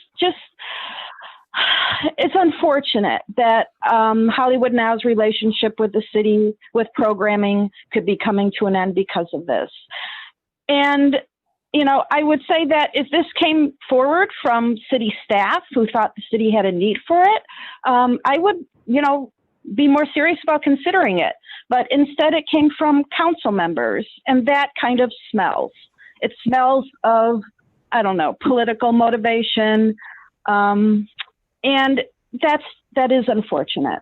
So I really would like this proposal to be reconsidered.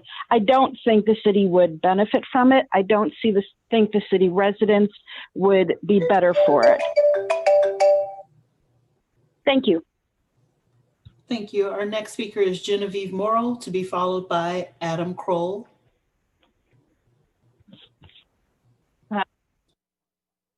Good evening, Mayor and council members. Genevieve Morrill, President and CEO for the West Hollywood Chamber. We find this policy to be a bit broad as well as limiting to fundraising for candidates for council, and sweeps up most of the leadership in West Hollywood, those stakeholders who serve on boards, neighborhood councils, advisories, and commissions in many organizations that have political action committees, which we benefit from. Does this include all special interest groups? How far does this go? Does this extend to your own endorsements? And what are you protecting us from? As politicians, you accept political process, the good, the bad, and the ugly. The Chamber sponsors a PAC, which is a state candidate political action committee and is a separate entity from the Chamber. The WeHo PAC has its own bylaws, its own board of trustees, and its own funding. No decisions from the PAC are approved by the Chamber board, and no funds the Chamber receives, including membership and services from the city it uses or sponsorship, are for PAC purposes. The PAC has no sponsorships or contracts with the city. The city sponsors no programs with our PAC. The West Hollywood Chamber is in its 100th year of existence, and we support important programs and provide important services for the entire community. We remain your partner, loyal, and at your service. Thank you. Our next speaker is Adam Kroll, to be followed by Nadia Sutton. Hi, this is Adam Kroll. I'm speaking on my behalf as a West Hollywood resident, as well as on behalf of the Stonewall Democratic Club. First of all, I do not think a quid pro quo problem exists here. The amount of the West Hollywood city budget that goes towards event sponsorship must be very minimal, first of all. Second of all, we're talking about mostly organizations that are advocacy organizations seeking to advance the public good. They're not for-profit corporations seeking to curry favor of council members to advance their business aims or to get money, right? And also, endorsements aren't money. Right? Yes, sometimes they are followed by, acts like independent expenditures, but endorsements themselves are not money. And are we suggesting that Planned Parenthood should not endorse presidential and congressional candidates because the federal government provides them funding? And we're seriously suggesting that we should delay providing funding for CES to help provide assistance for renters during a COVID crisis? It just doesn't make any sense. And if we want to talk about actual paper play, we can talk about the donations several of the council members have gotten from several organizations and actions that they have taken related to that. Given this situation is not actually quid pro quo, it feels like the goal here is to dissuade endorsements by these organizations. I don't understand how this 9-month window is supposed to mean that endorsements are going to stop or that they shouldn't do it. It doesn't make any sense. And so they're simply going to have to wait 9 months these are the organizations we want advising the local community on their voting choices, not just Stonewall, but organizations like CES. And alignment between an organization like CES and the priorities of council members and what they do with in terms of events and co-sponsorship, it makes sense that there's alignment. So I really encourage you to reconsider this motion. Our next speaker is Nadia Sutton, to be followed by Andrew Reback. Hi, this is Nadia Sutton. I'm a resident of West Hollywood and a Stonewall board member. Greetings, Madam Mayor and honorable members of the City Council. I respectfully ask you to oppose this item. I feel it would adversely affect our city. You know that West Hollywood has long been a haven for all our voices to be celebrated. This policy would exclude many of our beloved organizations to be part of the wonderful tapestry and heart of West Hollywood. So I say no on 5B. And lastly, I just want to take a moment to thank each one of you on the City Council for your amazing love and dedication during this really, really challenging time. Each of you are precious and magnificent, and each of you is a treasure, and we really appreciate you. I love you, and I thank you. Our next speaker is Andrew Reback, to be followed by our final speaker, Larry Block. Thank you, City Clerk. Thank you, Mayor, Mayor Pro Tem, and council members. My name is Andrew Reback. I am a city resident, attorney at law, and I'm also the current chair of the City's Human Services Commission, although I speak on this item as a city resident and partly as an attorney at law. This item seems to be a reaction to certain current events. It also seems to me a bit overbroad and creates more problems than it portends to solve.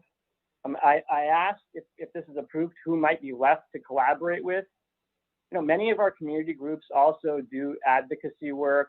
They have C3 as well as C4 organizations, as Genevieve Morrill so graciously pointed out. Thank you for that, Genevieve. Advocacy work sometimes means actually advocating for political ideas and candidates, and I'd really hate to see West Hollywood cut ties with so many of our community partners. Further, some of our partners have city residents who are on their boards, and we have residents who like to get involved. They like to advocate. They like to help people. Banning the city from working with a church or a temple or the Chamber of Commerce, let's say, because maybe one of its board members chooses to endorse a candidate for council, seems to me to be a bit of a chilling effect of our free speech and perhaps infringes on our freedom of association as well. So I do think we have some First Amendment issues here, and I'd like to know the city attorney's thoughts on this as well. As a contract city, West Hollywood relies on service providers, local advocacy groups, and houses of worship to help with social service programs. I think the city needs a more reasonable outreach and collaboration with our community, even if our community members do sometimes express a political opinion. Yes, that does happen, and it's okay. After all, this is America, still the last time I checked, and we as the creative city should think more creatively about how to work with our community and allow folks to express their political opinions without fear of losing city support for crucial programs that our city residents need. Thank you so much. Our final speaker is Larry Block. Hi, everybody. The funny thing about all the speakers for CES and Stonewall is they say it's a fair process, but both those organizations never held open endorsement meetings. They were both unfair processes that endorsed the same candidate, and it was not fair. I intended to just, until I heard the comments, I just intended to read a public comment from Kimberly Copeland. She said it so well, and I just thought I would read out loud her e-comment. No matter how innocent the intention may be in these situations, the public perception is very negative, and rightfully so. Any organization or nonprofit that applies for or receive city funding from council should be barred from publicly endorsing candidates who can potentially vote on such funding. This way of doing business is in part why many residents are currently critical of local and national politics. This would not prevent the city from sponsoring events. It would just remove any question of impropriety by requiring political neutrality.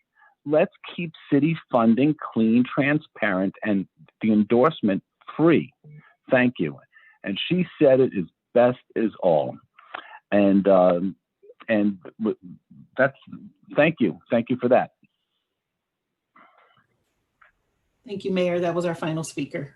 Okay, so Councilmember Duran, I think you had questions before we got into public comments, so I'll go to you first. Thank you. Actually, they're not questions. I have comments. I just want to comment on the item unless you want to do questions first. No, go right ahead. All right, thank you. I'm going to support this item, but I wanted to flesh out the idea just a bit more in terms of us moving forward, because it's about drafting a policy. And I actually did check with the city attorney prior to this meeting, to one caller who raised issues around constitutionality.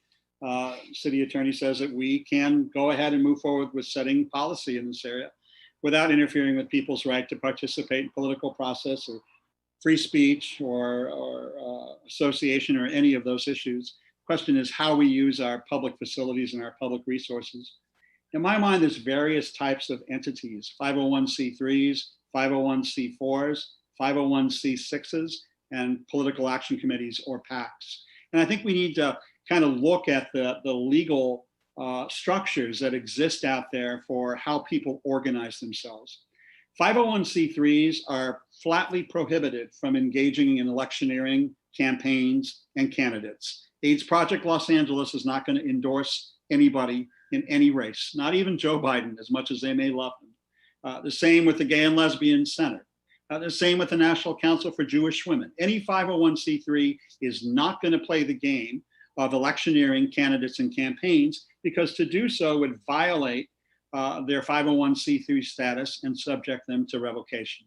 So I think in terms of crafting a policy, 501c3s should be free to use our public facilities for public education, for research, for any of the traditional public purposes that are allowed under 501c3. 501c4 gets a little trickier because 501c4, and often organizations have a C3 and a C4 arm, are traditionally the lobbying arm of any organization of people. And it's the lobbying arms of these organizations that are getting involved in the electioneering and the candidacy and the campaigns, whether it be Hollywood Now, whether it be Equality California or any of the other 501c4s. They are nonprofits, that is true. They're not for-profit, they are nonprofits, but they're 501c4s that are exempt from taxation, and they engage in politics and issue-related and can sometimes delve into candidates' campaigns and electioneering. To me, the partisan clubs is probably the clearest violation of where we've stepped over the line traditionally. I have watched the Stonewall Democratic clubs and the other Democratic clubs use our public facilities for pure candidate campaigns and electioneering. Granted, if we allow the Democratic clubs to use our public facilities, arguably the Republican organizations would be entitled to use our facilities just as equally to campaign for Donald Trump or to campaign for any candidate running against Adam Schiff. So in my mind, the partisan organizations should not be allowed to use public facilities at all because they directly engage in candidates, campaigns, and electioneering. I've watched it, you've watched it, we've all watched it in our West Hollywood Park Auditorium. Candidates get up, people maneuvering about, trying to stuff the room with bodies. They're engaged in candidates, campaigns, and electioneering. And I don't think that's a rightful use of our public facilities or our public dollars to assist partisan organizations, whether they be Democrat or Republican, from using our public spaces for their electioneering. Now, if they want to have use of our public library because they want to sponsor an event on immigration, or they want to sponsor an event about public health care or healthcare access or things that are issue oriented, that seems to be permissible to me, because then they're engaged in policy making and public education and not on candidates' campaigns and electioneering. I think that those sort of uses of our public facilities should be banned. It gets too ugly, it gets too messy, it creates civil wars, it creates discomfort, it creates chaos within our political body, and I just don't think it's a good use of our public spaces. Any of those clubs can meet in a private home, can meet at a private business, can meet in private spaces. They don't need to use public facilities. And finally, I just wanted to say that some of these organizations that have been blurring the lines between candidates, campaigns, electioneering, 501c3, 501c4, it actually helps them become better organizations by forming those entities that are going to pursue those activities. West Hollywood Chamber of Commerce is a 501c6, by the way, it's a business organization, but they've set up a separate entity, a political action committee to do their electioneering. And again, what the law says is those boards, they can have some overlap, but they cannot be identical. You cannot have the same board of directors of the Chamber of Commerce be the same decision makers on the PAC. That would be a violation of the law. They have to have separate boards and a detachment between their 501c status and political action committees.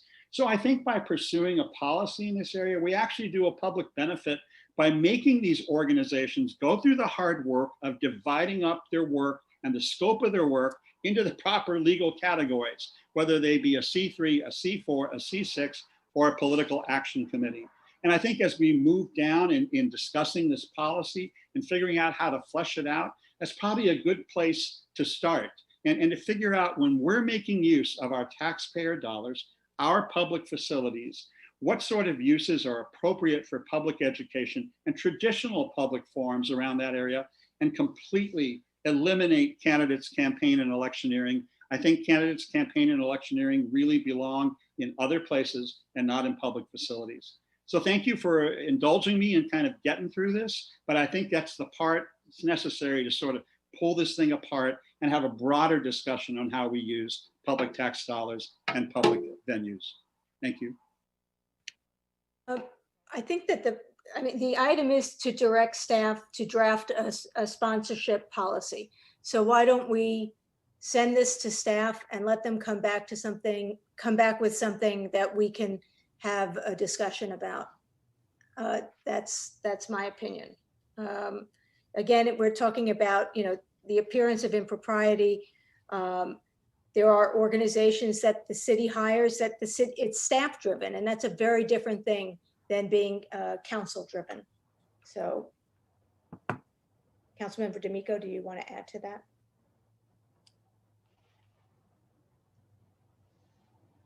You're muted. Thank you, John. I do want to add to it, but I really just want to add what I previously said, which is that I do really think this is about protecting the city. It's about protecting the organizations, and it's about protecting the council members. And when we come back with the policy, it would be my interest that it would not be a ban, though I hear clearly what Councilmember Duran said, but it would be a pause. It would just be a slight separation between when council members can bring forward items that benefit organizations that provided them with an endorsement. And I would just remind Adam, who I believe was from the Stonewall Democratic Club, that endorsements have value because clubs send out mailers which can cost now $10,000, $15,000, $20,000. That's actual value. An endorsement in an email from an organization to its 50,000 members has a value. And Karen, I understand your concern about what the city has engaged with Hollywood Now, but in my email to you, I was clear that we're not interested in sending Hollywood Now to the dustbin. What we're interested in is saying, if Hollywood Now wants to get involved in our elections, then we just need to have a pause between the election and when members that were endorsed by Hollywood Now, which, by the way, I've run in 3 races and I have never been asked to interview with Hollywood Now. And it's not about saying that Hollywood Now is bad. It's just that sometimes we have 10 or 12 candidates and no one talks to them from these organizations. They get plucked out of thin air and handed endorsements, and thousands of dollars of value comes with that. And our residents deserve to hear that every candidate was asked questions and every candidate was asked what their point of view was. And yet we're going to turn around and give them the use of our public facilities because the candidate they selected got elected. So I just want us to pause around all of that, because we know that in a couple, 3-4 months, all of the anxiety of the election passes, and then we're back to doing city business. If the staff wants to bring something forward during that period because it's critical, of course, we need to have it be coming forward. So I want to stop talking. Thank you very much. Mayor Pro Tem Heilman. Yeah, thank you for that explanation. I'm opposed to this item. And listening to Councilmember Duran's comments, it sounds like he actually opposes some of it as well. The recommendations I'm looking at say that if there is an organization and it has an affiliated PAC, then we couldn't partner with the organization. So we wouldn't be allowed to partner with the chamber in the 9-month period surrounding an election because it has a PAC and that PAC makes endorsements. This item also says that if any board member of the organization endorses a candidate, then we can't partner. So we partner with NCJW, and they've been doing a great job helping us with the rental assistance program.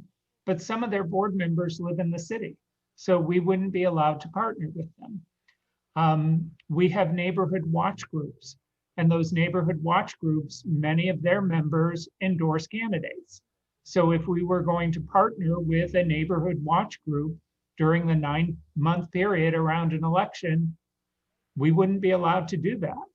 This seems to be overbroad.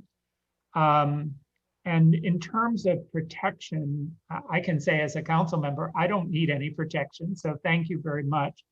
But in terms of avoiding an appearance of impropriety, I don't think there is any appearance of impropriety when we have community organizations that serve the community, that oftentimes have board members who are residents and members of the community who are involved in political activities. The AIDS Monument, for instance, that's a partnership we have, and members of that board have endorsed candidates. We were talking about a partnership with the Drug and Alcohol Center, or the Recovery Center. I'm sure that some of their board members have endorsed candidates in the past. I just think this is restricting things unnecessarily. I think it is, in my mind, a completely made up issue. In terms of organizations not giving every candidate a fair shake, I've had that experience too. Some of those organizations I've applied to, and some of them I haven't. But a number of organizations will not interview candidates unless they actually make a request for an endorsement. If they don't request the organization's endorsement, then they won't consider that organization. Councilmember Duran's suggestion that we would ban Democratic clubs from using our public facilities, that to me seems very strange. I mean, and I question the constitutionality of that. I mean, if anyone else, any other organization can rent our facilities, why would a Democratic club not be able to rent our facilities during a period before an election? That just doesn't seem like it would be constitutional to target political groups, but allow everyone else to rent or use our facilities. So I won't be supporting this. Maybe when it comes back, it will be narrowed in a way that addresses some of my concerns, but I think this is an item in search of a problem rather than a real solution. And it strikes me as just election season silliness. And it also reminds me very, very sadly about the gag rules that were imposed by the Reagan administration and other Republican administrations, gag rules on Planned Parenthood, gag rules on AIDS organizations, not allowing them to express their views because their political views were contrary to that administration. So I view this very differently than I think my colleagues do. So I hope we can come to some consensus when it comes back to us. So I will jump in to say, I think the idea that we want to protect public trust by having transparency around where city funding and resources go is a good thing. That's something I support, and I think that's an intention I support. What I don't support is the precise language that's in this item, because I think that it causes unintended consequences. I think Councilmember Duran was more precise in what his direction was, and it is different than what the item says.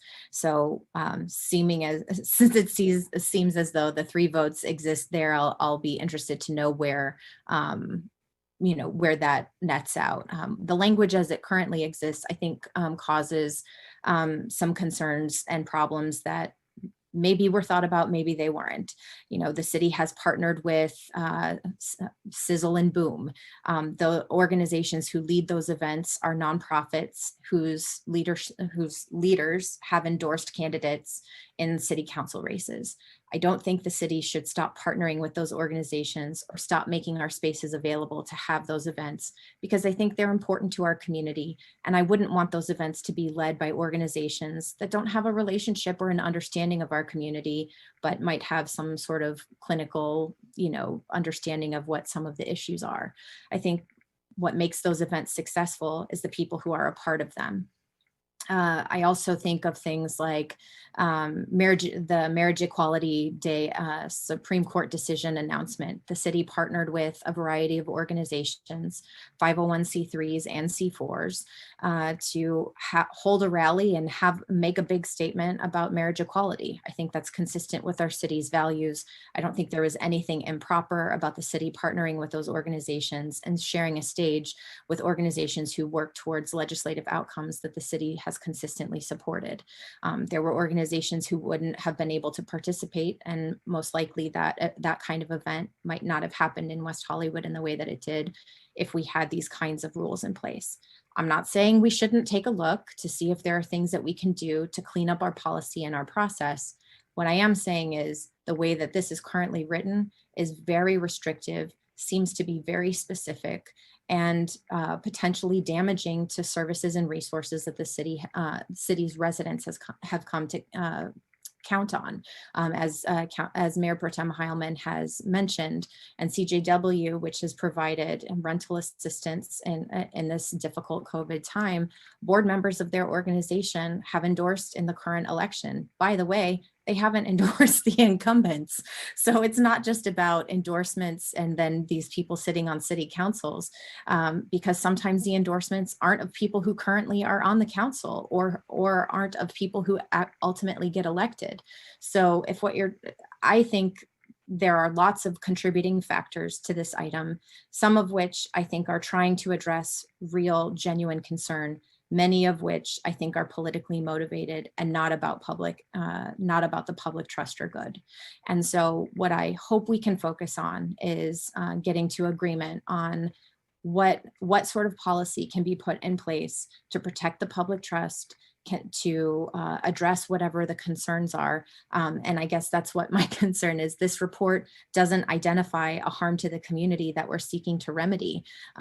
So it's providing direction to do something, which may be noble, but I don't know what we're trying to solve. There are no reported incidents. I checked in with the city attorney to see if there were any reports of impropriety that were being investigated. There are none. There are no questions currently in place about those kinds of things. So I'm not saying that it isn't worth an effort to have this conversation, and I'm glad we're having the conversation, but I also think that I can't support something that has unintended consequences or is overly broad and hasn't been fully thought through that will ultimately be to the detriment of the community. Councilmember Duran. Yeah, I just wanted to make a couple of clarifications. I don't support the language as it's currently written in the item. That's why I went through all that information, because I think it was the beginning of a discussion about fleshing out a policy. And I still think it's worth spending some time doing that and then coming back with some recommendations from staff that we can then vote up or down. And I wanted to make one clarification about what my colleague, Councilmember Heilman said. It's not that partisan groups can't use public facilities. I think I was trying to draw a distinction between electioneering and campaigns and candidates and political issues. I have no problem organizations meeting to talk about what's happening in our media right now, or what's happening with healthcare, or a woman's right to choose. All of those are political and hotly debated issues that partisans will engage over. Where I have an objection is using our public facilities specifically for campaigns, candidates, and electioneering. And that's the part that I'm trying to carve out, that I think that crosses the line when partisans on either side are engaged in electioneering in our public facilities, rather than issue-oriented debates around public policy and politics. That was the distinction that I thought I spent 10 minutes trying to emphasize, that I think that we can make a policy to allow the partisan groups to use our facilities, just not for electioneering. Electioneering seems to be something that should not occur in public facilities, in my mind. May not have a majority support for that, but that was my request, that we look at that down the line. And I agree, this is all campaign silliness. 2 weeks, it'll all be over, but I still think it's worth visiting the policy on the use of our taxpayer dollars in public facilities. So I'm just going to quickly say that for me, this is all about the appearance of impropriety and,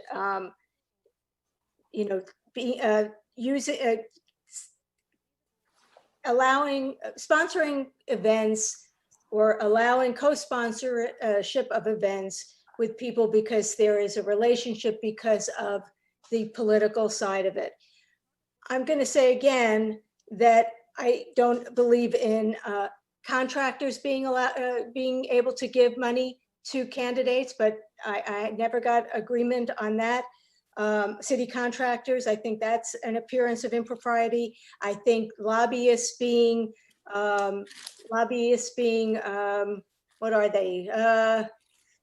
Campaign managers and campaign managers being lobbyists, that's a problem. That's the appearance of impropriety. So what I'd like to see is staff to come up with a sponsorship policy.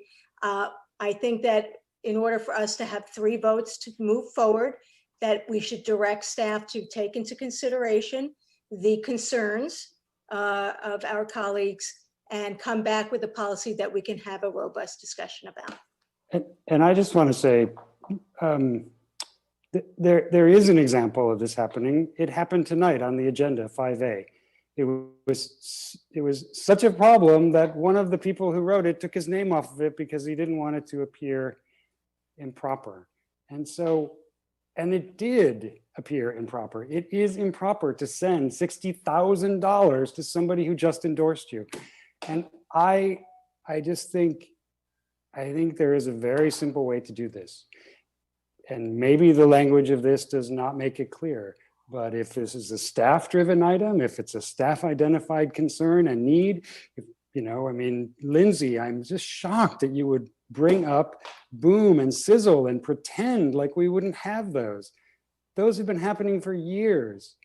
It's a letter of this sort of idea that that the world is, that the sky is falling. The sky is not falling. We're just trying to create some space that says, if you want to engage, and by the way, Hollywood Now doesn't have to endorse people. They could just sit out this, and that would be something they would choose as an organization. Just like contractors who want to support the Palestinians can't get money from us to do work in our city.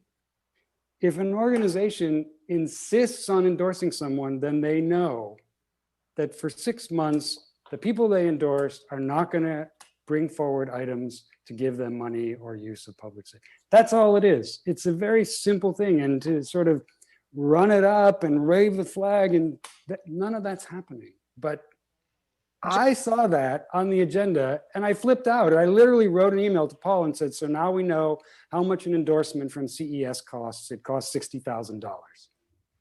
You can do a public records request and find that email. I was shocked. I threw up. It made me in my mouth. It made me so sick to my stomach that we had done that. And I can't believe that we can't see that this is exactly what we're supposed to be doing. We're supposed to be setting parameters for our behavior, for how we spend our city money, and for how we protect this tiny little place that has so much at risk. I would like to move the item with all the discussion we had and have staff come back with something that takes that into consideration. Okay, there's a motion and a second. Further discussion? I guess I just want to respond to the part that you directed at me, which is to say, I'm not trying to raise any flags. The issue is what the language actually articulates in the report puts those things in jeopardy. I don't want them to be in jeopardy. And I'm glad to hear that you're saying the same thing. I think that was my concern. It's why I'm bringing it up here for discussion, and we'll see what staff brings back. But the language that's in the report that you are now moving puts that at risk, and I don't support that. So Madam City Clerk, roll call, please. Yes, a point of clarification. Who seconded the Councilmember D'Amico? Oh, okay. All righty, for the roll call. Councilmember D'Amico? Yes. Councilmember Duran? Aye. Councilmember Meister? Yes. Mayor Pro Tem Heilman? No. Mayor Horvath?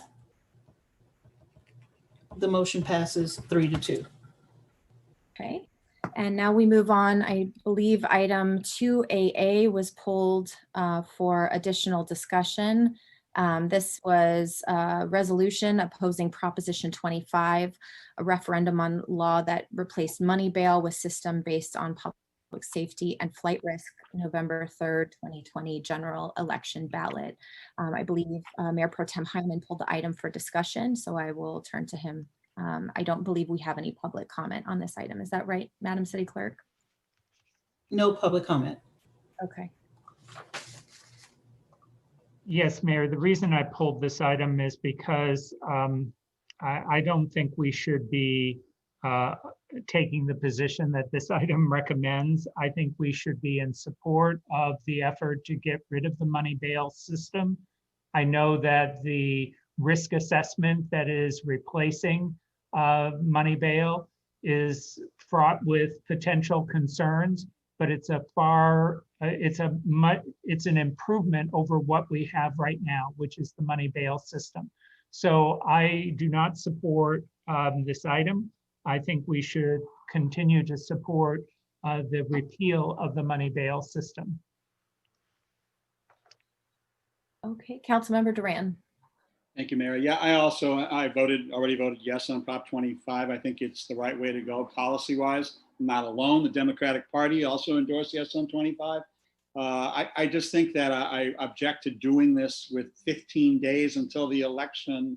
It almost feels like it's a forced thing to try to pass this so we can tell people that we thoroughly analyze this, and we didn't. And again, it's a part of larger, I think, criminal justice reform. My preference would be that we stay out of it. You know, when Mr. Molina prepared all of our proposed recommendations on all the initiatives, he particularly chose not to take a position on this. We all voted not as a city to take a position on this. I'm voting yes on 25. Sounds like Lindsay's voting no on 25. Great. We have a difference of opinion, but I don't think it's something that the city needs to take a position on one way or the other. Okay. Any further discussion? I wanted to bring this item forward. I'm quite clear many of the supporters of yes on 25. The city does take positions on ballot measures, so it's not out of common practice for the city to take a position. I think this was an opportunity, if nothing else, for us to have this conversation, to talk about the fact that, yes, removing the bail system is important to criminal justice reform. And I hope that that does move forward. My concern is that the system that replaces it is discriminatory and racist in a whole new way. And I don't think that the intention is to replace one bad system with another bad system. Hopefully, if this ballot measure does pass, we'll be committed to doing the work to make sure that whatever the new system is doesn't have the same impacts. But hopefully, this is the beginning of that conversation. If there isn't support for us to engage in the conversation with a firm position of the city. I heard one person say that they wanted to take a yes position. I heard one person say no position. So are there any other comments, or should we table the item and move on to public comment? I want to make sure everybody gets to comment if you would like. No further comments. I will table the item. Well, okay, Councilor. I'm in agreement with tabling it, but I want to support you, Lindsay, in bringing this forward. I'm always nervous when we legislate by ballot initiative, especially around these kinds of things that change people's lives so dramatically. And so I want to thank you for bringing it forward, and I'm happy to table it unless you want to check out where other votes are going, and maybe we can get there. But I want to thank you for bringing it forward. Okay, I mean, if you want to support it, I'm happy to see where Councilmember Meister is to see if there's a third vote. I'd like to stay neutral on this one. Okay, that's kind of what I thought. So we'll table the item and we will now move on to our council member, or I'm sorry, for public comment at the end of the meeting. Do we have any additional public comment? Mayor, we do have one person on the line. I'm not quite sure if they want to speak. The phone number starts with area code 206. If you'd like to provide public comment. Hello, yes, I'm actually from our coalition, but it's not on the current topic. It actually was on the past topic, which was actually for the issues around the 2W. So I don't know if I'm allowed to say anything at this point, Madam. Yes, you are. You have 2 minutes to speak. Okay, thank you very much, Madam City Clerk. I appreciate that. Thank you to the City Council. Excuse me for one moment. I lost track of my thought because it went way past that. But I originally am wanting to contact on behalf, my name is Frankie Jacobson. I am part of West Hollywood currently, and since 1996, I've been a participant in advocacy for the community.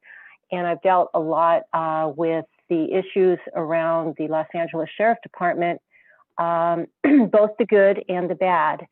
And they've been wonderful alliances at times, and at others, there's been problems.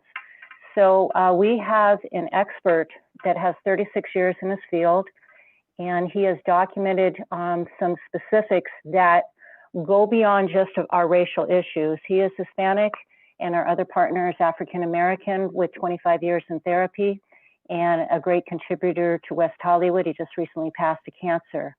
And I come from a blended family. And what our concerns are is that the issues within the racial justice work, we are 200% behind with the Department of Justice. In fact, we have filed with the Department of Justice multiple times. And also we're regular filings with the U.S. Attorney Victim Rights Ombudsman. But what our concerns are is that we're leaving out the discussion about Caucasian detectives that have violated their investigation protocol according to the experts. And so we asked the City Hall and all City Council to at least give direction of who can be a contact so we can give protocol whistleblower documentation where it's most needed to those that are underserved, included in racial diversity communities, especially domestic violence issues where criminal actions have taken place from some of the LGBT detectives.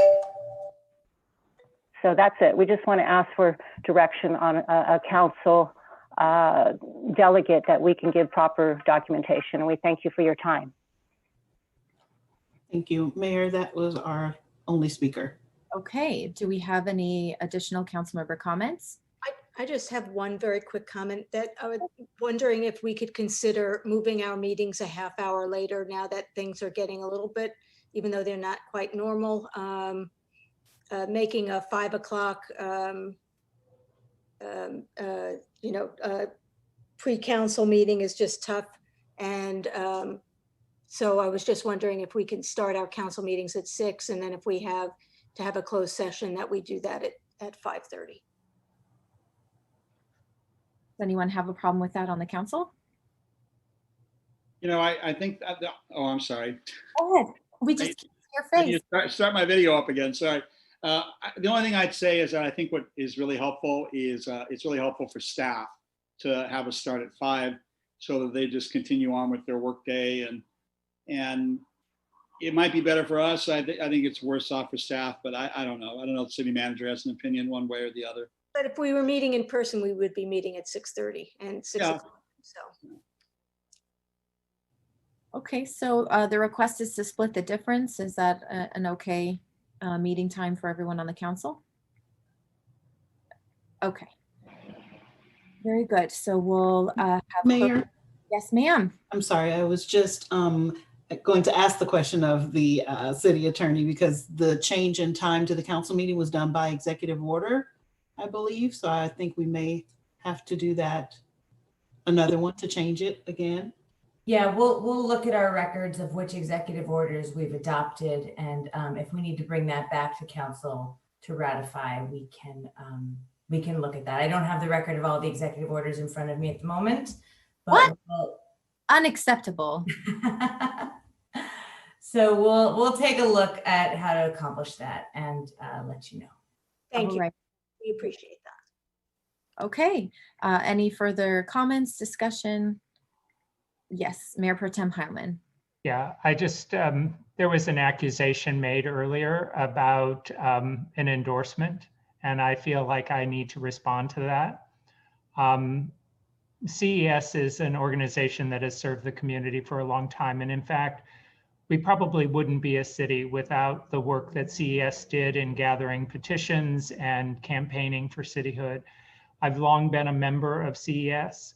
I expected to get their endorsement. I've gotten their endorsement in every election, I believe, since we became a city. And I didn't need to promise anything to CES to get that endorsement. I have a long history of supporting renters. I helped draft the rent control law. I helped start our inclusionary housing policy. I helped start our West Hollywood Community Housing Corporation, which builds permanently affordable housing units, not only in West Hollywood, but in other parts of the Southern California area. I helped start the clinic that they have at Plummer Park. So the endorsement from CES for me was something that I expected fully. And I did not promise anything, nor would I ever promise anything to any organization to get an endorsement. So I have to say I found that comment objectionable simply because it was not true. And it also, I mean, I think it is offensive that one of my colleagues would say that. So I just wanted to say that.